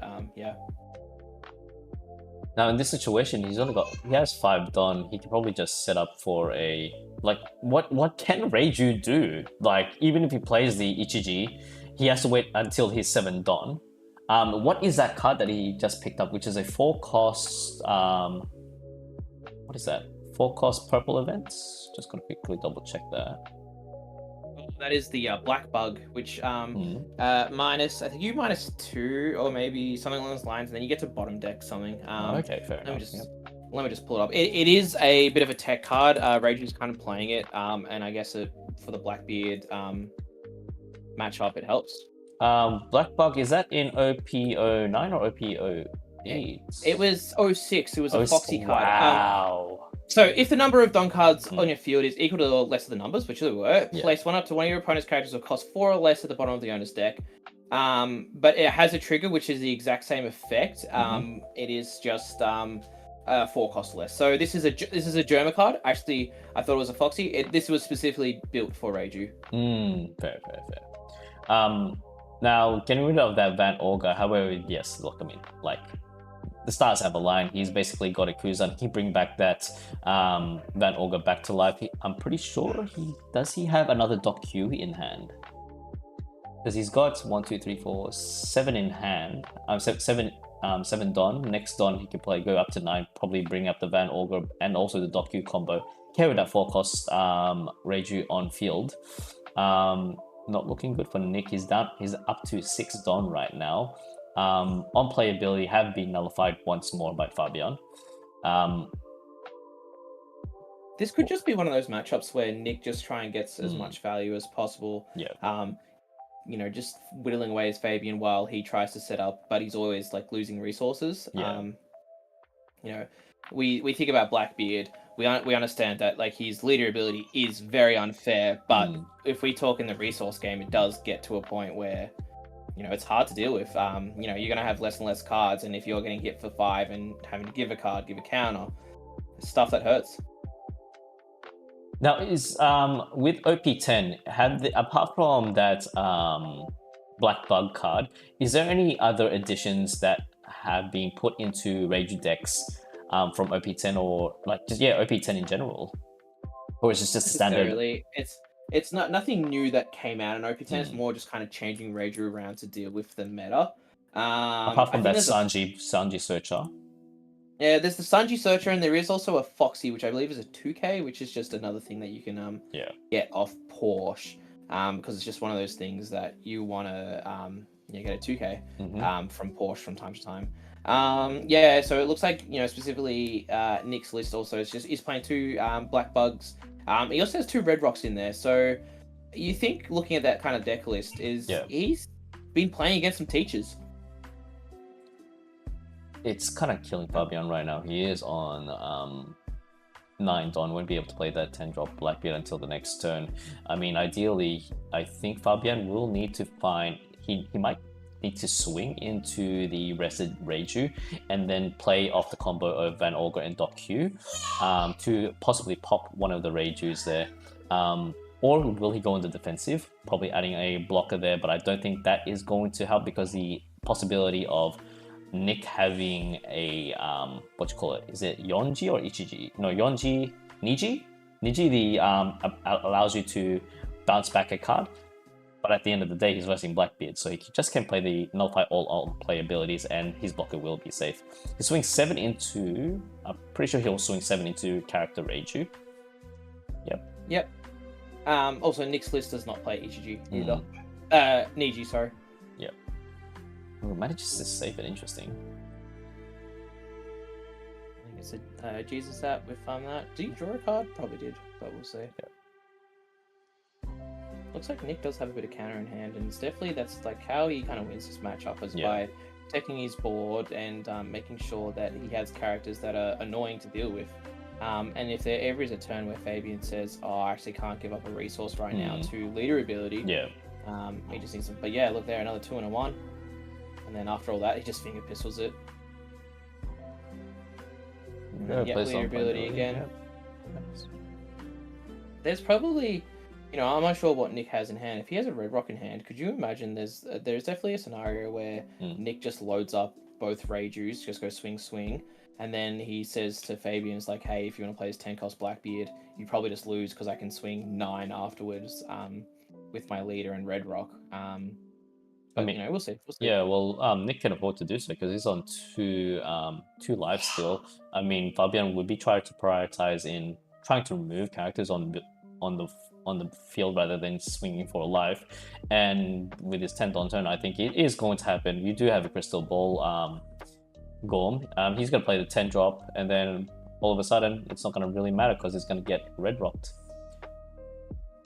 Yep. Yeah, and it looks like almost looks like Nick's setting up for Black Bug's the G's as well. So it feels like although although he didn't really go for life this turn, maybe he's trying to set up one of these next turns where he can just kind of go for life. These swings are going to be dangerous. 10 cost Blackbeard's good, but it also is 10 of your best Don straight into one character. But we've kind of see that resources in Fabian's hand. He doesn't have many options.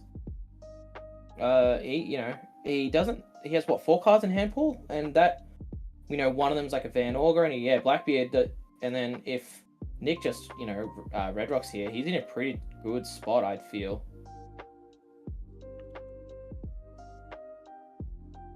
Now, it's gonna come. It's going to, I think Fabian is going to expect it as well. Well, I don't think he actually expected he was going to bless a Reiju in top 8, but there is a foreseeable option where it is going to get bounced back. So 2 cards in hand, it is going to be, I have a feeling that Fabian might, here it is, and boom, Red Rock. Very unfortunate. But it is what it is. From the deck list that Nick has created, how many Red Rocks is he running? Just 1 or 2? He's running 2. 2 Red Rocks. 2 Red Rocks. What are the chances of him having the other Red Rock if he decides to play another 10 drop? Depends how much of a gamer Nick is, but it also doesn't look like Fabian actually has that second 10 drop. Yeah. He has, I believe, I could be wrong, I think he has 2 Van Augurs and My Era Begins in hand. I know we've been talking about it, but this definitely feels like Blackbeard's not wasted his resources. Like, you want to be turning off the on plays because you just lose quicker as a Blackbeard. Look, okay, he had the second Blackbeard in hand. But, it looks like, all these pieces, like he's hurting now. He wants counter. He has leader abilities.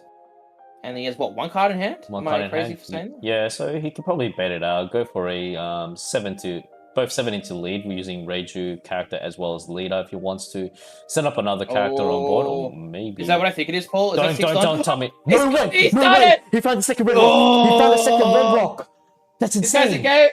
Nick doesn't care. He just he swings 5. He's trying to bait it out, obviously. Actually, Nick doesn't mind. Nick's fine. He doesn't care. He doesn't care. No, because he's got a Reiju. Ichiji. What's Fabian gonna do? Swing twice? Swing 3 times to get lethal on Nick? No. He can't. He can't do on-play abilities because he doesn't have. Yeah, that's fine. Yeah, it's okay. It is what it is. It's unfortunate. Yeah. Now, what can he do in this situation? Like, either way, he's got a blocker there. Yeah. Well, he trashes 1. I think he's trying to find the. He scoops. He scoops. Fabian says GG. Oh, GG. Damn. Wow. Double Red Rock. It's not double really. Red Rock, it's not really rough for Rage right now, is it? But we were sitting sitting back, Yeah. talking about it, being Yeah. like, "Yo, this deck ain't go, but bang, bang, bang, bang, bang." Ragey, man. Nick definitely lucked out. Did he actually top that second red rock? If you don't mind me, like, I'm pretty sure he did, right? I'd have to. I'm not sure. I wasn't really. I couldn't see Nick's hand, so let's say. I don't know. What do you want to say? Did he top deck it or did he? Yeah, we'll Did ask he the chat. We'll ask the chat. Chat, did he top deck that red rock? Because I'm pretty sure he did. I think he always had it in hand, right? Hey, shout out to Ricky. Ricky, my boy. Is that Ricky? Yeah, Ricky, my boy. Oh, I miss you, man. I really miss you, mate. All right. Okay, so I'm just getting some.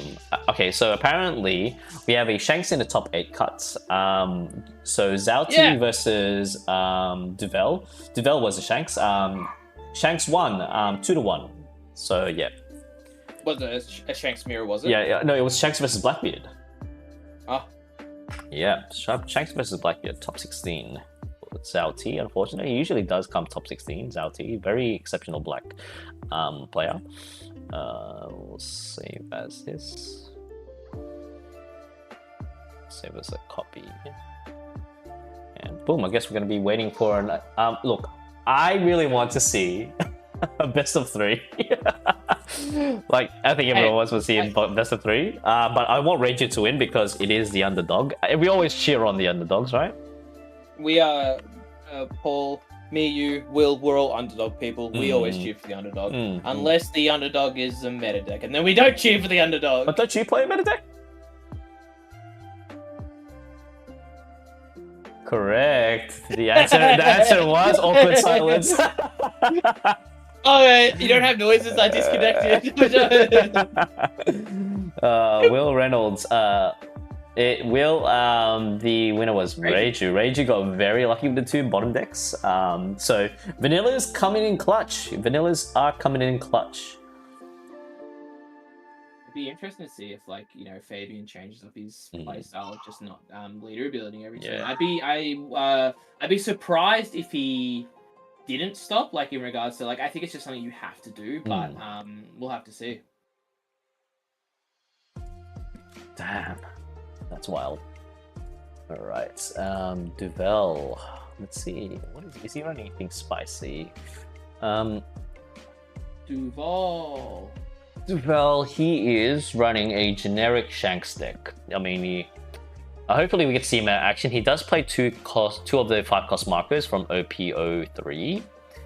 And he should be playing. What should he be playing? Iron. Where's the irons at? Honestly. Yeah, the irons. The good old irons, mate. We need the irons. You forgot. You were like, what's an iron? The one card that I rate overall. Love iron. Okay, gonna save that. Just updating my spreadsheets. Okay, back to the game. So we have well, Nick's already on board with it. He does have his... Well, never mind. He's got 1 Reiju on the field. Does get KO'd by the Van Augur. So Fabian playing his on-play ability. He has to play it at the correct times, but I think like you said, he has to play it every single turn at this point. Yeah, I think, Reiju just gets way too much value on plays, and we all know that.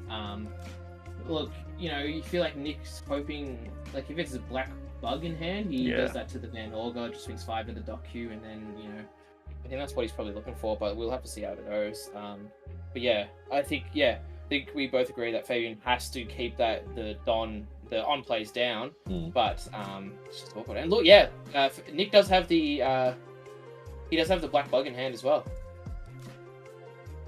Black man, black bug. People wouldn't like if you were playing. Let's just say you were a Reiju main. Do you think black bug is a a great addition to your current Reiju deck in OP10, or it's more of like a niche thing?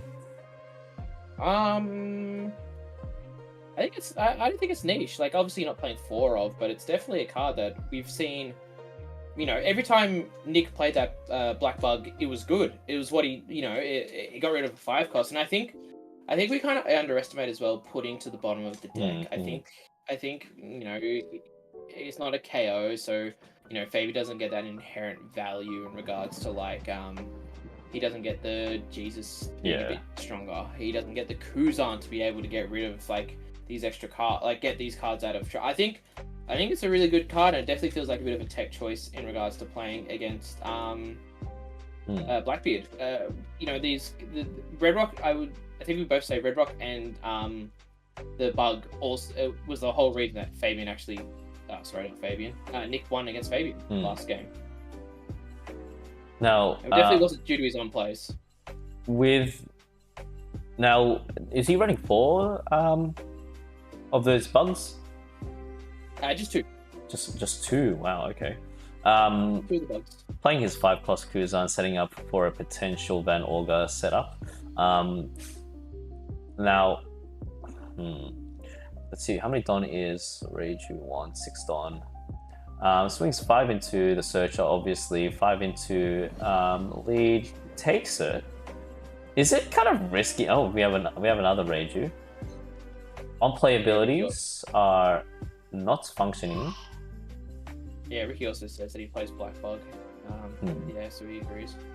Yeah, it's just too many Blackbeards. That's exactly what we said. And you think about the amount of targets that Black Bug can hit. It can hit Kuzan, it can hit Jesus, it can hit Van Orga. It's actually probably a pretty sweet number to be hitting that 5 cost or lower. And then, we can kind of see what Nick's doing. He's establishing a board, and he's kind of putting Fabian in all these really rough and awkward spots. And it feels like Fabian's swinging 5 with his leader a lot because he's got Don for his lot of stuff. And that Nick has a hand still. He's only taken the 1 life, but if you see Nick's hand, it's not like he's struggling for cards, and that's without like a Reiju ability proccing once. Starting to swing 7 into. He needs to clear board at this point. He needs to get. So he has 2 Don up. He's got another 5. I would assume that he's going to play a combo of Van Olga into Doc Q just to remove at least one of the Reijus. Sorry if you can hear my son in the background. He's going crazy as well. Van Olga, there we go. Is he going to play Doc Q? No, he swings 8 into Reiju. Yep. And Ricky also made a good point as well. Black Bug is searchable as well using the stage. It's just like, you can search those cards, use them, and it's good.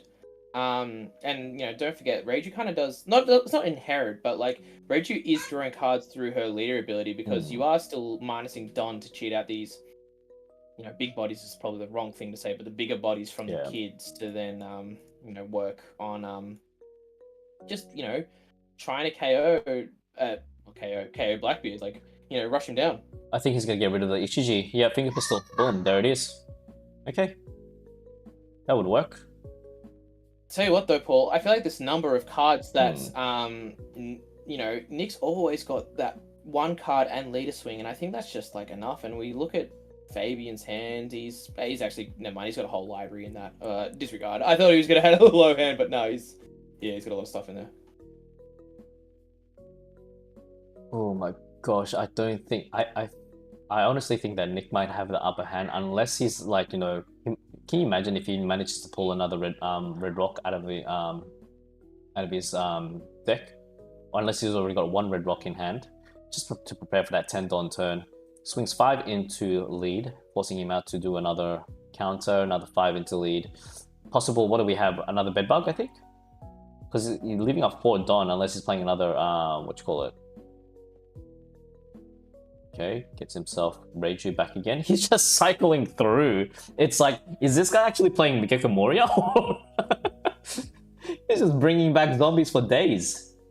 The dead carcass of Reiju keeps coming out over and over again. Oh my gosh. You can only do so much with Blackbeard. I mean, I think he hasn't even done the whole Van Olga Doc Q combo this whole entire round.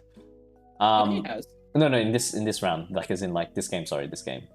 I think he has. Did he not? Did it? I thought that was first game, wasn't it? I think it's not a both. I could be wrong though, because he killed a Doc Q and then he black bugged the Van Olga. I'm pretty sure he's done it this round as well. Okay. Now with 10 Don up, what do you think he's gonna do? Do you think Fabian is kind of like stressing and having a bit of anxiety right now? It's like, please don't please don't red rock. Whoa, hell, no. whoa. 11 into Reiju? And then Finger Pistol? Oh, wow. Oh, okay. But goodbye Doku. And Van Auger. Goodbye everything. He doesn't care. I mean, to be fair, if we saw, like, this is kind of what Fabian needs to do. He needs to control the board. He needs to get these cards off board. And, you know, also... Wardy said it before, but like, why is there 7 in Eldon? What am I? This is a Reiju leader, mate.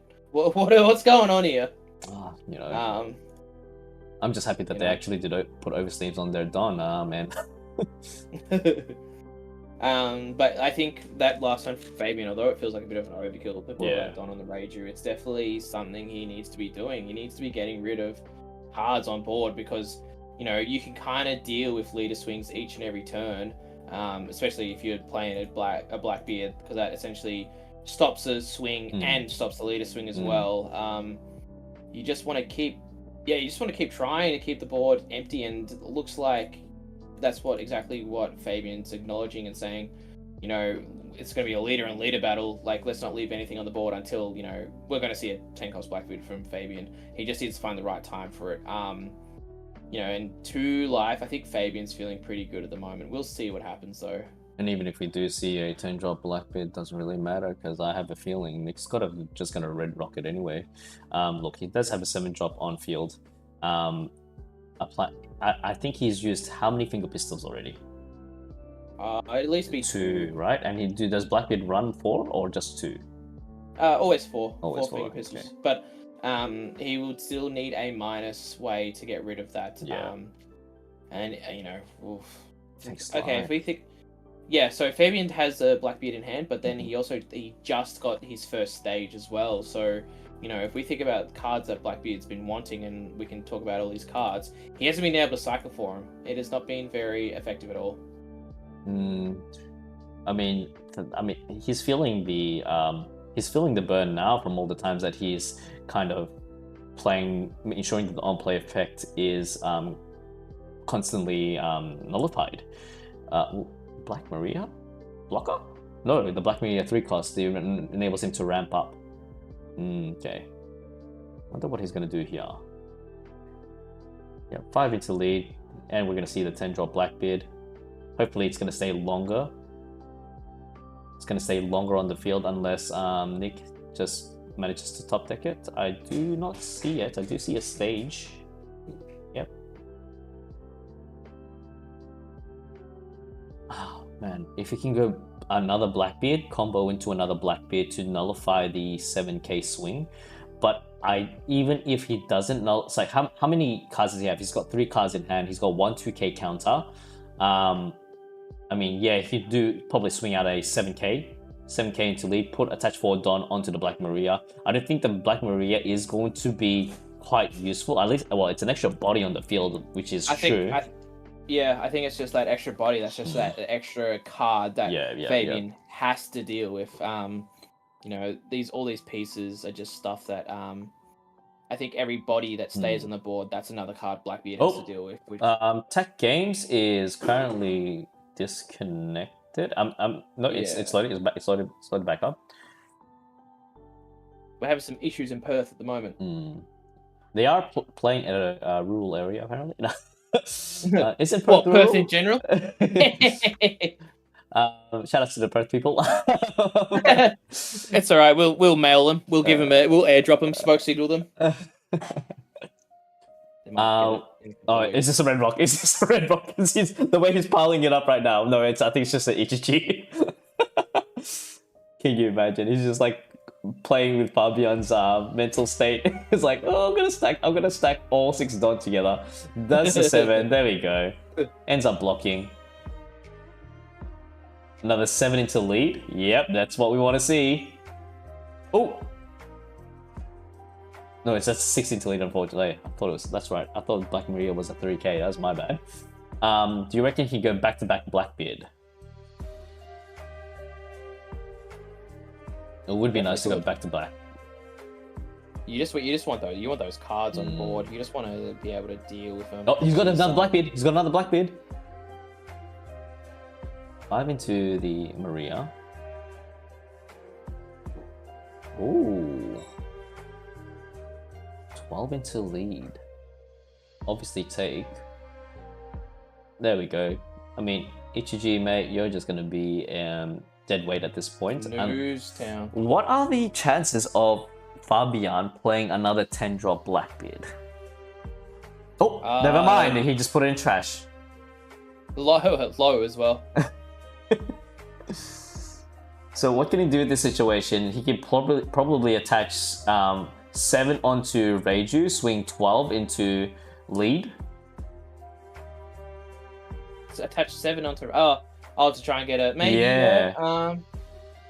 Do you just try and start dealing with the Blackbeards on board now? Does he? I mean, you know, the Ichiji is kind of protected right now as well, so we don't have to worry about. You know, Nick will get that back next turn, so maybe it looks like how does Nick get to next turn? I think that's probably the question. It looks like he might go, unless you go 9 and a 6 with Red Rock. I don't know. Does he have Red Rock? Doesn't look like it. So firstly, Ichiji, get out the big one, draw a card off leader ability. Maybe that's the red. I actually think he just top decked Red Rock off that. If he top decked Red Rock, wouldn't he go 7/7? Bottom deck the blocker 7/7? He wouldn't be able to with the Don that he has, because he only has. Oh, that's right. He's only got 6 Don up. That's unfortunate. And that Ichiji doesn't have Rush either. No, it doesn't look like he top decked Red Rock. I think I was just being. I was just hoping for Nick to pull out the win, but looks like he's just going 7. Fresh block there. It doesn't really matter, right? Like it's either you either take it. I think in that case, do you consider taking it, because you know you're going to get hit by the Reiju? Do you just take it so you're able to then play like, let's say if he triggers out a finger pistol, that Reiju can't swing anymore? Yeah. Oh, I think that, just risk it for the biscuit, right? Because he's only got like what? He's already used 2 finger pistols. Can you imagine if that last hit, if the hit from that Reiju was a finger pistol, and then it's kind of like, oh, damn, I should have just taken it. My age.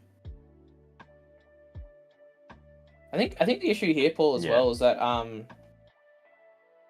did Nick just whiff on his Germa search as well? I think so. Yeah. But what do we have? Got a stage. Okay, there is a possible. Nah, this is just 12, 12, 15, right? 12, 12, 15. That's right. How many cards does he have in hand? Not enough. 4. 3, right? 4. He just drew a card off Germa. 12. Okay. So it's. Wait. So wait. He swung 13. No, he got it. I don't like that Don placement. Is he attaching it? That's a bit confusing. No, I think they might have just been discussing it, because I think Nick doesn't have a card that can even trigger. Yep. And doesn't. Yep. Yeah. So GG's. GG's. Wow, we're gonna go to game 3. Damn. That back-to-back Blackbeard actually clutched it for him. I think at this point, into the late game, Nick needs to see those Red Rocks. He needs to see those Red Rocks. Would you reckon it would be even worth it just to mulligan, just to get at least 1 Red Rock? At the start of your starting hand? I don't think you can mulligan for it. I don't think that's something you need to be searching for, because if you have a Red Rock in hand just sitting there, you need the cards to be able to put the pressure on that where a Red Rock feels good. It's a very... I mean, having a stage just siphoning through your deck is going to be quite beneficial for you as a Reiju player, because you do want to see your cards, but the amount of the pacing of just going through your deck, if you have the stage as well, there's a possibility that you will be kind of like whiffing through certain cards you need at that current stage. Far out. By the way, shout out to the people that just joined. We have 85 viewers right now, so thank you very much for coming, dropping by, watching and supporting channel. Really appreciate it. Man,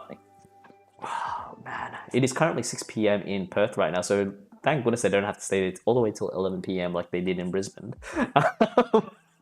We will be staying till 11 p.m. watching all this. But it is going to be worth it, because we just want to see great One Piece play by, exceptional and skilled players. I do like the diversity that this top 16 cut has shown so far. So for the people that have just joined, we have, I'm just gonna read it out once more for the people that just joined. We had 4 Doffy players, 3 Shanks, 3 Blackbeards, 1 Reiju, 1 Zoro, 1 Lim, 1 Red Purple Luffy, 1 Usopp, and 1 Bonnie.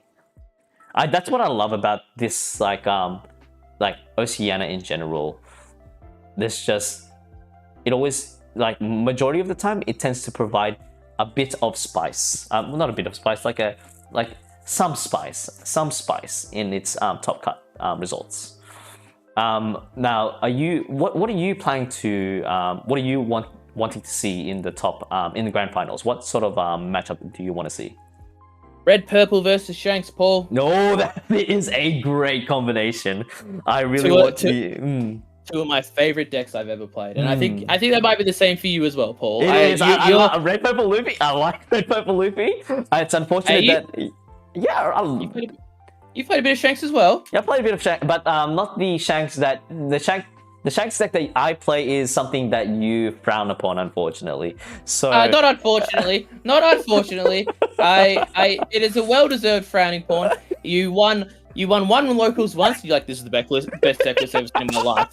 You're like, this is the greatest thing I've ever seen. Guys, run 1 of Ein. I'm telling you, best thing I've ever seen since sliced bread, bro. Watch this, and then. And the best thing is, you've never brought the deck back up afterwards. Yeah, you know what's funny? Because I'm planning to go back to my full-on Rush Shanks, where it's just gonna be turn 3 Don, Zoro Rush, or turn 5 Don, 5 drop Luffy, turn 7 Don.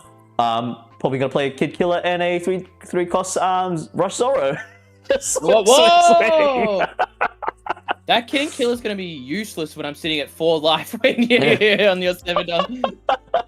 Oh my gosh! I'm just hoping that I don't match up with any other Shanks players, but I'm just gonna. It's just a Blackbeard, kind of Blackbeard deck. That's what it is. Just rush. Rush. I love Rush. I love Rush. I'm just curious, with our viewers right now in chat, where are you guys from? Like, you know, give a shout out to where you're like, where are you from? Do we have a majority of Aussies here? Do we have some people from Europe, some people that are watching from the from US? Just let us know where you're from. Okay, so now straight off the bat, Fabian playing the on-play ability, that's Searcher does become Wait, he went first, so he got the on-play ability just once. That's the only time that you'll be able to use that, Nick. We've got New South Wales, Perth, a few states. I know those places, Paul. We know those places. Germany, Guten Tag. Oh, USA. Guten Tag. USA, regional, greasy, crush. Brazil, wow, Brazil, that's crazy. That's cool.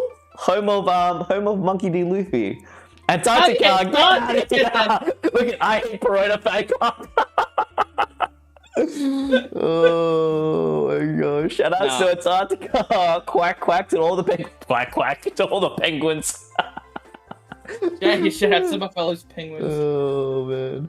Shout out to the Ben from Greensea as well. Oh man. Okay, so we have the Ichiji up here. It doesn't really matter. Doesn't get rushed, but it's good to see actually the Vinsmoke Ichiji being played right now. That body, it's what is it, a 7k power? Sure is. Oh, okay, yep. Is he going to have the Van Olga ready for that? So he can't even pop it unless he has Finger Pistol, right? Correct. He needs Finger Pistol. He needs the Van Olga into Finger Pistol because Finger Pistol is a 5 list. Yeah.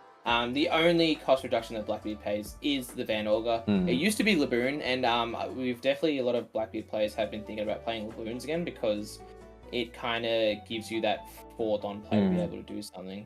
But, you know, he just drops the Docu, KOs the Searcher, because you got to KO those sort of stuff as well, because if he doesn't KO the Searcher can swing into the Docu, and that's how you kind of get, like, your value back if you were Nick, but...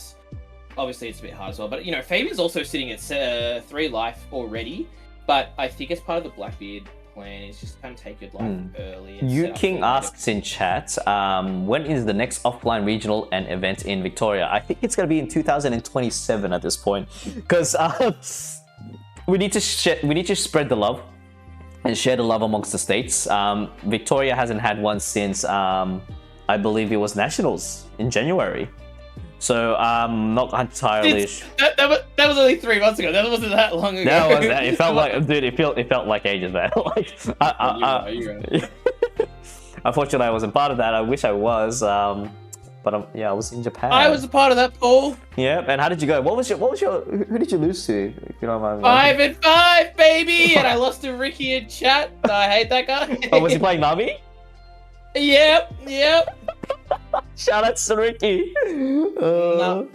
Love it. I was so sad, and then I played another. So I was playing Bonnie, and then I played another Nami. And do you know how I lost that game, Paul? How? I lost to a Deathwing trigger. Oh, disgusting! Bounce back to 7 cost or less. Ugh. Yeah. Would you like to know how many Deathwings he plays? He plays 1. 0. Yeah, 1. Yeah, one. 1. I was gonna say 0. Yeah, and he, the thing that tilted me, so I was already tilted after that. I'm like, look, okay, I'm upset. Like, I played this perfect. And then the thing that tilted me goes, I didn't play that well. I was really unlucky. And I'm like, you could shut the hell up. You got the luckiest trigger of your life to even get that win. I was miserable. Oh my gosh. We have. Oh, okay. Van Orga's already set up on board. Ichiji's already swung. Look, with how this is going right now, he needs to get rid of that Doc Q because he's gonna KO that Ichiji. Either way, I think Ichiji is gonna be not staying for long on board. I have a feeling that he has a finger pistol in hand ready for that Ichiji to pop. Now, Nick does have 6 Don up. Potentially, he could bring back another Reiju. No, he does. Oh, he does a Bedbug. Bedbug? Is it called Bedbug? What is it called? Badbug? Black bug. Okay, my bad. Black Bedbug. Bedbug. Black bug as a purple event. Okay, that makes sense. 2 Don, maybe he try to play a Reiju, 2 cost and try to bring that Reiju back, but I don't think he does have a Reiju in trash right now. Unless he just sets it up. He doesn't have a Rager in trash, but unless he goes to trash something somehow, I don't know. Yeah, I think he's just setting it up. Yeah. Yeah, for sure. Okay, now we have 8 Don. One more Don until we see one more turn until we see the 10-drop Blackbeard. I do see that he has Shuryu there. Shuryu does have Rush, if I'm not mistaken. Is that the Rush from Shuryu? Or is it on KO KO at 3 cost or less, Shuryu? I believe it will be. I would be surprised if it's the Rush Shuryu. That's just not something that I. Can you imagine? But it'll be the active main KO 3 cost or less Shuryu, and on opponent's turn it'll be the plus 2,000. So because of 7,000 body on. Correct. Very annoying card. Very good into a lot of decks at the moment, and we've seen a lot of Blackbeard players flexing it. I'm not sure if it's more 4 odds or a little less as well.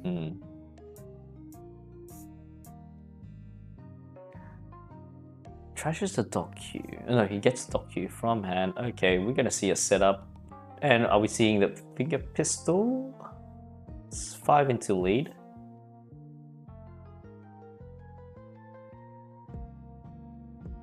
Oh, bro. What you call it? John. I was talking to one of my mates. His name's Luke. Shout out to Luke. I was versing his Blackbeard deck, and he had a very interesting, spicy kind of addition to Blackbeard. That new Burgess that gives you Rush if you attach 1 Don onto it.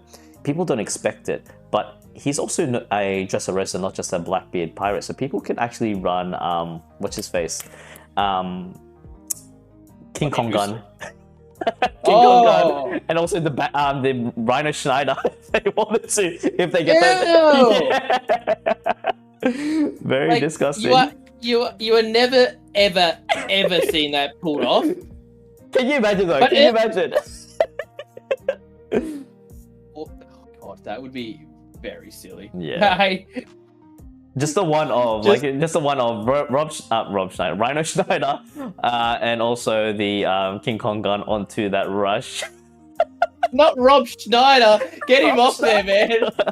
Rob Schneider. Rob Schneider is Come Rhino Schneider. Rated PG. If you thought you knew Rob Schneider, what is? That's a bit from something. I think It's South Park. It's South Park. It's South South Park. Park. It is okay. Rob Schneider. Oh yeah, it is a piece of garb. What is? It's like. Oh man, I'm gonna watch that later on. That's really funny. Oh my gosh. Back to the game. Rob Schneider is a carrot. Rated PG-13. Rated PG-13. Now plays the stage, hoping to see that he might get another Ichiji, because there he is. Does he have a 7-drop Ichiji in trash? No, he's got two. He's got 2 of the 4-cost Ichijis in trash. Oh, then never mind. He managed to get the a second Ichiji, 7-drop. Won't be able to play it this turn. Now Fabian is going to be playing that 10-drop Blackbeard. That's only if he actually has it.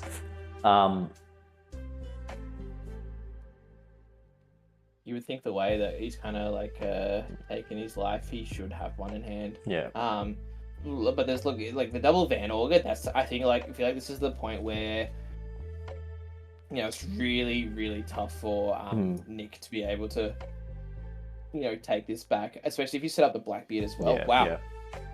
Oh my gosh. I don't know if you saw that. He does not have a 10-cost Blackbeard. He does not. He does not. But either way, two Van Augers on the field is actually not good news. What do we have here? He can easily KO that 7-drop, 7-cost Ichiji, and even get rid of that Vinspoke Reiju just to even out the field. Yep. Or if he just finds a a Doc Q from the search as well, KO Ichiji. I think Fabian just needs to keep bodies off board. There's definitely an argument. Wow, it takes it stronger as well. Look, we could be being baited right now. He could have a 10-cost in hand, because imagine if like Nick goes. Oh, I'm just trying to think out loud. Like because I think the double Van Auger is definitely, and he gets the Doc Q as well. So this Ichiji will die. But then, what does that mean? Does that probably does Nick almost maybe look to keep the baby Reiju? I disregarded, just let it go. I was gonna say, does he keep it alive? There's the Doc Q. I mean, he could do 2 Van Auger, reduce it down into 7. He could easily swing into the Reiju with the leader. And there we go. And we're gonna see. Enough done for a Kuzon as well. Yeah. There we go. Boom. It's just the issue is that Nick needs to see. He needs 2 cards. He needs 2 cards to even think about trying to go for a win. And worst comes to worst, no one plays, and there's a chump blocker, little Van Auger.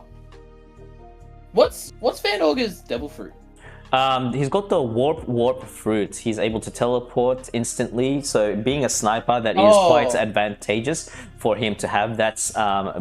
Devil fruit. I'm so sorry. I actually meant to ask about Vasco's shot though.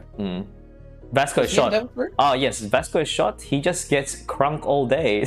He's got the drunk. So the more drunk he gets, it affects his opponent as well. Is what I'm pretty confident. Like, correct me if I'm wrong, chat, but I'm pretty sure Vasco shot when he gets drunk.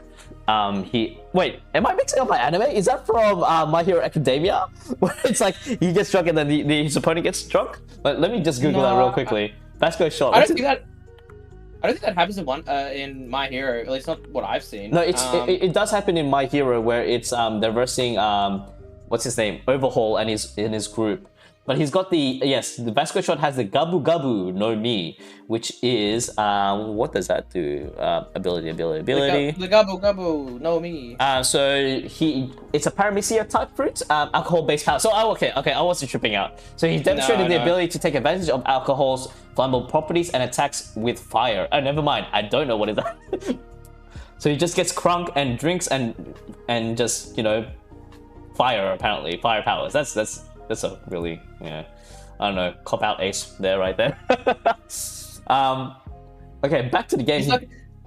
There is a difference between Vasco and Ace, though, is that Vasco's alive. Yeah, and jeez Louise. And Vasco doesn't have a donut. Anyway, so, did we just see a 10-drop Blackbeard from that search?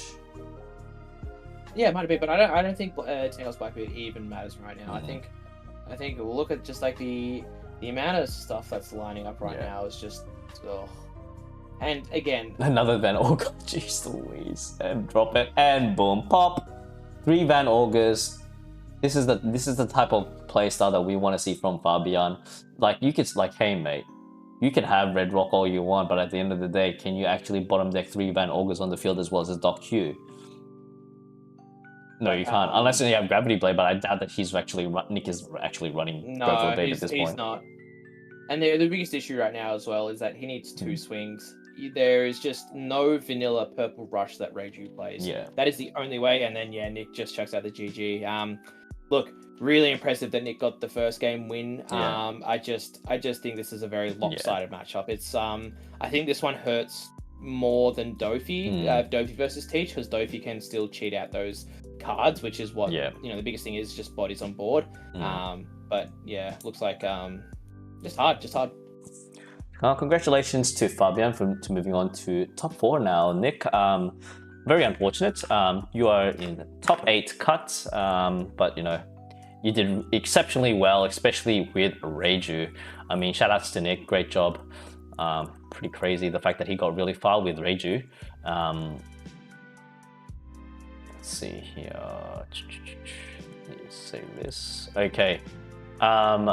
Will, are you there? Tank Will, are you there? He never leaves. Never leaves. Yeah. Yes. Can you speak a bit louder, please? You sound a bit far away. Yeah, what's up? Okay, fantastic. So we'll get Gorm and Will. Are you cool to commentate top 4, and then I am going to go quickly eat dinner. I think top 4 is going to happen in the next 10 minutes. So, ladies and gents, by all means, please, be back here in 10 minutes as we continue on and finish off, Perth Regionals. So we will be back shortly. See you guys in a bit.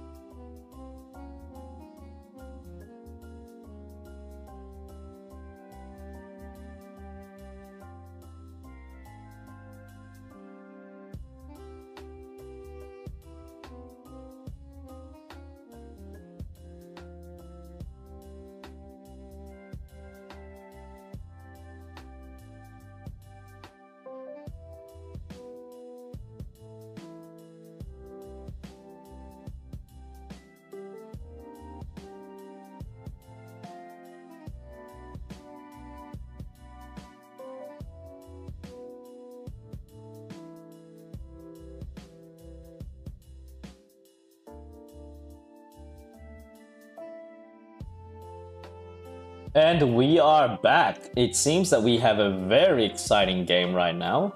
I'll just briefly introduce it. We have Shanks against Ethan, which is our red purple Luffy. So it seems like Christmas has come early for us, Gorm, but we're not seeing it in the top in the grand finals. We're seeing it in the top 4 instead. Now, are you what is the matchup in this? Does Luffy have the advantage or does Shanks have the advantage? What's your thoughts on this, Gorm?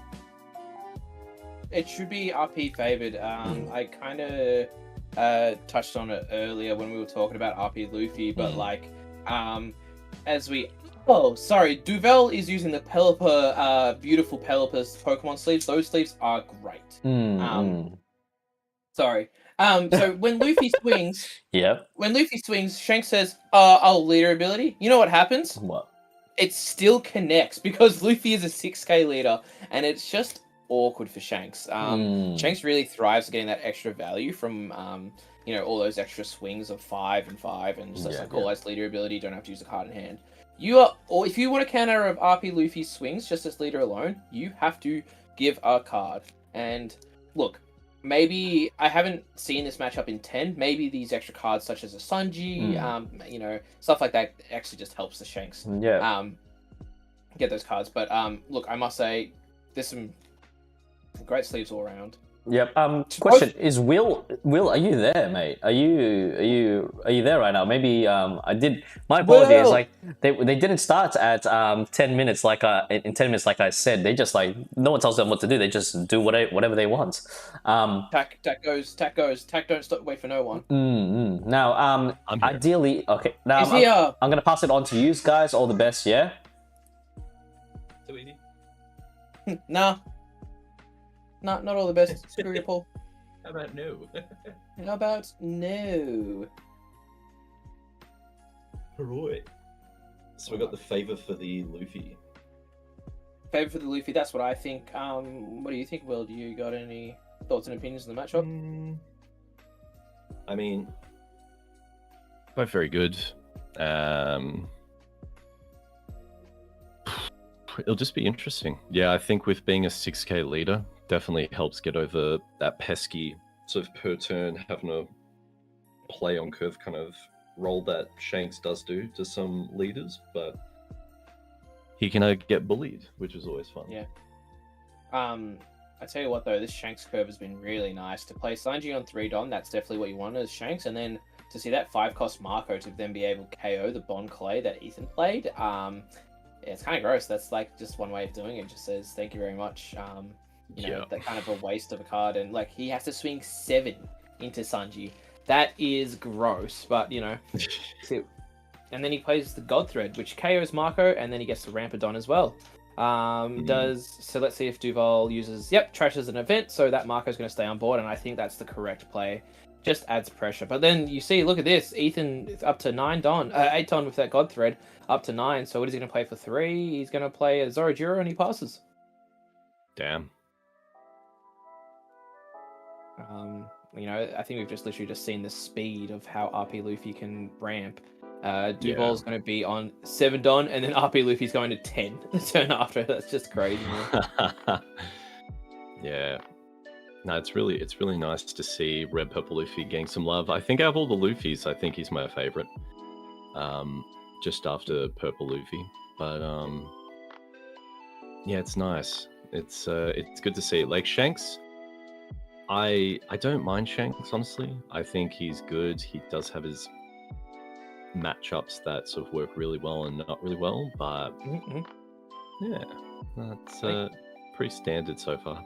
But it does show the explosiveness of sort of what each deck can do on curve as well. 100%. It feels like Ethan's kind of bricked up here because the Shanks just swung a 7 into Ethan and he just took it. And again, maybe that is just him looking for cards as well. Trying to help stabilize this. We did see there was an iteration of this RP Luffy was actually playing 9-cost Big Mom to help kind of heal and mitigate you being a 3-life leader. But yeah, it doesn't look like he's... we know Ethan's not playing this sort of version. And look, he's just playing the Rosinante to trash a event and draw 2 cards. Looks like his hand's not that good. He's probably looking for his boss monsters and just doesn't have them. Got rid of a gum. Yeah, he mustn't have had much in his hand that he could even trash, because it looks like he's at least has 2 of those rush Luffys. Man, and it looks like he plays the rush Luffy as well. So more than likely, what, you swing 6 and then you swing at the Zorojuro 5, even though leader ability is still active? That's a good question. I think you just swing 7 and maybe leave the Zorojuro up. I don't know what you think, Will. Would you swing at the Zoro? There's no need to. He's on 10 Don already, so yeah, it's just kind of hard. Like regardless, he's gonna have to counter out with a 2K.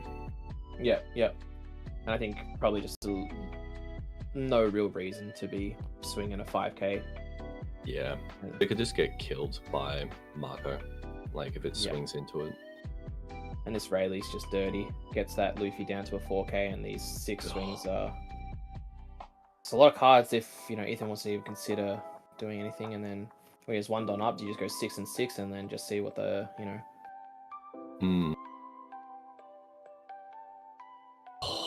He just doesn't have a good hand, I don't think.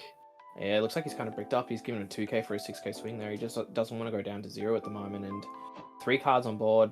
Duval's, it feels like he's definitely in the driver's seat, so it does feel like, however, that like Ethan has pretty unlucky and been unlucky with the cards that he's seen. But maybe this 9-beat is what he needs. Just sit at 8 for the turn, and maybe that will help Ethan establish, feel stronger on board. But like the amount of cards kind of Duval should have in hand, he can kind of protect a lot. And then if he goes like 8-8, swings 2 8s, I think, and it looks like there's 2 bricks in Ethan's hand. So, if he goes 8-8 and then uses the rest of the Don to just swing, we'll see what happens. So I think if Duval maths it, it's game already. Like, I wouldn't even be stressing too much. You've got 2 Don.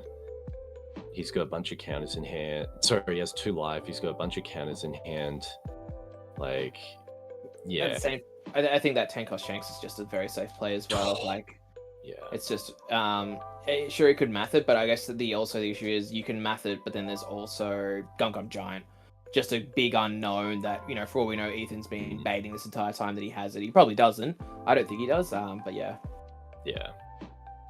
No, but it looks like again. Pretty gross. Yeah, pretty gross. Looks like again. Another. Yeah. That's Ethan looks like he's going creepy. for the game plan of just like swinging and praying. Yeah.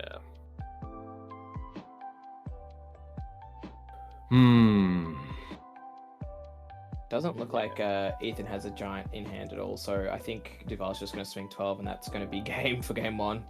Literally. Yeah, yep. Yeah. Oh, that was... I know we're excited about this matchup, Will, but that was kind of gross. Nah, it's a bit rude. There's not much you can do in regards to that, just because, I think being bricked that badly, it's the wrong type of bricked up, honestly, in regionals that you want to have, but, yeah, it's not much you can do. But shout-outs to the cute little Pelly Pepper sleeves for the Shanks player. What did you call him? Pelly Pepper? Pelipper? Hang on. Okay, I legit just got up from my seat. I went to grab a drink, spend time with my son for like 5 minutes, and the game's already over. Wait. Paul, Yeah. Paul, we're in a debate right now. Yeah. Before we say anything, what is the Pokemon on Duval's sleeves? What is that Pokemon All right, called? hang on. Is it Pelipper? No! Shut up, Will. Yeah? Just let him pronounce it. Paul, what is that Pokemon? The winged Pokemon on Duval's sleeves. How do you pronounce it? Hold on, let me just see when he stops shuffling. The evolution of Wingull. The Pelican one. The Pelican one is, his name is Pelipper. Yes! Not Pelly Pepper. Fuck off! Just because I called it Pelly Pepper. Jesus Christ! That's like me down. Clip that. Enough Can I clip that for you, nobody please? does. Rain dances. I know what he does. Leave me alone. He sets up the rain. That's true. Based. So he sets up the rain. He doesn't rain dance. That's his ability. Then he's got tailwind. You know. Yeah, fuck. Right. No, shoot me dead. Fuck. All right. I didn't play rain dance teams when I played. Will. Nerd. Actually, I played Trick Room. It literally feels like something I go out and order. It's like, I'll have the Pelly Pepper, please, with the side of mash. Yes, sir. We do sell bird. It's like nice. Oh my I'll God. have the winged gull. Maybe that'll be its third evolution. Pelipper into Pelly Pepper. Pelly Pepper. It's a fire water type. So Shanks won the first round. I thought Red Purple Luffy had the advantage, unless is this Shanks playing any Rayleighs? Does Shanks still play Rayleigh? Yeah. What, ACOS? Yeah. Of course. Okay, just making sure. Like, I don't. I my think- Shanks deck doesn't do. I play something called Ein. I play Chopper. Yeah, I think the problem for Ethan, I think he just got a super bricked up hand. Yeah, despite being mulliganing. Yeah. Oh wow. I know. Unfortunate, but the Shanks honestly has just got really good curves. I think I was saying it earlier today, or last Saturday or something. It's just being at with the ST21 Luffy, as well as I don't know if this guy runs Mulgun. I don't know if Duvel runs Mulgun. I will check for you right now. Okay, so Duvel does indeed run one of a Mulgun pistol. Damn, A that's so singular rare. Mulgun. Yeah. One mole, please. Yeah, I don't know. Now that Ethan's got a bit better, he actually has a character on the field, but Duvel did a really good job of eliminating Ethan's board. There it is, the one-off. My God. I love how Ethan's like, wait, what what? Are you allowed to do that? That's actually insane, bro. Get out of here. The one-off as you said it. Dude, literally, I'd be molding. He's probably thinking, what the fuck? When did you have this at all? Damn. Yeah. I think... Let's see what Ethan's... Ramposaurus. He's got a Gum Giant. He's got the Rosinante. He's got another Luffy Rush. He may as well. So he swings... Ugh. Brother, ugh. Damn. Alright. Swinging 5Ks, trying to... Oh. That's value. I do like this. This Rosinante is really cool in Red Purple Luffy. I think it's a really cool card just to be able to cycle your hand and draw cards. Especially when Gum. Although it is a very broken card early on, it's not something you really want to be playing, and so you can definitely get rid of it if you need looking for answers. But this all-out pressure that kind of Duval's putting on with this drag, and it's just that's kind of the stuff that just gets to a point where the tide not turns, but it's hard to deal with all these things. It just costs so many cards, and as I said before, being a 3-life leader, it's just tough. I'd like to also say Crush in the chat saying that they're both using Pokemon sleeves. I just realized. Yeah, we got the Growlithe. I'm not. Don't you mean? Don't you mean Growlithe? Oh, sorry. Don't you mean Grow Life? Grow Life. Sorry, what is it? It's Grow the TA. I was actually trying on the sim. All right, so we got 6 here. I was trying on the sim a bit of the Don Quixote sort of combo with events. So instead of playing Sugar, it was Red Purple Luffy. So you could use the Gum Giant a lot more, because then you can get it back with the 8 cost? Senor Pink. Yeah, and then you'd have the 8 Senor cost. Yeah, so you can get with because you can do the 8 cost Dofi into the Senor Pink, and then keep just rinse and repeating the Gum Giant, but it's not too bad. I probably just need to fix it up, but the problem is you don't really get to that 9-10 Don kind of curve if you keep doing that with all the neg 1. But we have a Rush Luffy. I think we've finally got the turntables that have turned. Getting a Shanks down to 2 life is always a nice feeling. Yeah, but I would love to know, like, I feel like Duval has like a whole library in his hand at the moment. Yeah, oh yeah, he does. Yeah, he's got half his deck in his hand. Yeah, and then do you just start looking to land 5 into 5 on the Rosie, like as we know how key counter is for Ethan, you know, to then get hit by a 9 and then a 12. He might, unironically, if he doesn't have a Gum, which he got one might. just before. Oh yeah, he got one. Okay, yeah, cool. I was gonna say, if he didn't have a Gum, he could just die to the 9 and the 12. That would not surprise me. He's going to Gum to on the 9. You know, it's just. The other thing I've noticed too, maybe this is just me when I've just versed so many Shankses, because they run. How many 2Ks do they run? Because I always find late game. Like 16. Yeah. Oh, yeah, that makes sense. We got the Shanks taking the last life. Oh my god. The Shanks taking the last life? You mean the Luffy taking the last life? Sorry, Shanks taking out Luffy's last life. Gotcha. English. But yeah, Shanks is up to like 14 or 16 2Ks depending on the list. Yeah, he's still got a healthy hand. Like that's the thing with like Shanks, where you gotta respect where respect's given. You know, it's I mean, yeah, you gotta. I just sorry, Will, I didn't mean to cut you off, man. It's just like how does Luffy get out of this? A 12K swing. Ethan's done this like quite often. His whole thing is like, I don't care. I'm just gonna play the Whitebeard. It almost seems like a stubborn play. I don't know, but yeah, surely you just chuck 10 on the on the dragon and say, and that's GG's. That is a steamroll if I've ever seen one. Shanks, 17-minute top 4. Yeah, GG's. Unfortunate for our red purple Luffy player. I guess he just got out tempoed. Yeah. I mean, he was still close. I think Ethan probably wins on the next turn. Maybe he needs 2 to connect, so maybe it's close. Very.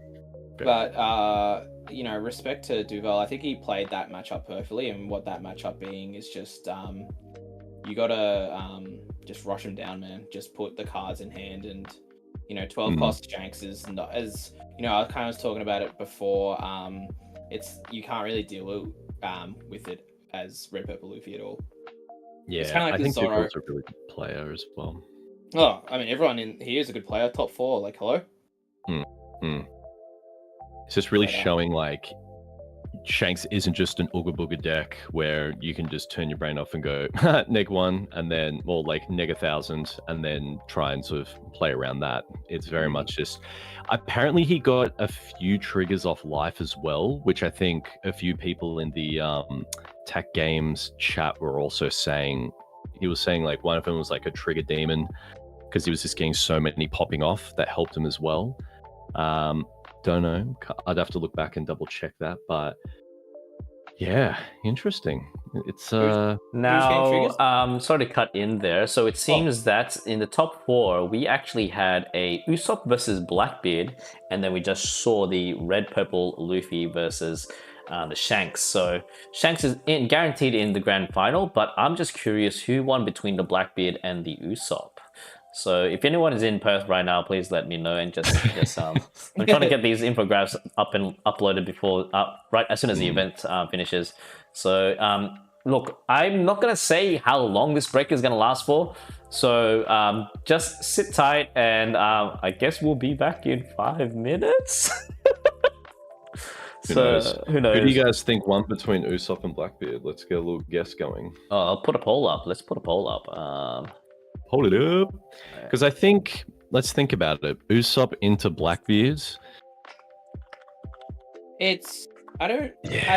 From memory, I could be wrong. I actually think it's Usopp favored. I don't think it's heavy favored, but I think Usopp is favored with just being able to do stuff like the King Kong Gatling and you know, stuff like just being able to put up really small blockers, that is very annoying for yeah. Blackbeard to Especially deal with with. the Frankie blocker being able to bring back either like a EDO or a Bart. It's like just prolongs the game. Yep. And then you know, stuff like Rebecca, although Rebecca will be turned off. But you know, Kiros and stuff, like if for whatever reason they get through, it's very hard for Blackbeard to deal with that. Very interesting. We're 50-50 right now. Seems like Blackbeard is winning on votes right now. Oh, never mind. It's back to 50. Oh, never mind. Blackbeard's still Whoop. I'm going to leave up the poll for another 5 minutes until we get back. But hopefully we do see... I want to see the classic Blackbeard versus Shanks. Blackbeard versus Shanks. If it's Blackbeard versus Shanks, Shanks has got a high win for that, right? I would think Shanks is favored, but you know, definitely would not count out Blackbeard either, though. For sure. Very true. All right, well, I'm gonna get a drink. I'll see you in a bit. Yeah, we'll be right back. Make sure you hydrate, everyone. Will do.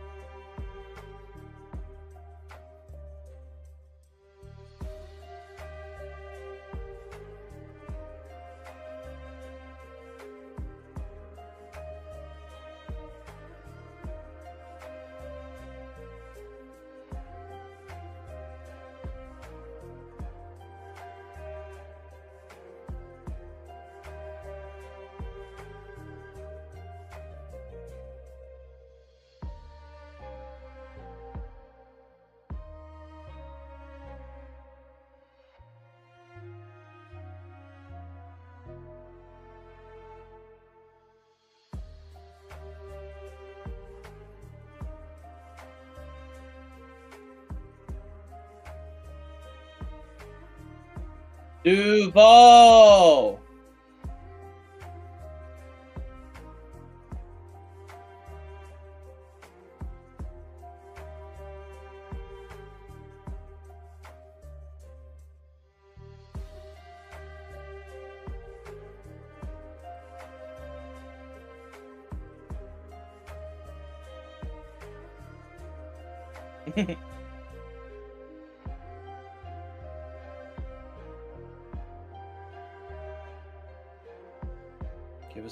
Give us the gossip call.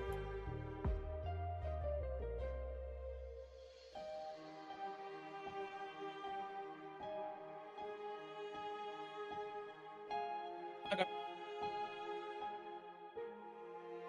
Thanks, Paul.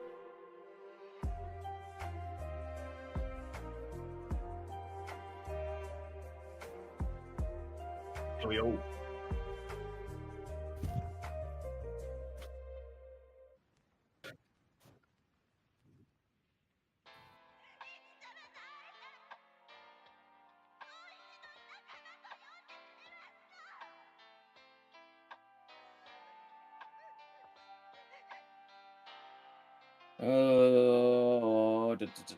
I'm gonna say 60-40.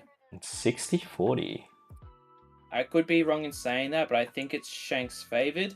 Mm-hmm. Just due to you guys have kind of noticed how different Shanks is nowadays. It's a bit more rush heavy. It's a bit quicker. That's I just think he has the advantage because that's the number one thing that that's what Blackbeard struggles with. Oh, could we just let's see here. Can we just point out Fabian's matching outfit? He's got both pants and tops of baby tigers on his clothes. Is he wearing? Yeah, it looks like tigers. It looks like he's wearing his pajamas to the finals. Hell yeah, man's ready for bed. Man's ready for bed. He's done and dusted. He doesn't want. He's like, top cut. I'm out of here. Like, I'm gonna be sleeping here right now. So we have the Pokemon sleeves versus the One Piece sleeves. Which one will come out? I think the Pelly Pepper sleeves. Fuck you guys. I'm Will. Pelly Pepper. Fuck you guys. Guys, I would like the winged salt to go with my Pelly Pepper. Damn, all right. I'll go fuck myself. I can't believe he's done this. I can't believe you've done this. Can't believe you've done this. Okay, well. I'll remember this day. It is going to be a very interesting, very interesting match. Not really, I think Shanks has got this in the bag, especially the way Duval plays. He is quite exceptional. Everyone's just gassing him up in chat right now. Duval! Yeah, I think it should be favored, but like, definitely do not discount Blackbeard. They have tools, but it looks like Duval's going first as well. I don't know if he's running searches, but he might be running if he sees 3-cost Sanji on curve, that's like just such a card. Like, it's one of those cards that just helps us match up a lot compared to what it used to be.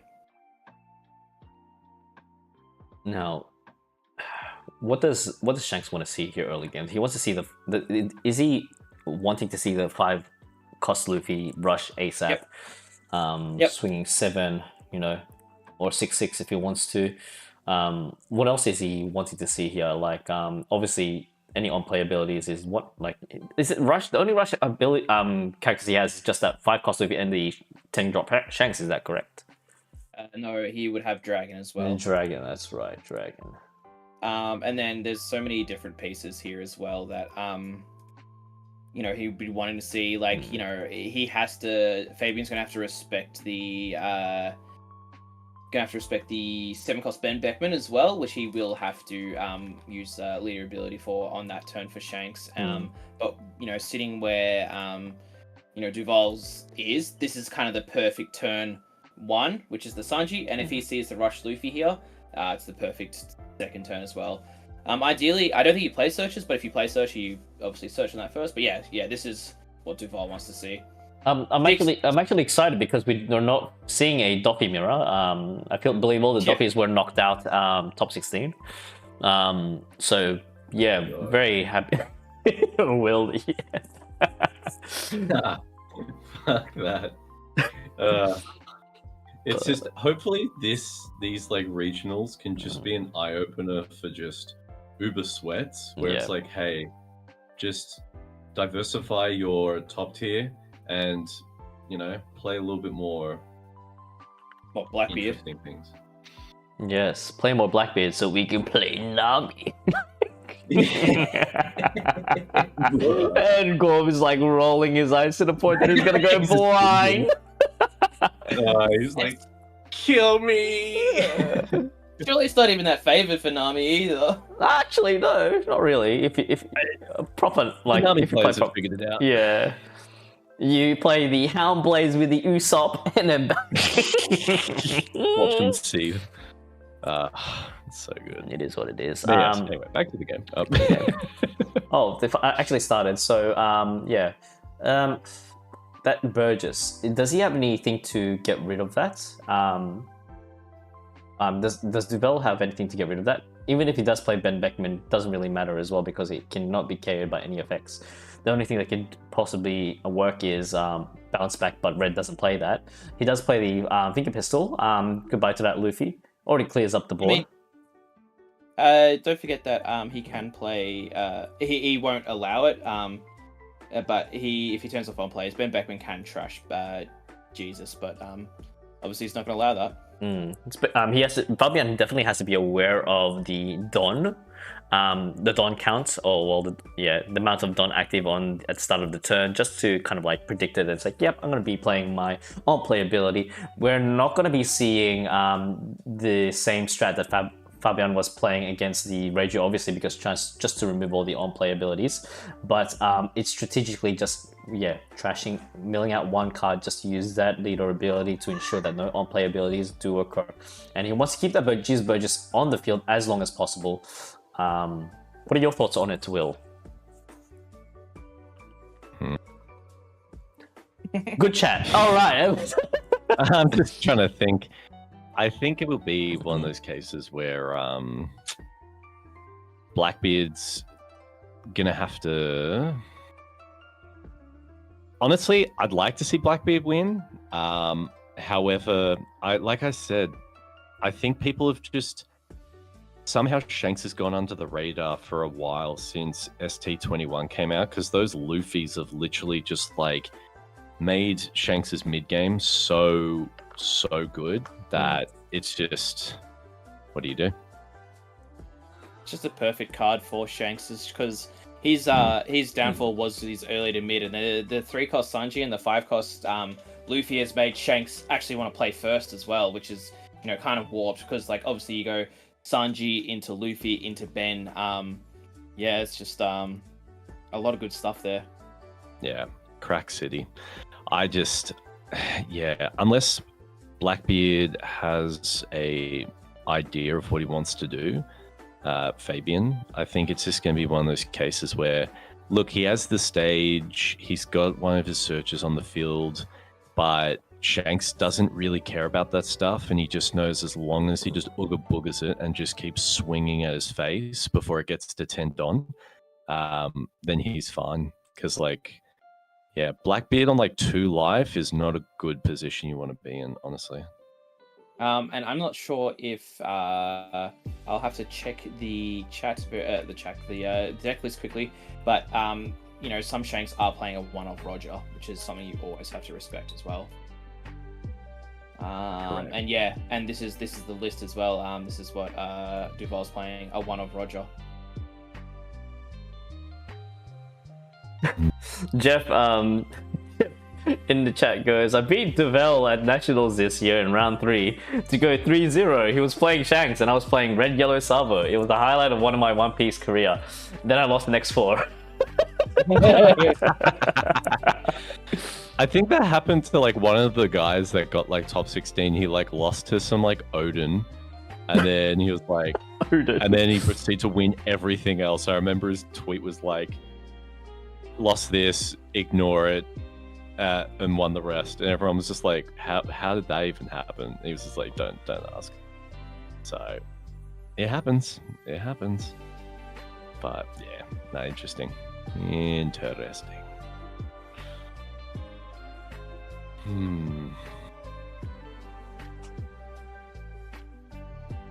So far, we got the dragon, we got the Burgess. 4 life though on a Shanks. Ugh. This is kind of the point though where Fabian could definitely look to. I don't think Duval's got enough inroads at the moment in regards to what he would want to, where he'd want this Shanks, this Blackbeard to be at. Still a lot of scary stuff here. Yeah, I think this is hopefully where Fabian is able to just slow down Duval. I say that as he just slaps down 10 cards. Pretty good, but you know, we're definitely still not out of the woods for Duval at all. Like, you know, a second Blackbeard, which, you know, he just slams on immediately. That Shanks is now nullified, and leader ability is off for Duval as well. He's taken life quick. Yep. We love it. We love to see it. Yeah, I have a feeling that it kind of feels like Duval just didn't make enough inroads with his earlier turns. Not to any fault of his own, but yeah. We got Mr. Tiger Pants, Fabian, slapping it down. Yeah, he just blocks. Yeah, just blocks the dragon with Blackbeard, and then another dragon comes down, on plays it back, so he gets a 9 and a 9 again. Which, maybe that does it? No, he's got the counter. No, didn't have enough counter. That's GG. Wow. I believe that's what he showed, which is not enough counter though. Yeah, that's wild. We talked all that up, and yeah. And that's game 1 to Duval. Yeah. I reckon, Duval's just like, he's on it.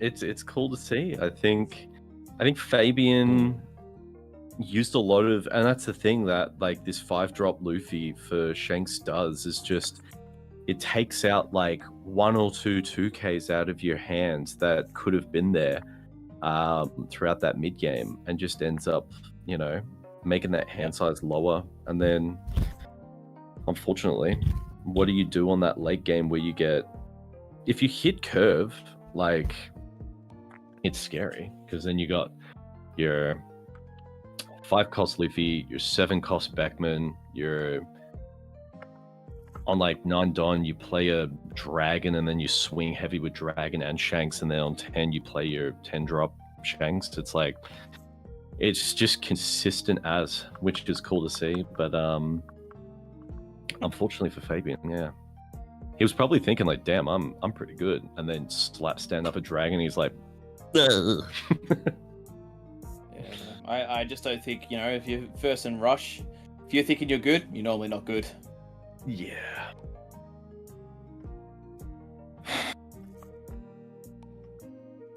Yeah, once you start playing like a lot more like rush decks, it just, you're not playing the same game anymore. No, 100%. Yeah. Like even like yesterday, was it yesterday? Yeah. Played like against an ST21 Luffy, and I was like, I genuinely hate this situation right now. Like Ooga Booga deck, but just constant swings. You're just like under pressure the whole time. Yeah, 100%. You know, it's more about you gotta get to a point where you can survive that pressure, and then you can stabilize, and that's what it looked like. Fabian, maybe it was a turn or 2 off. But yeah, you know, you just gotta see those cards as well. If you know, it looks, and unfortunately, this game looks like Duval didn't have that 5-cost Luffy, so it was unable to put the pressure on. If he had the 5-cost Luffy here, he'd be, you know, absolutely flying. But the issue is that he has to play a chopper and swing 2 6s instead. Exactly. Yeah. But it's all about just finding those exact cards, and it looks like he's using Chopper to block to make sure he keeps that Sanji pressure on. But too many swings at Sanji. Yeah, exactly. Right.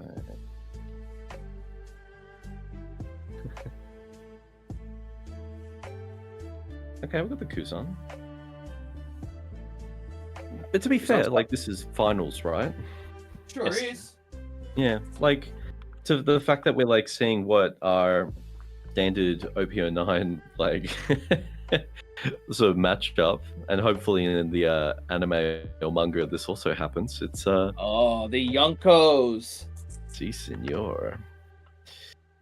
But I think the thing with Blackbeard, because I'm in a few of the communities, they're just trying to still figure out, like, the exact cards that they need for the deck, or, like, decks in the meta that they have to go up against. So, maybe, yeah. I think it's just a lot of aggro out there as well that, nothing but the most experienced Blackbeards can really navigate well, and navigating well is one thing, but, like, it can be very tough as well. Yeah, absolutely. Beckman's out. What did the Beckman take out? Was that the Searcher? I missed it, unfortunately. Yeah. I think it was the Searcher, yeah, because... Wasn't going to take out Jesus? Oh, no, he didn't. No. Beckman would have been just a vanilla play. I believe, because of the... Yep. I would assume the ability was online there, so unable to, do what you need to. Yeah. All right.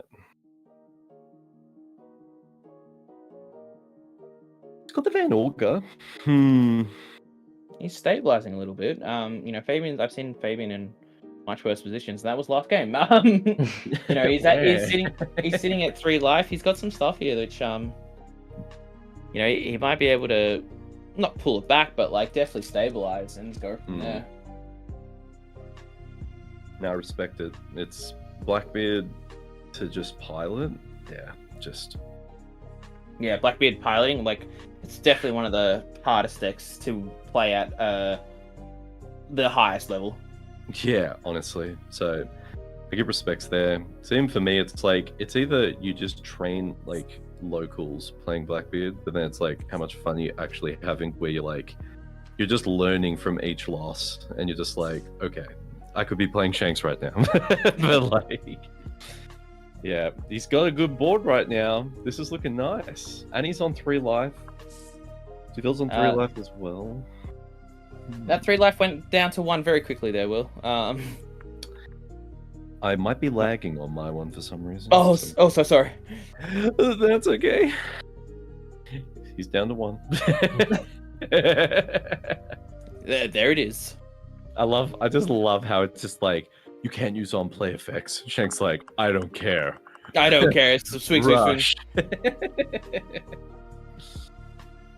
My characters go brrr.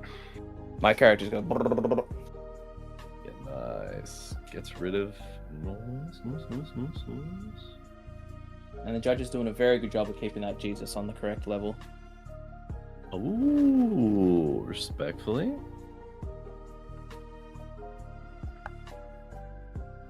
Thanks, Dad. Thanks, Mr. Judge. That could be you, Paul, if you had flown over to Perth. Yeah, but I'm not spending $700 just to go back and forth. I don't Hell yeah! Paul, where are you? I'm in Bali. I'm at the Bali Regionals. Literally, that would be cool. All right, he's got the 10 drop there. But Duval needs to be scared a little bit if well, it's just all depends what Shanks is going to throw next. Like if it's another, like you're pretty scared if like a 10 cost Shanks comes down. Like you have to deal with that. It's like good luck, bro. And it's like, man. Yeah. Does he run what's the chick that has the fox fruit? And she can be a blocker, double attack, or banish. Devon, Karina, whatever, Katrina, whatever. That's correct. Yeah. Is he running one of her? I do not believe so. No. Fabian, let me double check. Fabian is oopsie, it's on screen right now. He is not running Katrina Devon. Katrina's okay, interesting. So this is where he's going for the big swingies. Yeah, I don't know how I feel about Katrina Devon. I think it's too situational. Yeah, you know what he does, Fabian need? He needs that Rush Burgess with the Rhino Schneider. Kong Kong. Paul, there's a reason Fabian's in the top 2 finals, and that's because he doesn't play that card, and that would be you know, it's a little silly there, Paul. Very silly. There's a reason why one-off cards is just consistency, and if you're playing that card, you're like, I've consistently seen this card when I can't use it. Not good. Look at Fabian, just dwindling with his one card in hand. However, what can he possibly... Look, I think this can be anyone's game at this point, right? Yeah, no, still, it depends on Duval. If Duval can hit the onslaught of the 3 Van Augers, 1 Jesus, which is what's happening now. Is there a red hole? Okay, now, this is where it gets... Do you reckon we're going to see a Roger? Roger will win the game. There we go. It's Roger. GG! Oh no, it's not GG because it's 13, and then because he has the counter for the swing, and then sorry. Oh no. Damn. Can you imagine if he accidentally plays blocker and it's like, no, you already activated blocker. It's instant win. You lose now. I was like, no. Oh man, I thought. I mean, Roger was there, but no, too late. Damn. It was obviously it was the only out that Duval could play. Like for all we knew, that card was a brick in hand. Yeah. Obviously it wasn't, but that's what you got to do. That's like, you know, you just got to play it every single out.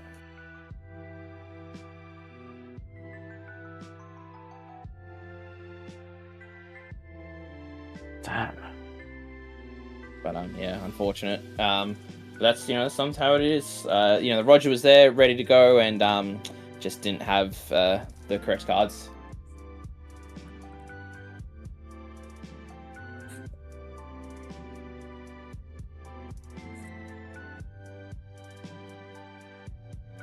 But you know, if you're looking for a final, you want to go down to 3 games, this is the place to be. Let's see what can we pull off from here.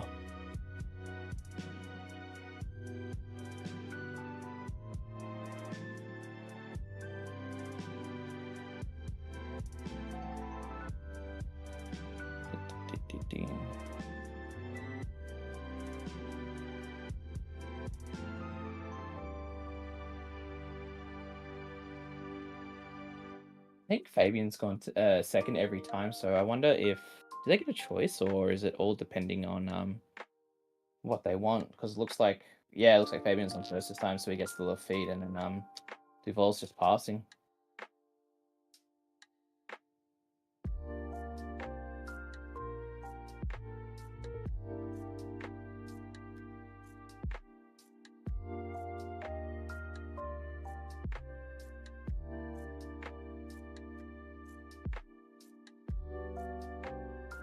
I guess the question is what kind of curve each player has, like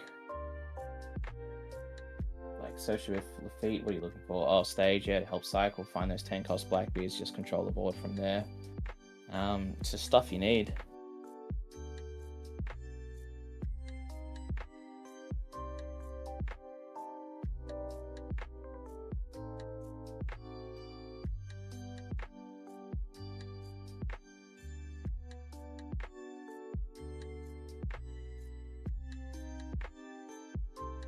Lucky Roo is just not really what you want, but you know, if you're swinging with him, these turns are quick, but he finally gets first blood. 2 Sanjis is nice though. 2 Sanjis, that's the on your turn he gets plus 3,000, so he swings 6.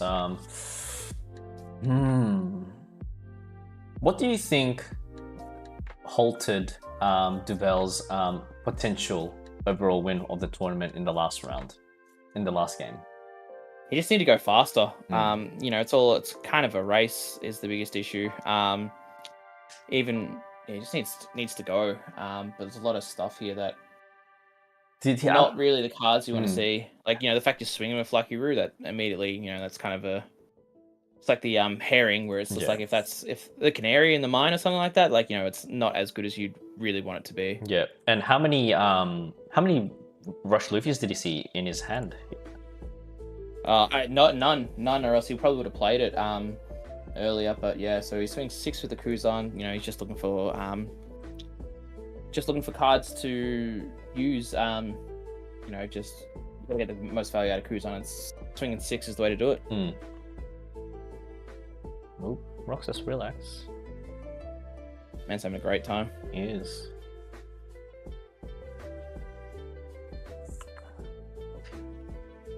But yeah, it's just a bit awkward, to be honest, for both players. It feels like, I feel like Fabian's in a good spot at the moment, but you know, we'll have to see how these swings go. Like double Sanji can, you know, it's pressure, and that's what you need to do against this sort of deck.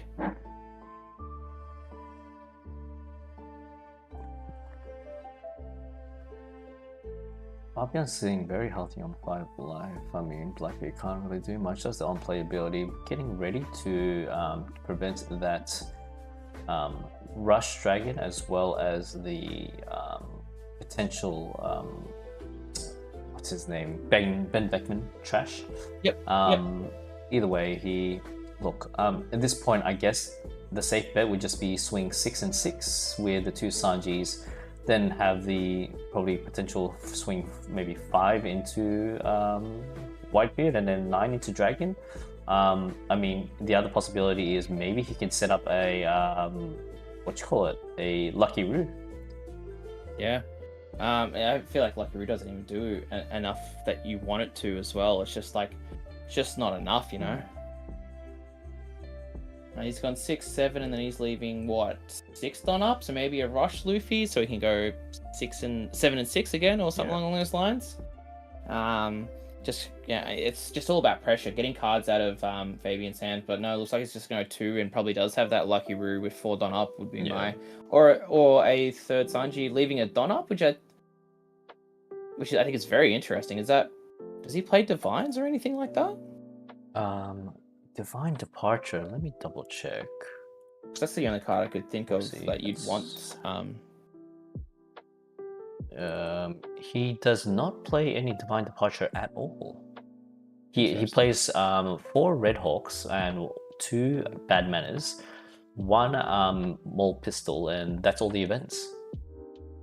Man, we haven't even seen a. What am I trying to say here? We haven't even seen a Red Hawk from Duval in this sort of matchup. And, you know, it probably just doesn't need it, to be fair.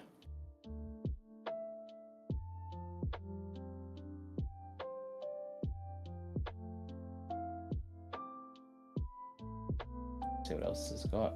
You know, the army of Sanji is a lot of card draw if Fabian decides to deal with it, and I think that's kind of the beauty of 3-cost Sanji is that you can draw cards with him. You know, just you get cards and you absorb attacks of, like, you know, we look at this, Duval hasn't taken a life yet. Obviously, he's probably, Fabian's not too stressed about that because, you know, life isn't the way that Fabian wins overall. Obviously, he does by getting 0, but, like... Yeah. Sorry, I'm back. Welcome back. Will's back. How did they get... Oh, so we're 1-1 and... 2 life to 5. What's happened? One Piece. Yeah. Womp piece. Womp Piece.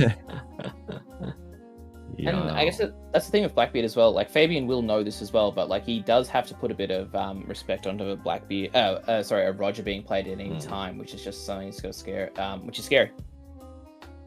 But, you know, he's kind of got the army of Van Augers, and he's got the Lafitte behind it, and he's going to his 10 Don turn, so Blackbeard here will be pretty good, and you'd expect him to have it in hand because he's had stage since turn 1, but we'll see, maybe he does not.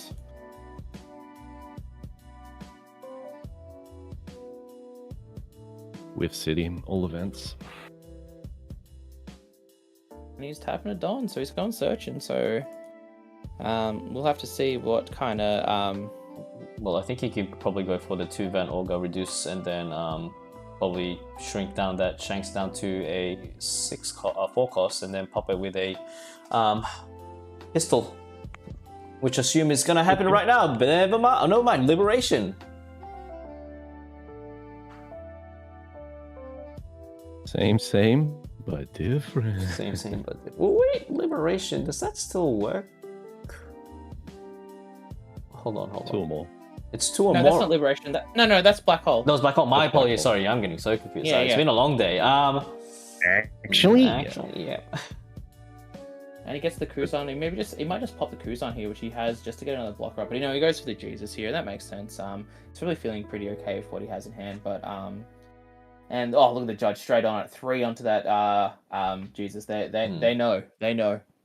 Yeah. So I guess the question is, what does Duval does? Does he have a dragon? Does he have maybe 2 5-cost Luffy's? That is a very dangerous combo as 2 5-cost Luffy's. But it looks like he has a Ben, which then he's just going to trash a Van Orgs. No, disregard. Blackbeard ability was used. No Ben on play. Damn. You put it, as we've discussed before. You got to put bodies on against Blackbeard, and that's what Duval's doing right now. But it always feels a bit bad that it doesn't. He got the 10 work. drop. He got the 10 drop. He got the 10. Okay, not too bad. Do it. Win, Blackbeard. Win. Ba-ba-dum-ba. Yep, and this is where Shanks' life starts to get absolutely decimated. Just gets hammered in, and this is No, probably that's bad. a 5. Oh my god. What? No, the dice moved. It was 5. Oh no! Disaster. Huh? Wait, what happened? Hang What on, are the you dice, questioning? when he swung with the Burgess, 1, 2, 3, 4. I'm an idiot, don't worry. Stressed. Okay, all right. Relax, breathe in, I thought, because I thought the dice was on 5. Okay, cool. 5 cost Luffy. Let's see what he swings. Swings 7 with that. Let's see. Gets the block from Blackbeard. If he has a second 5 cost Luffy, maybe that's how he goes for game. But he goes 8 lead. And then he just passes. So he's even 2 down up. He's got a Red Hawk. I think this is going to be the turn. I think Blackbeard has to win here, or more than likely Blackbeard loses. Look, he has a few swings. 1 Blackbeard, 1 Jesus, sitting on. I think it's on 9 at the moment. So those are some big swings. But again, Duval has a library in his hand as well. That man is, if you need to check out a book, you go to Duval, and Duval gives you a little check out library card. Thank you, Mr. Duval. I think it's, there's definitely 2 minds here. It looks like Fabian's going for game. So let's see how Duval does this. He just Red Hawks to KO the Lafitte, makes sense. You just never want Lafitte to be a option. But yeah, he's definitely going for game here. So another 9. So yeah, this is what you need to be swinging. 9-9. Just say, do you have it? He probably goes 9 with leader again. He's got 4 Don up. So Duval counters.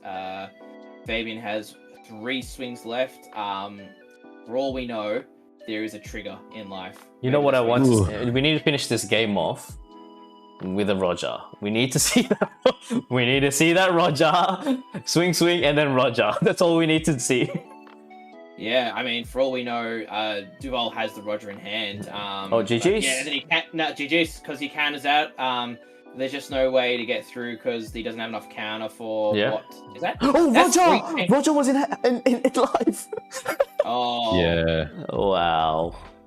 So GG's. Shanks takes the Perth Regionals. Wow, Yeah. crazy. Congratulations to Devel. I think all of his mates are popping off right now, especially in the Twitch chat. I'm just going to quickly check. Yeah. Now, GG's. I think it's... Oh, Fabian, I think that's second time. Yeah. That third round's just yeah, that mid game. Yeah. I think just Duvel found the right pieces. Like you said, he had the 5-cost. It's literally the 5-cost Luffy that has just made this deck into an absolute weapon. Because before it used to just be like, I'm gonna play a Rayleigh or I'm gonna play like a Lucky Brew, and you're like, sick, I'm good. But now it's it's just, I swing at your face. Just like whoa. Just want to say, first of all, thank you for staying with us for the whole entire 10 hours of this stream. So thank you very much to Will for filling in for Gorm because he had to go golf. I'm going to rub that in for as much as I can. Gorm, thank you for joining in the top cut. Do you have any final last words, guys? I'll go. Thank you for having me, as always, Paul. Thank you, Will, for being, a part of this as well. Much love to both of you. Much love to the chat. Always fun. Yeah, and what about you, Will?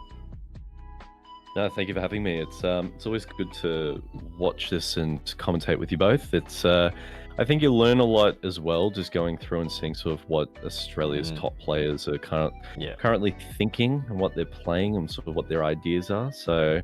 Yeah, it was a lot of fun. But it'll be interesting once EBO2 comes out, and then we can do all this again with more pop-offs and hype new plays that people come out with new decks. Yeah. Look, I just want to say thank you very much, everyone, for joining into the stream and staying this long.